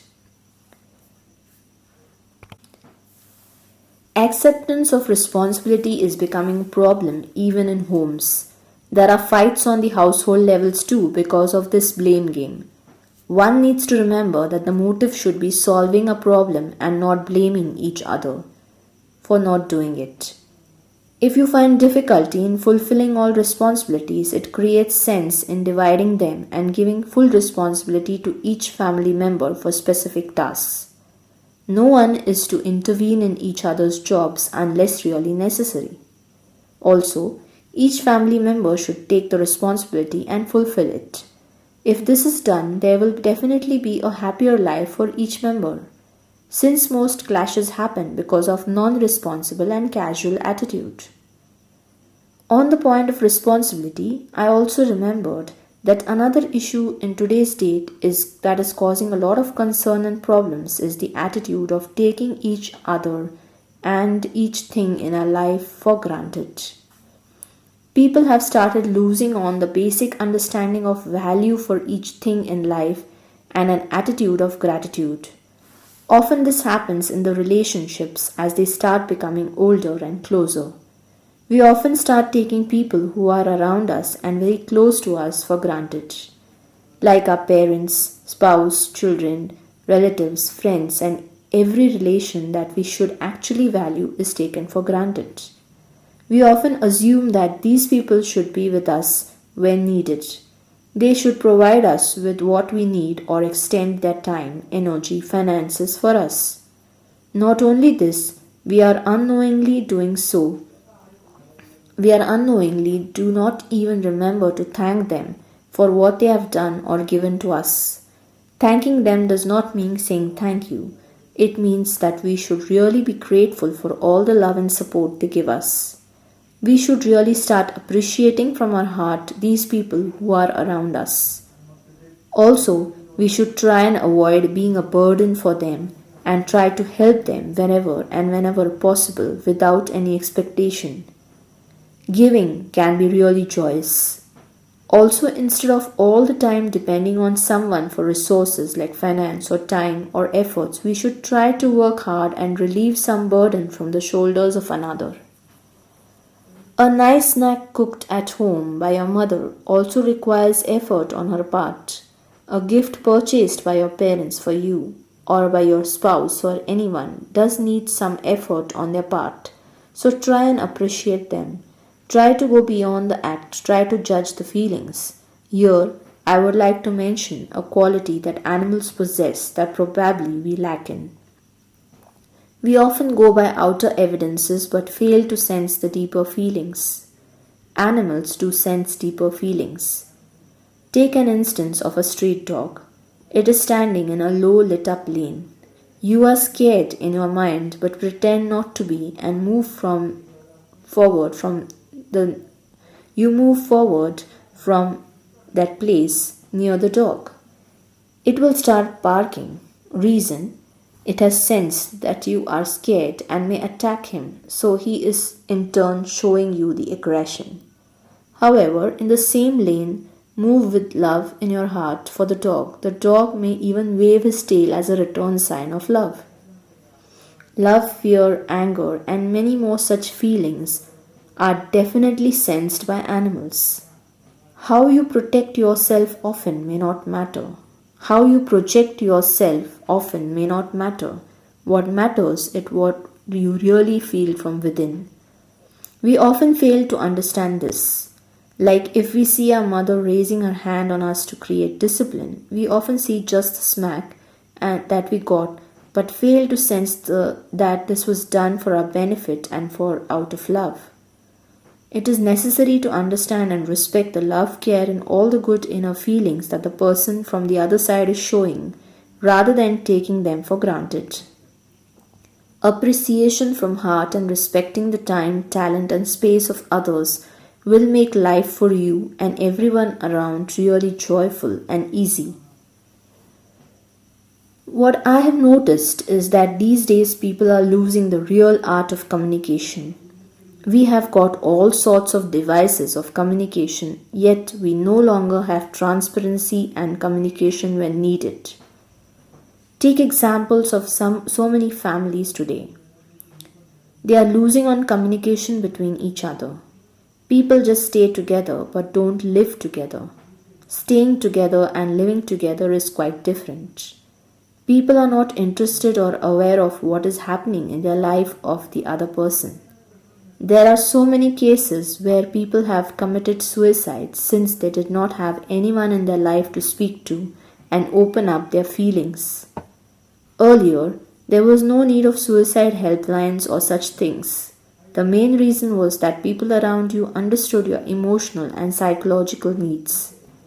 Today, we are more inclined to communication on social media and telecom or emails, but have lost the beauty of loving and clear communication that the family would enjoy chatting in the living room or over a dinner table at home.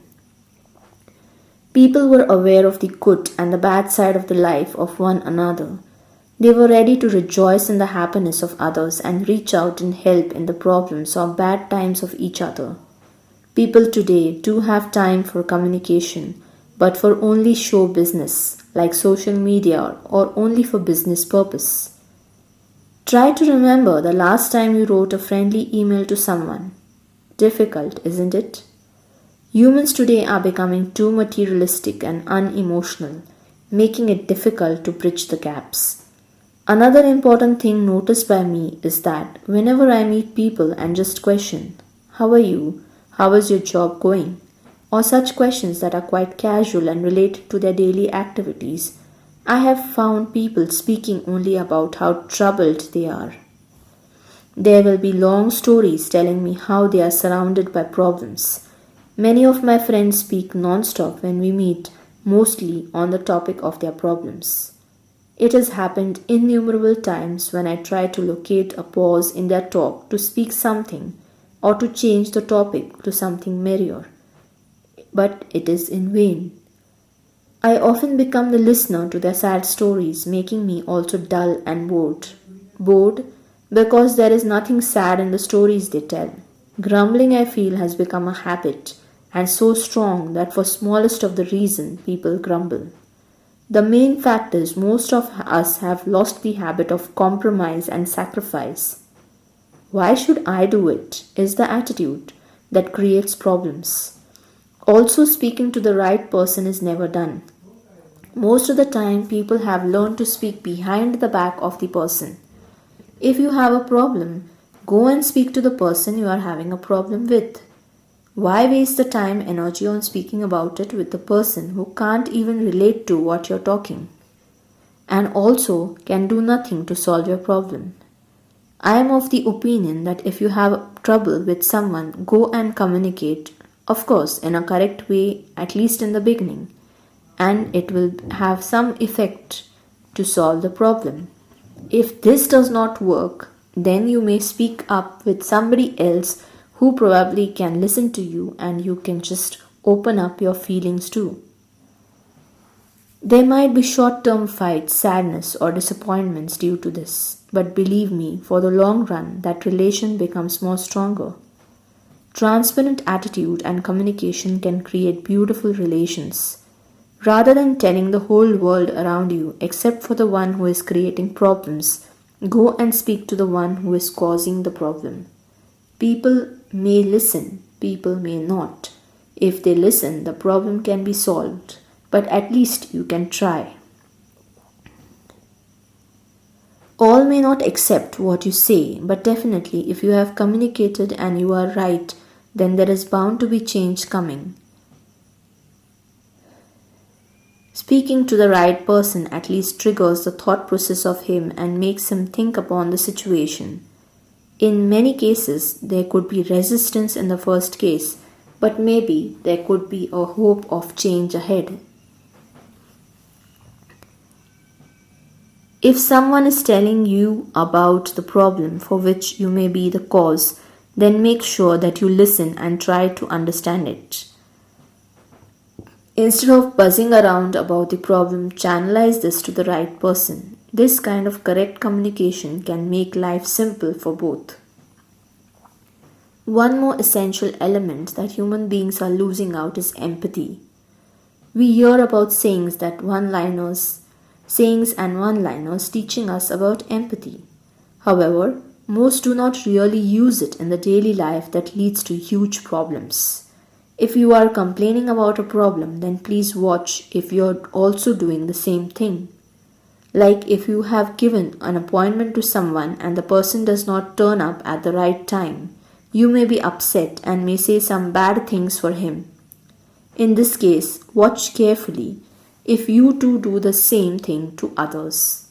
Many a times we find people grumbling about something, and the next time they themselves are landing up doing that very thing that they don't want others to do with them. Avoid a dual mentality. We are aware about the fact that the universe rests upon a law that what we are going to give is bound to come back. So if we want something from another, we should also give the same to the world. So if you want things to change around you, it is a must that you start first from your own self. Another important thing is that it is easier to teach people with our own example than to teach them by advisory notes. We often find that everything has a cost in this world except for free advice. It is good to have real concern and guide others when you know things are going wrong.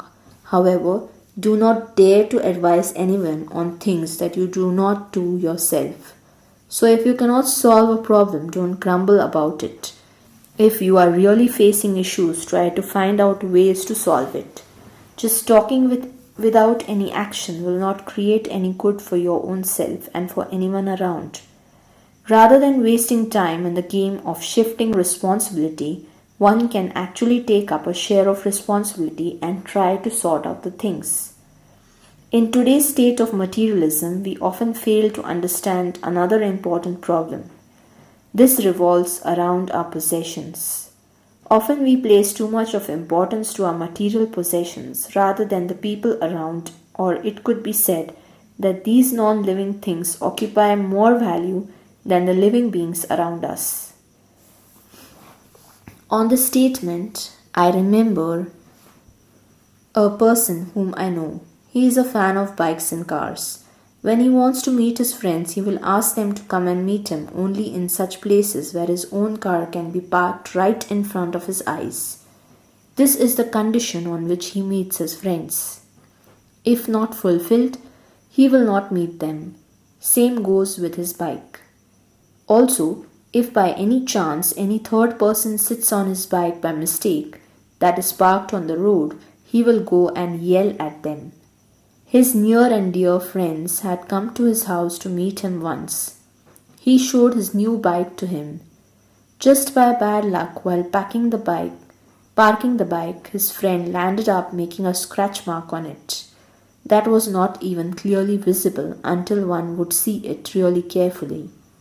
Yet this bike fan was so raged that he broke all the relationships with his best friend and swore that he would not speak to him for the lifetime. In this process, he became alone since he had lost the long relation of 10 years of a loving friend. Yet, he placed the bike in priority to his friend. Another example is of a mid aged person I know. He too is a car fan and has 3 cars in his possession. Having a medium family size, he uses the car to travel with his family. However, the condition is that he will drive it and no one else will do. His wife too earns for the home and has a back problem and hence cannot drive the two-wheeler with ease. She actually needs the car for travel to work. Yet, we used to see her driving the two-wheeler. Never would she drive any of the 3 cars they had. When questioned, she would say, "Forget it. I'd rather suffer by driving the bike than listen to 1,000 instructions from my husband regarding his car, and God forbid if any damage happens to his car, I don't know where the matter would land up, maybe even a separation." For me, it was astonishing to see her state of pain and the car lying in the garage covered up and unused. I wondered why the husband gave so much importance to the car instead of giving importance to his wife and her discomfort. It was like he could see his wife in pain but could not bear the scratch on his car. Most importantly, they were quite well off and there was no financial issue, so in case of any damage to the car, it would be quite affordable to them. Also, the wife was a good driver herself, so no reason to complain about that. Another thing that poked me was that they had 3 cars. Couldn't the husband spare even one for his wife? Many people often forget about the happiness of their family and others around and give more priority to things that are a utility. We often become slaves to the material possessions than making them our slaves. I remember a well-to-do family keeping the mixer grinder covered up in a box. They never placed it in the open, fearing that it will be spoiled. The wife used to remove all the covers, then clean it and then use it every time she needed it. Though required frequently, this was not placed on the kitchen table but was all wrapped up. So each time a lot of time and energy was wasted on an unnecessary task. I, being in the accounting and law profession, used to compute the things in terms of its average life, then divide it by the number of years to get the yearly cost. Each person, I feel, should look at this aspect of wear and tear. It's good to use this thing rather than keeping it in a closet. One should think over this point. Are we purchasing things for our utility, ease, and to make life simple, or are we buying them as a showbiz or just because it is available? Also, how much time and energy is to be dedicated towards the maintenance of a particular thing or object is very important. I can give you my own example. The car I have is just a utility for me. It facilitates comfortable transport. I can purchase things and dump them in the car without need to carry them, and it prevents the pollution, dust, bad weather, etc. from harming me. I do not waste time in cleaning it every day. Internal, my car is clean all the time, but exterior may be cleaned just once a week. Specifically, during rainy season, even if your car is mirror clean at home, within 10 minutes of your travel, you will find it in the same state as it was earlier. So why waste time and energy on such things? I rather pay more attention to the timely servicing and change of the required parts to keep it working well. I have seen people cleaning their car every day for hours or taking it for a wash by paying quite a bit for it. But when it comes to timely servicing or paying for a specific part of it, then they will not want to do it or are not willing to spend. So it's like the car is a showbiz, not a utility. It's alright sometimes to have a hobby of showbiz, but not at the cost of your own self and of the others around. Like people would meticulously do the cleaning even if they are tired or have something more productive to do. When asked often, we can get the answer. It does not look good. What will others say? Again, why think and give so much importance to others? Are they going to help you in cleaning this car? Most of the time, purchases made by people may be made on impulse or made for meeting up the competition that others have placed on you or for having something different than what people around you have. In this process, most people land up spending unnecessarily. They spend on things that have no real utility or real joy in the purchase. Just like people often question me, why haven't you changed your car since the last so many years? Even if I earn sufficient to buy a new car, I would rather not go for the dead investment. The process would be like I buy a big car just for showing people that I can afford one. So I spend a couple of earlier invested funds for its purchase. I lose on liquidity, I lose on returns that I was getting on investment, and the car is not used since I cannot drive it in the heavy city traffic. It is just lying unused in front of my home in the parking area, requiring money to be spent on its maintenance. Also, I am scared of it being stolen, so I need to install additional security measures. I need to make up for my savings lost, so I start charging people more or even deriving money by unprofessional ways. Instead of doing this show business and leading a stressed life for others, I would rather not buy a new car and live a peaceful life with the satisfaction that yes, if I need to travel, I do have a car and it suffices my need. Also, in such a case, I do not unnecessarily waste time on earning more and more money, but instead, I can spend time, energy, and resources that give me true happiness. This, I feel, is the key to happiness. Don't enter into the competition of material possession. Rather, if we compete for being better individuals every day, we will develop a better goodwill for our own self, and trust me, you will never be scarce of material possessions.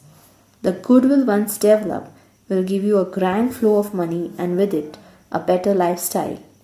For this, one needs to be a little patient and understand that it takes time to establish a good name. But once done, you do not have to worry about business or promotion or anything in life. After all, the entire world needs good people and it takes care of them. Even if you have short-term problems, they will not last long. So stick to your good work and principles that are based on the guidance of your conscience. I see people around me driven by the craze for new things and material possessions. They do not understand the need for savings, investment, and need-based spending. When money flows into the hands of a person today, he thinks of where he can spend it. Easy loans and encouragement to spending by availability of new products each day is landing up many people in trouble. They are not able to understand that managing cash flows well leads to a mentally relaxed and stable life, a life free from worry.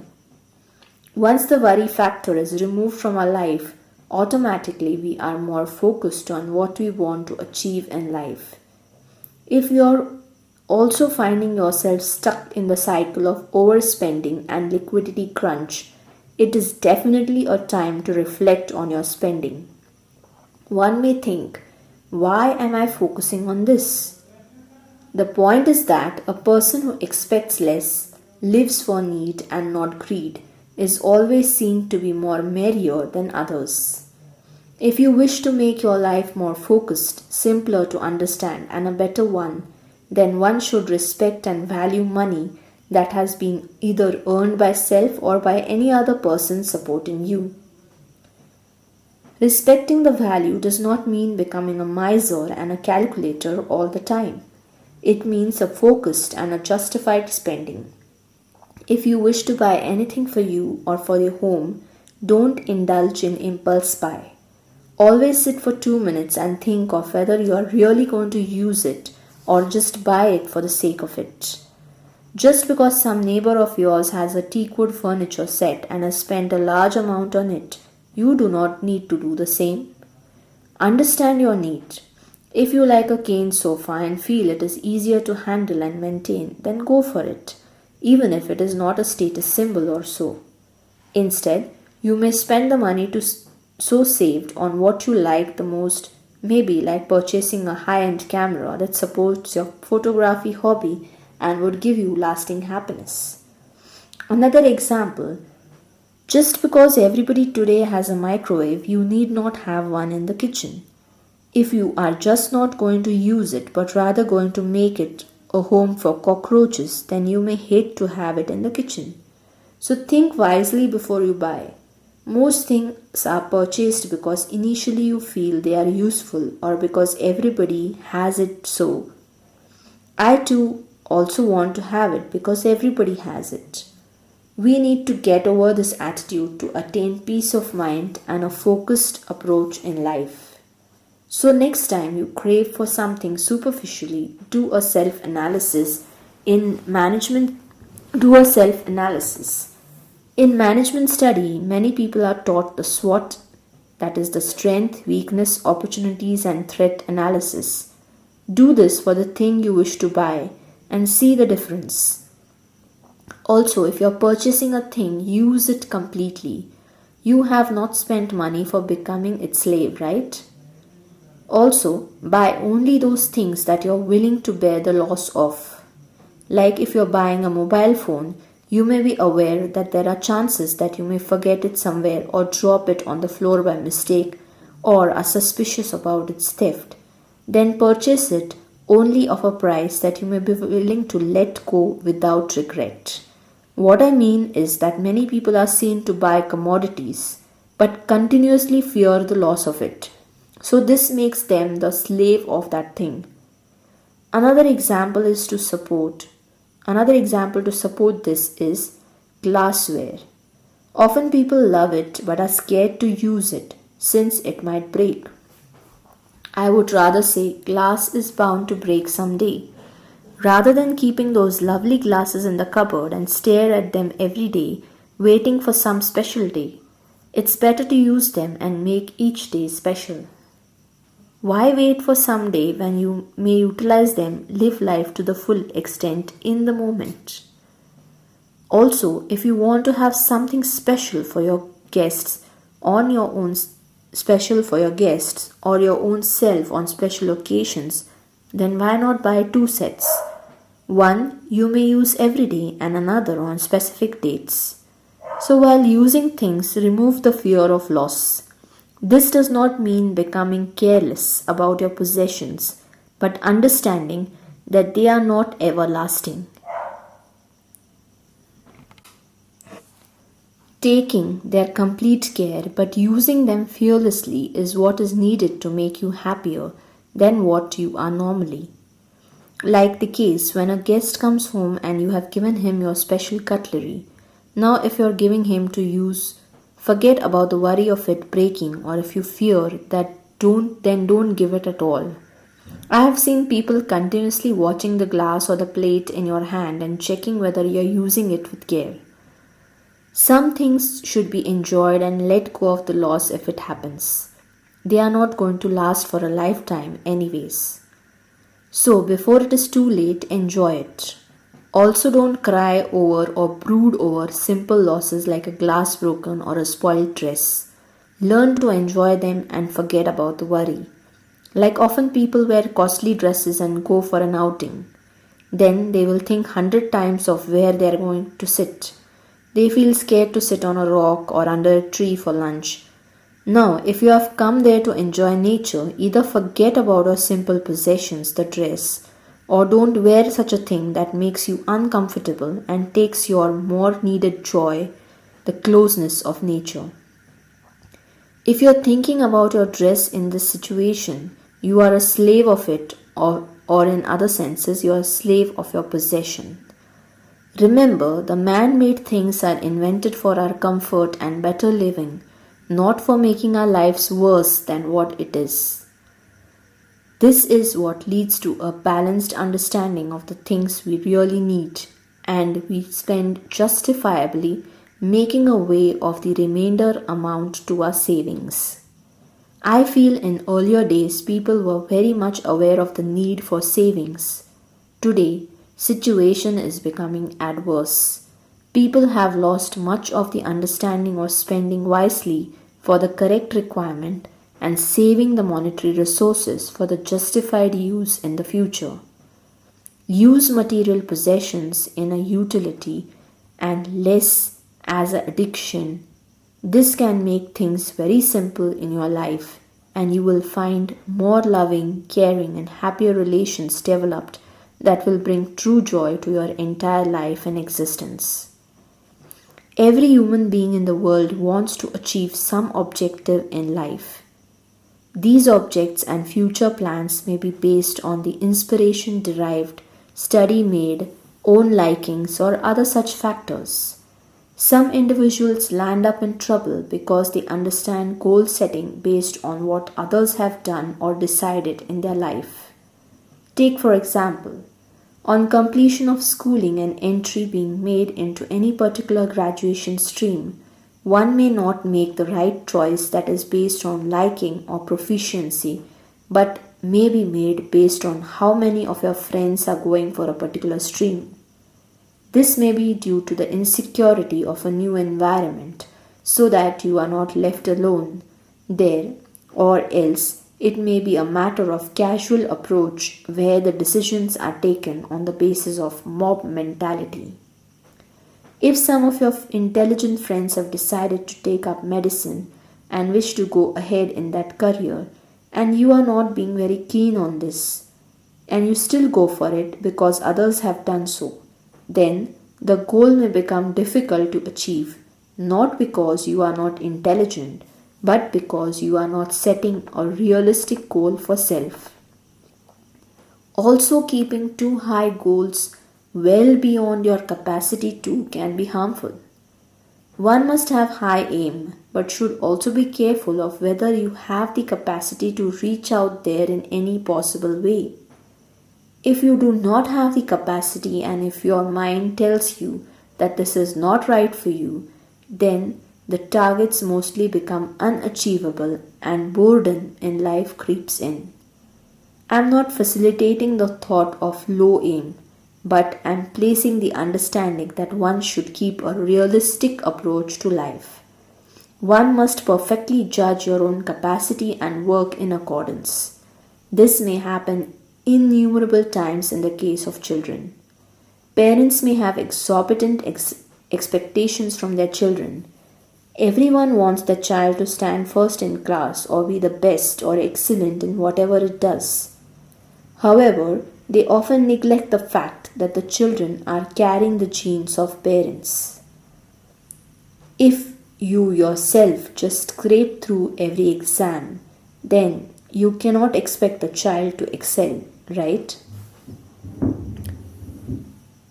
Yes, if the child has the capacity to be better and go ahead, definitely hard work is a must, and the child should be encouraged in a positive way. Just pressurizing the child will do no good for him or the parents.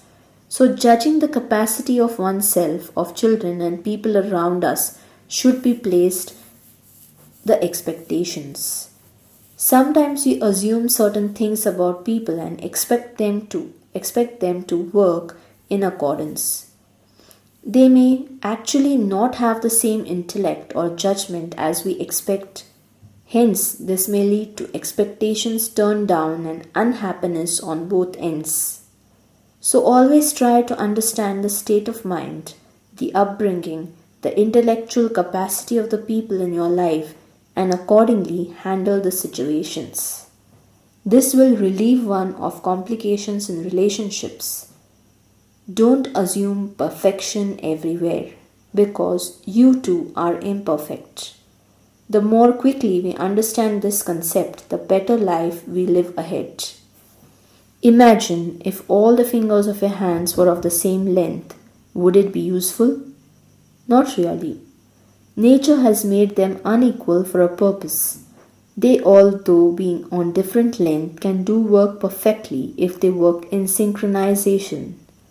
If they sit and fight over who is better, then no work can be done. Hence, accept the unequal intellect, understanding, and behavior of people. Each one is needed for the world to work in sync. So never grumble upon what the other cannot do because of his limitation of capacity. Take an example. In an office, there are people specialized in different fields on different jobs. All may not be of the same intellect, but all are equally needed. Like though the housekeeping staff is not very intelligent and cannot understand any managerial angle of the management, yet they are very important because the job they do cannot be done by the manager. Even amongst your friends, you may find that each one of them have different qualities, all equally needed to work as a team. If one has a good sense of humor, another may be philosophical, yet another may be strong with a zest to do physical work, another may be a planner and leader. All these are needed in different cases. Also, it's wrong to expect a particular type of thing from a person who does not have the capacity. Like, if a manager continuously gets irritated with the housekeeping staff that they do not understand good planning and management, then the manager himself is poor in understanding because he is expecting something beyond the capacity of the other. This will lead to irritation, unhappiness, and bad work on both ends. Hence, one should not keep expecting over or beyond the capacities of a particular person. This will only bring sorrow. Of course, an able but lazy person can always be encouraged and forced to utilize his skills and capacity to the fullest, so that he makes the contribution required to this world. As we need to accept the limitations of an ability that people have, humans should also start accepting certain limitations to our own life. The most important limitation is of the time span that we have in this life, the time that we actually are alive. Never for even a minute in your life forget this. When you start accepting that I have to leave this world someday, most importantly when I am not aware of, that is the time when you actually start living. Knowledge of death and the acceptance of this for our own self and for others around us is what can actually lead us to a better life. It is often noticed that everybody behaves very softly and nicely to a person who is on his or her deathbed or is struck with a deadly disease. This is because the people around him know that the time has come when this person is going to leave us and go. However, there are so many cases where there are sudden deaths of so many people in the world. No one really knows when ours or the other person's time is nearing and taking him towards the last breath. So, isn't it better to treat our every day as its last and live it to the most of it? Why wait for retirement to do something that you like? It is possible that you may not reach that age. Why wait for tomorrow to work hard and fulfill what we really want to do? Start early, start today. One should try and ease out the unnecessary complications that we create in relations.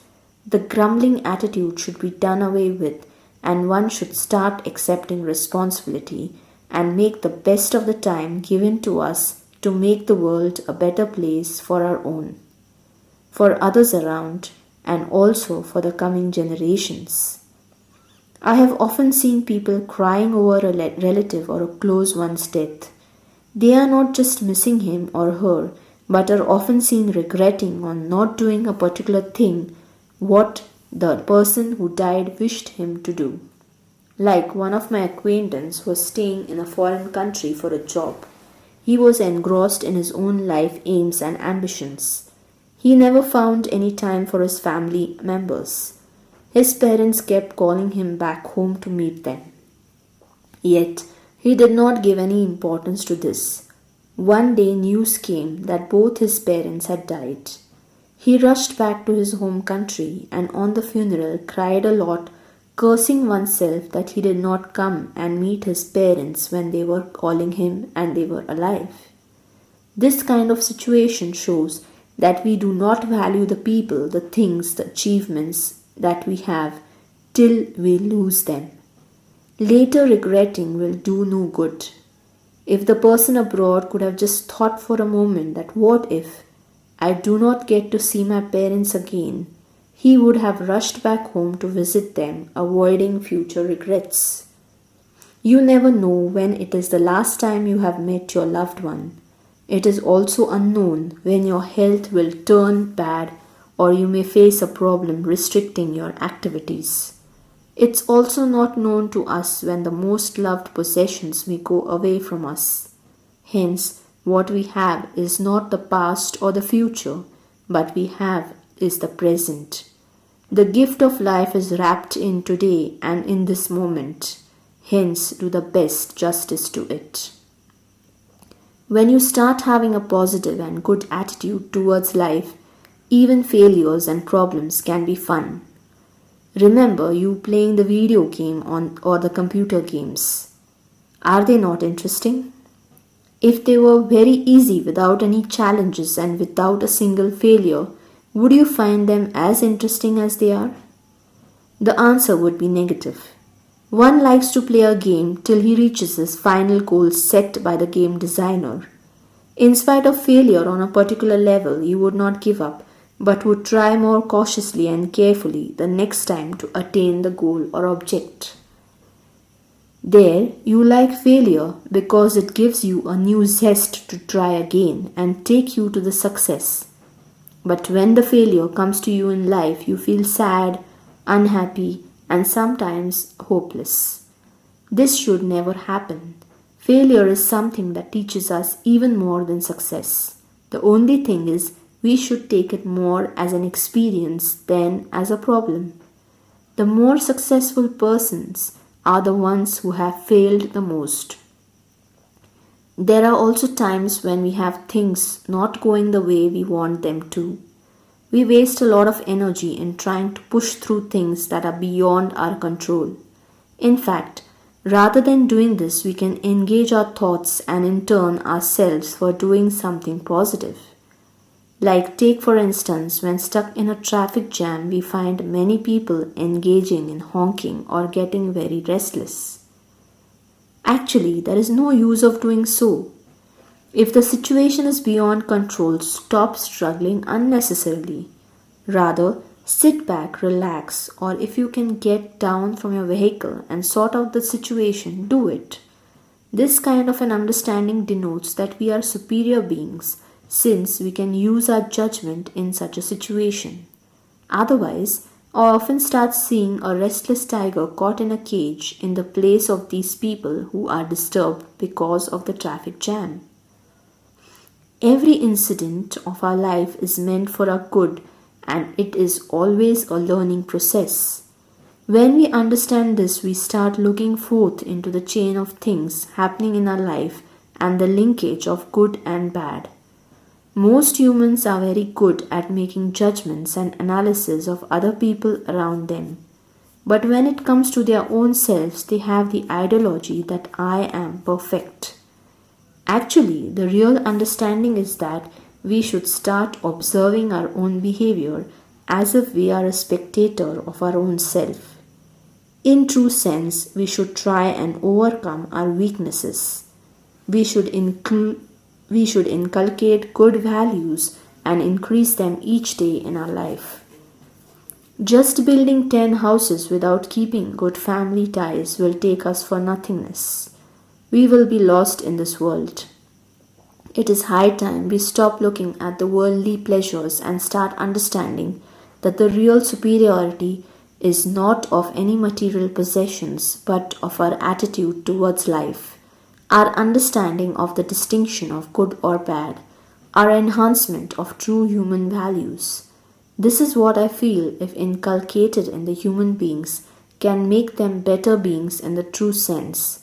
And when, in our actual good values are imbibed in our character and attitude, we will, in fact, stop the distinction of superiority and inferiority and will move into the feeling of gratitude to this entire nature and world around us. We will definitely bow down into each and everything present in nature around us, since every living being is a living book to study. When we become truly human beings, we will start studying each aspect of nature and will start appreciating it beyond all limits. Also, we will not feel in any way that we are detached or separate from nature, but will start feeling the oneness in all living things and strive for the well being of each and everything or being around us. We will start caring for everything as to be our own. Truly appreciation, love, and care for each thing will be felt, thereby making the world a better place. I suddenly felt a bright light shining within. My mind was lit up. I thought for a moment, isn't this a kind of awakening which every spiritual person seeks? After all, spirituality is nothing but turning inward and feeling the oneness with God, or in other words, with each and everything with nature around us. This concluding thought sent shivers down my spine, since I could clearly relate what great spiritual gurus and people had mentioned. Each of them had a common thing to share. They all have said that true understanding comes when you start seeing God or the superpower in everything around you. If we keep away the superior inferior complexes and just look around, we will sense the importance of everything and will feel the presence of the superpower in it. We will start acknowledging the importance of each and everything or organism in creature in this world, since nothing or nobody is waste. Every single thing or being is important. I could sense that this thought process had led me to a great understanding, the understanding of clarity of our existence, clarity of our being, and the grand feeling of oneness with the entire universe. In spite of being a small speck in the entire universe, now I did not feel myself or anyone either superior or inferior.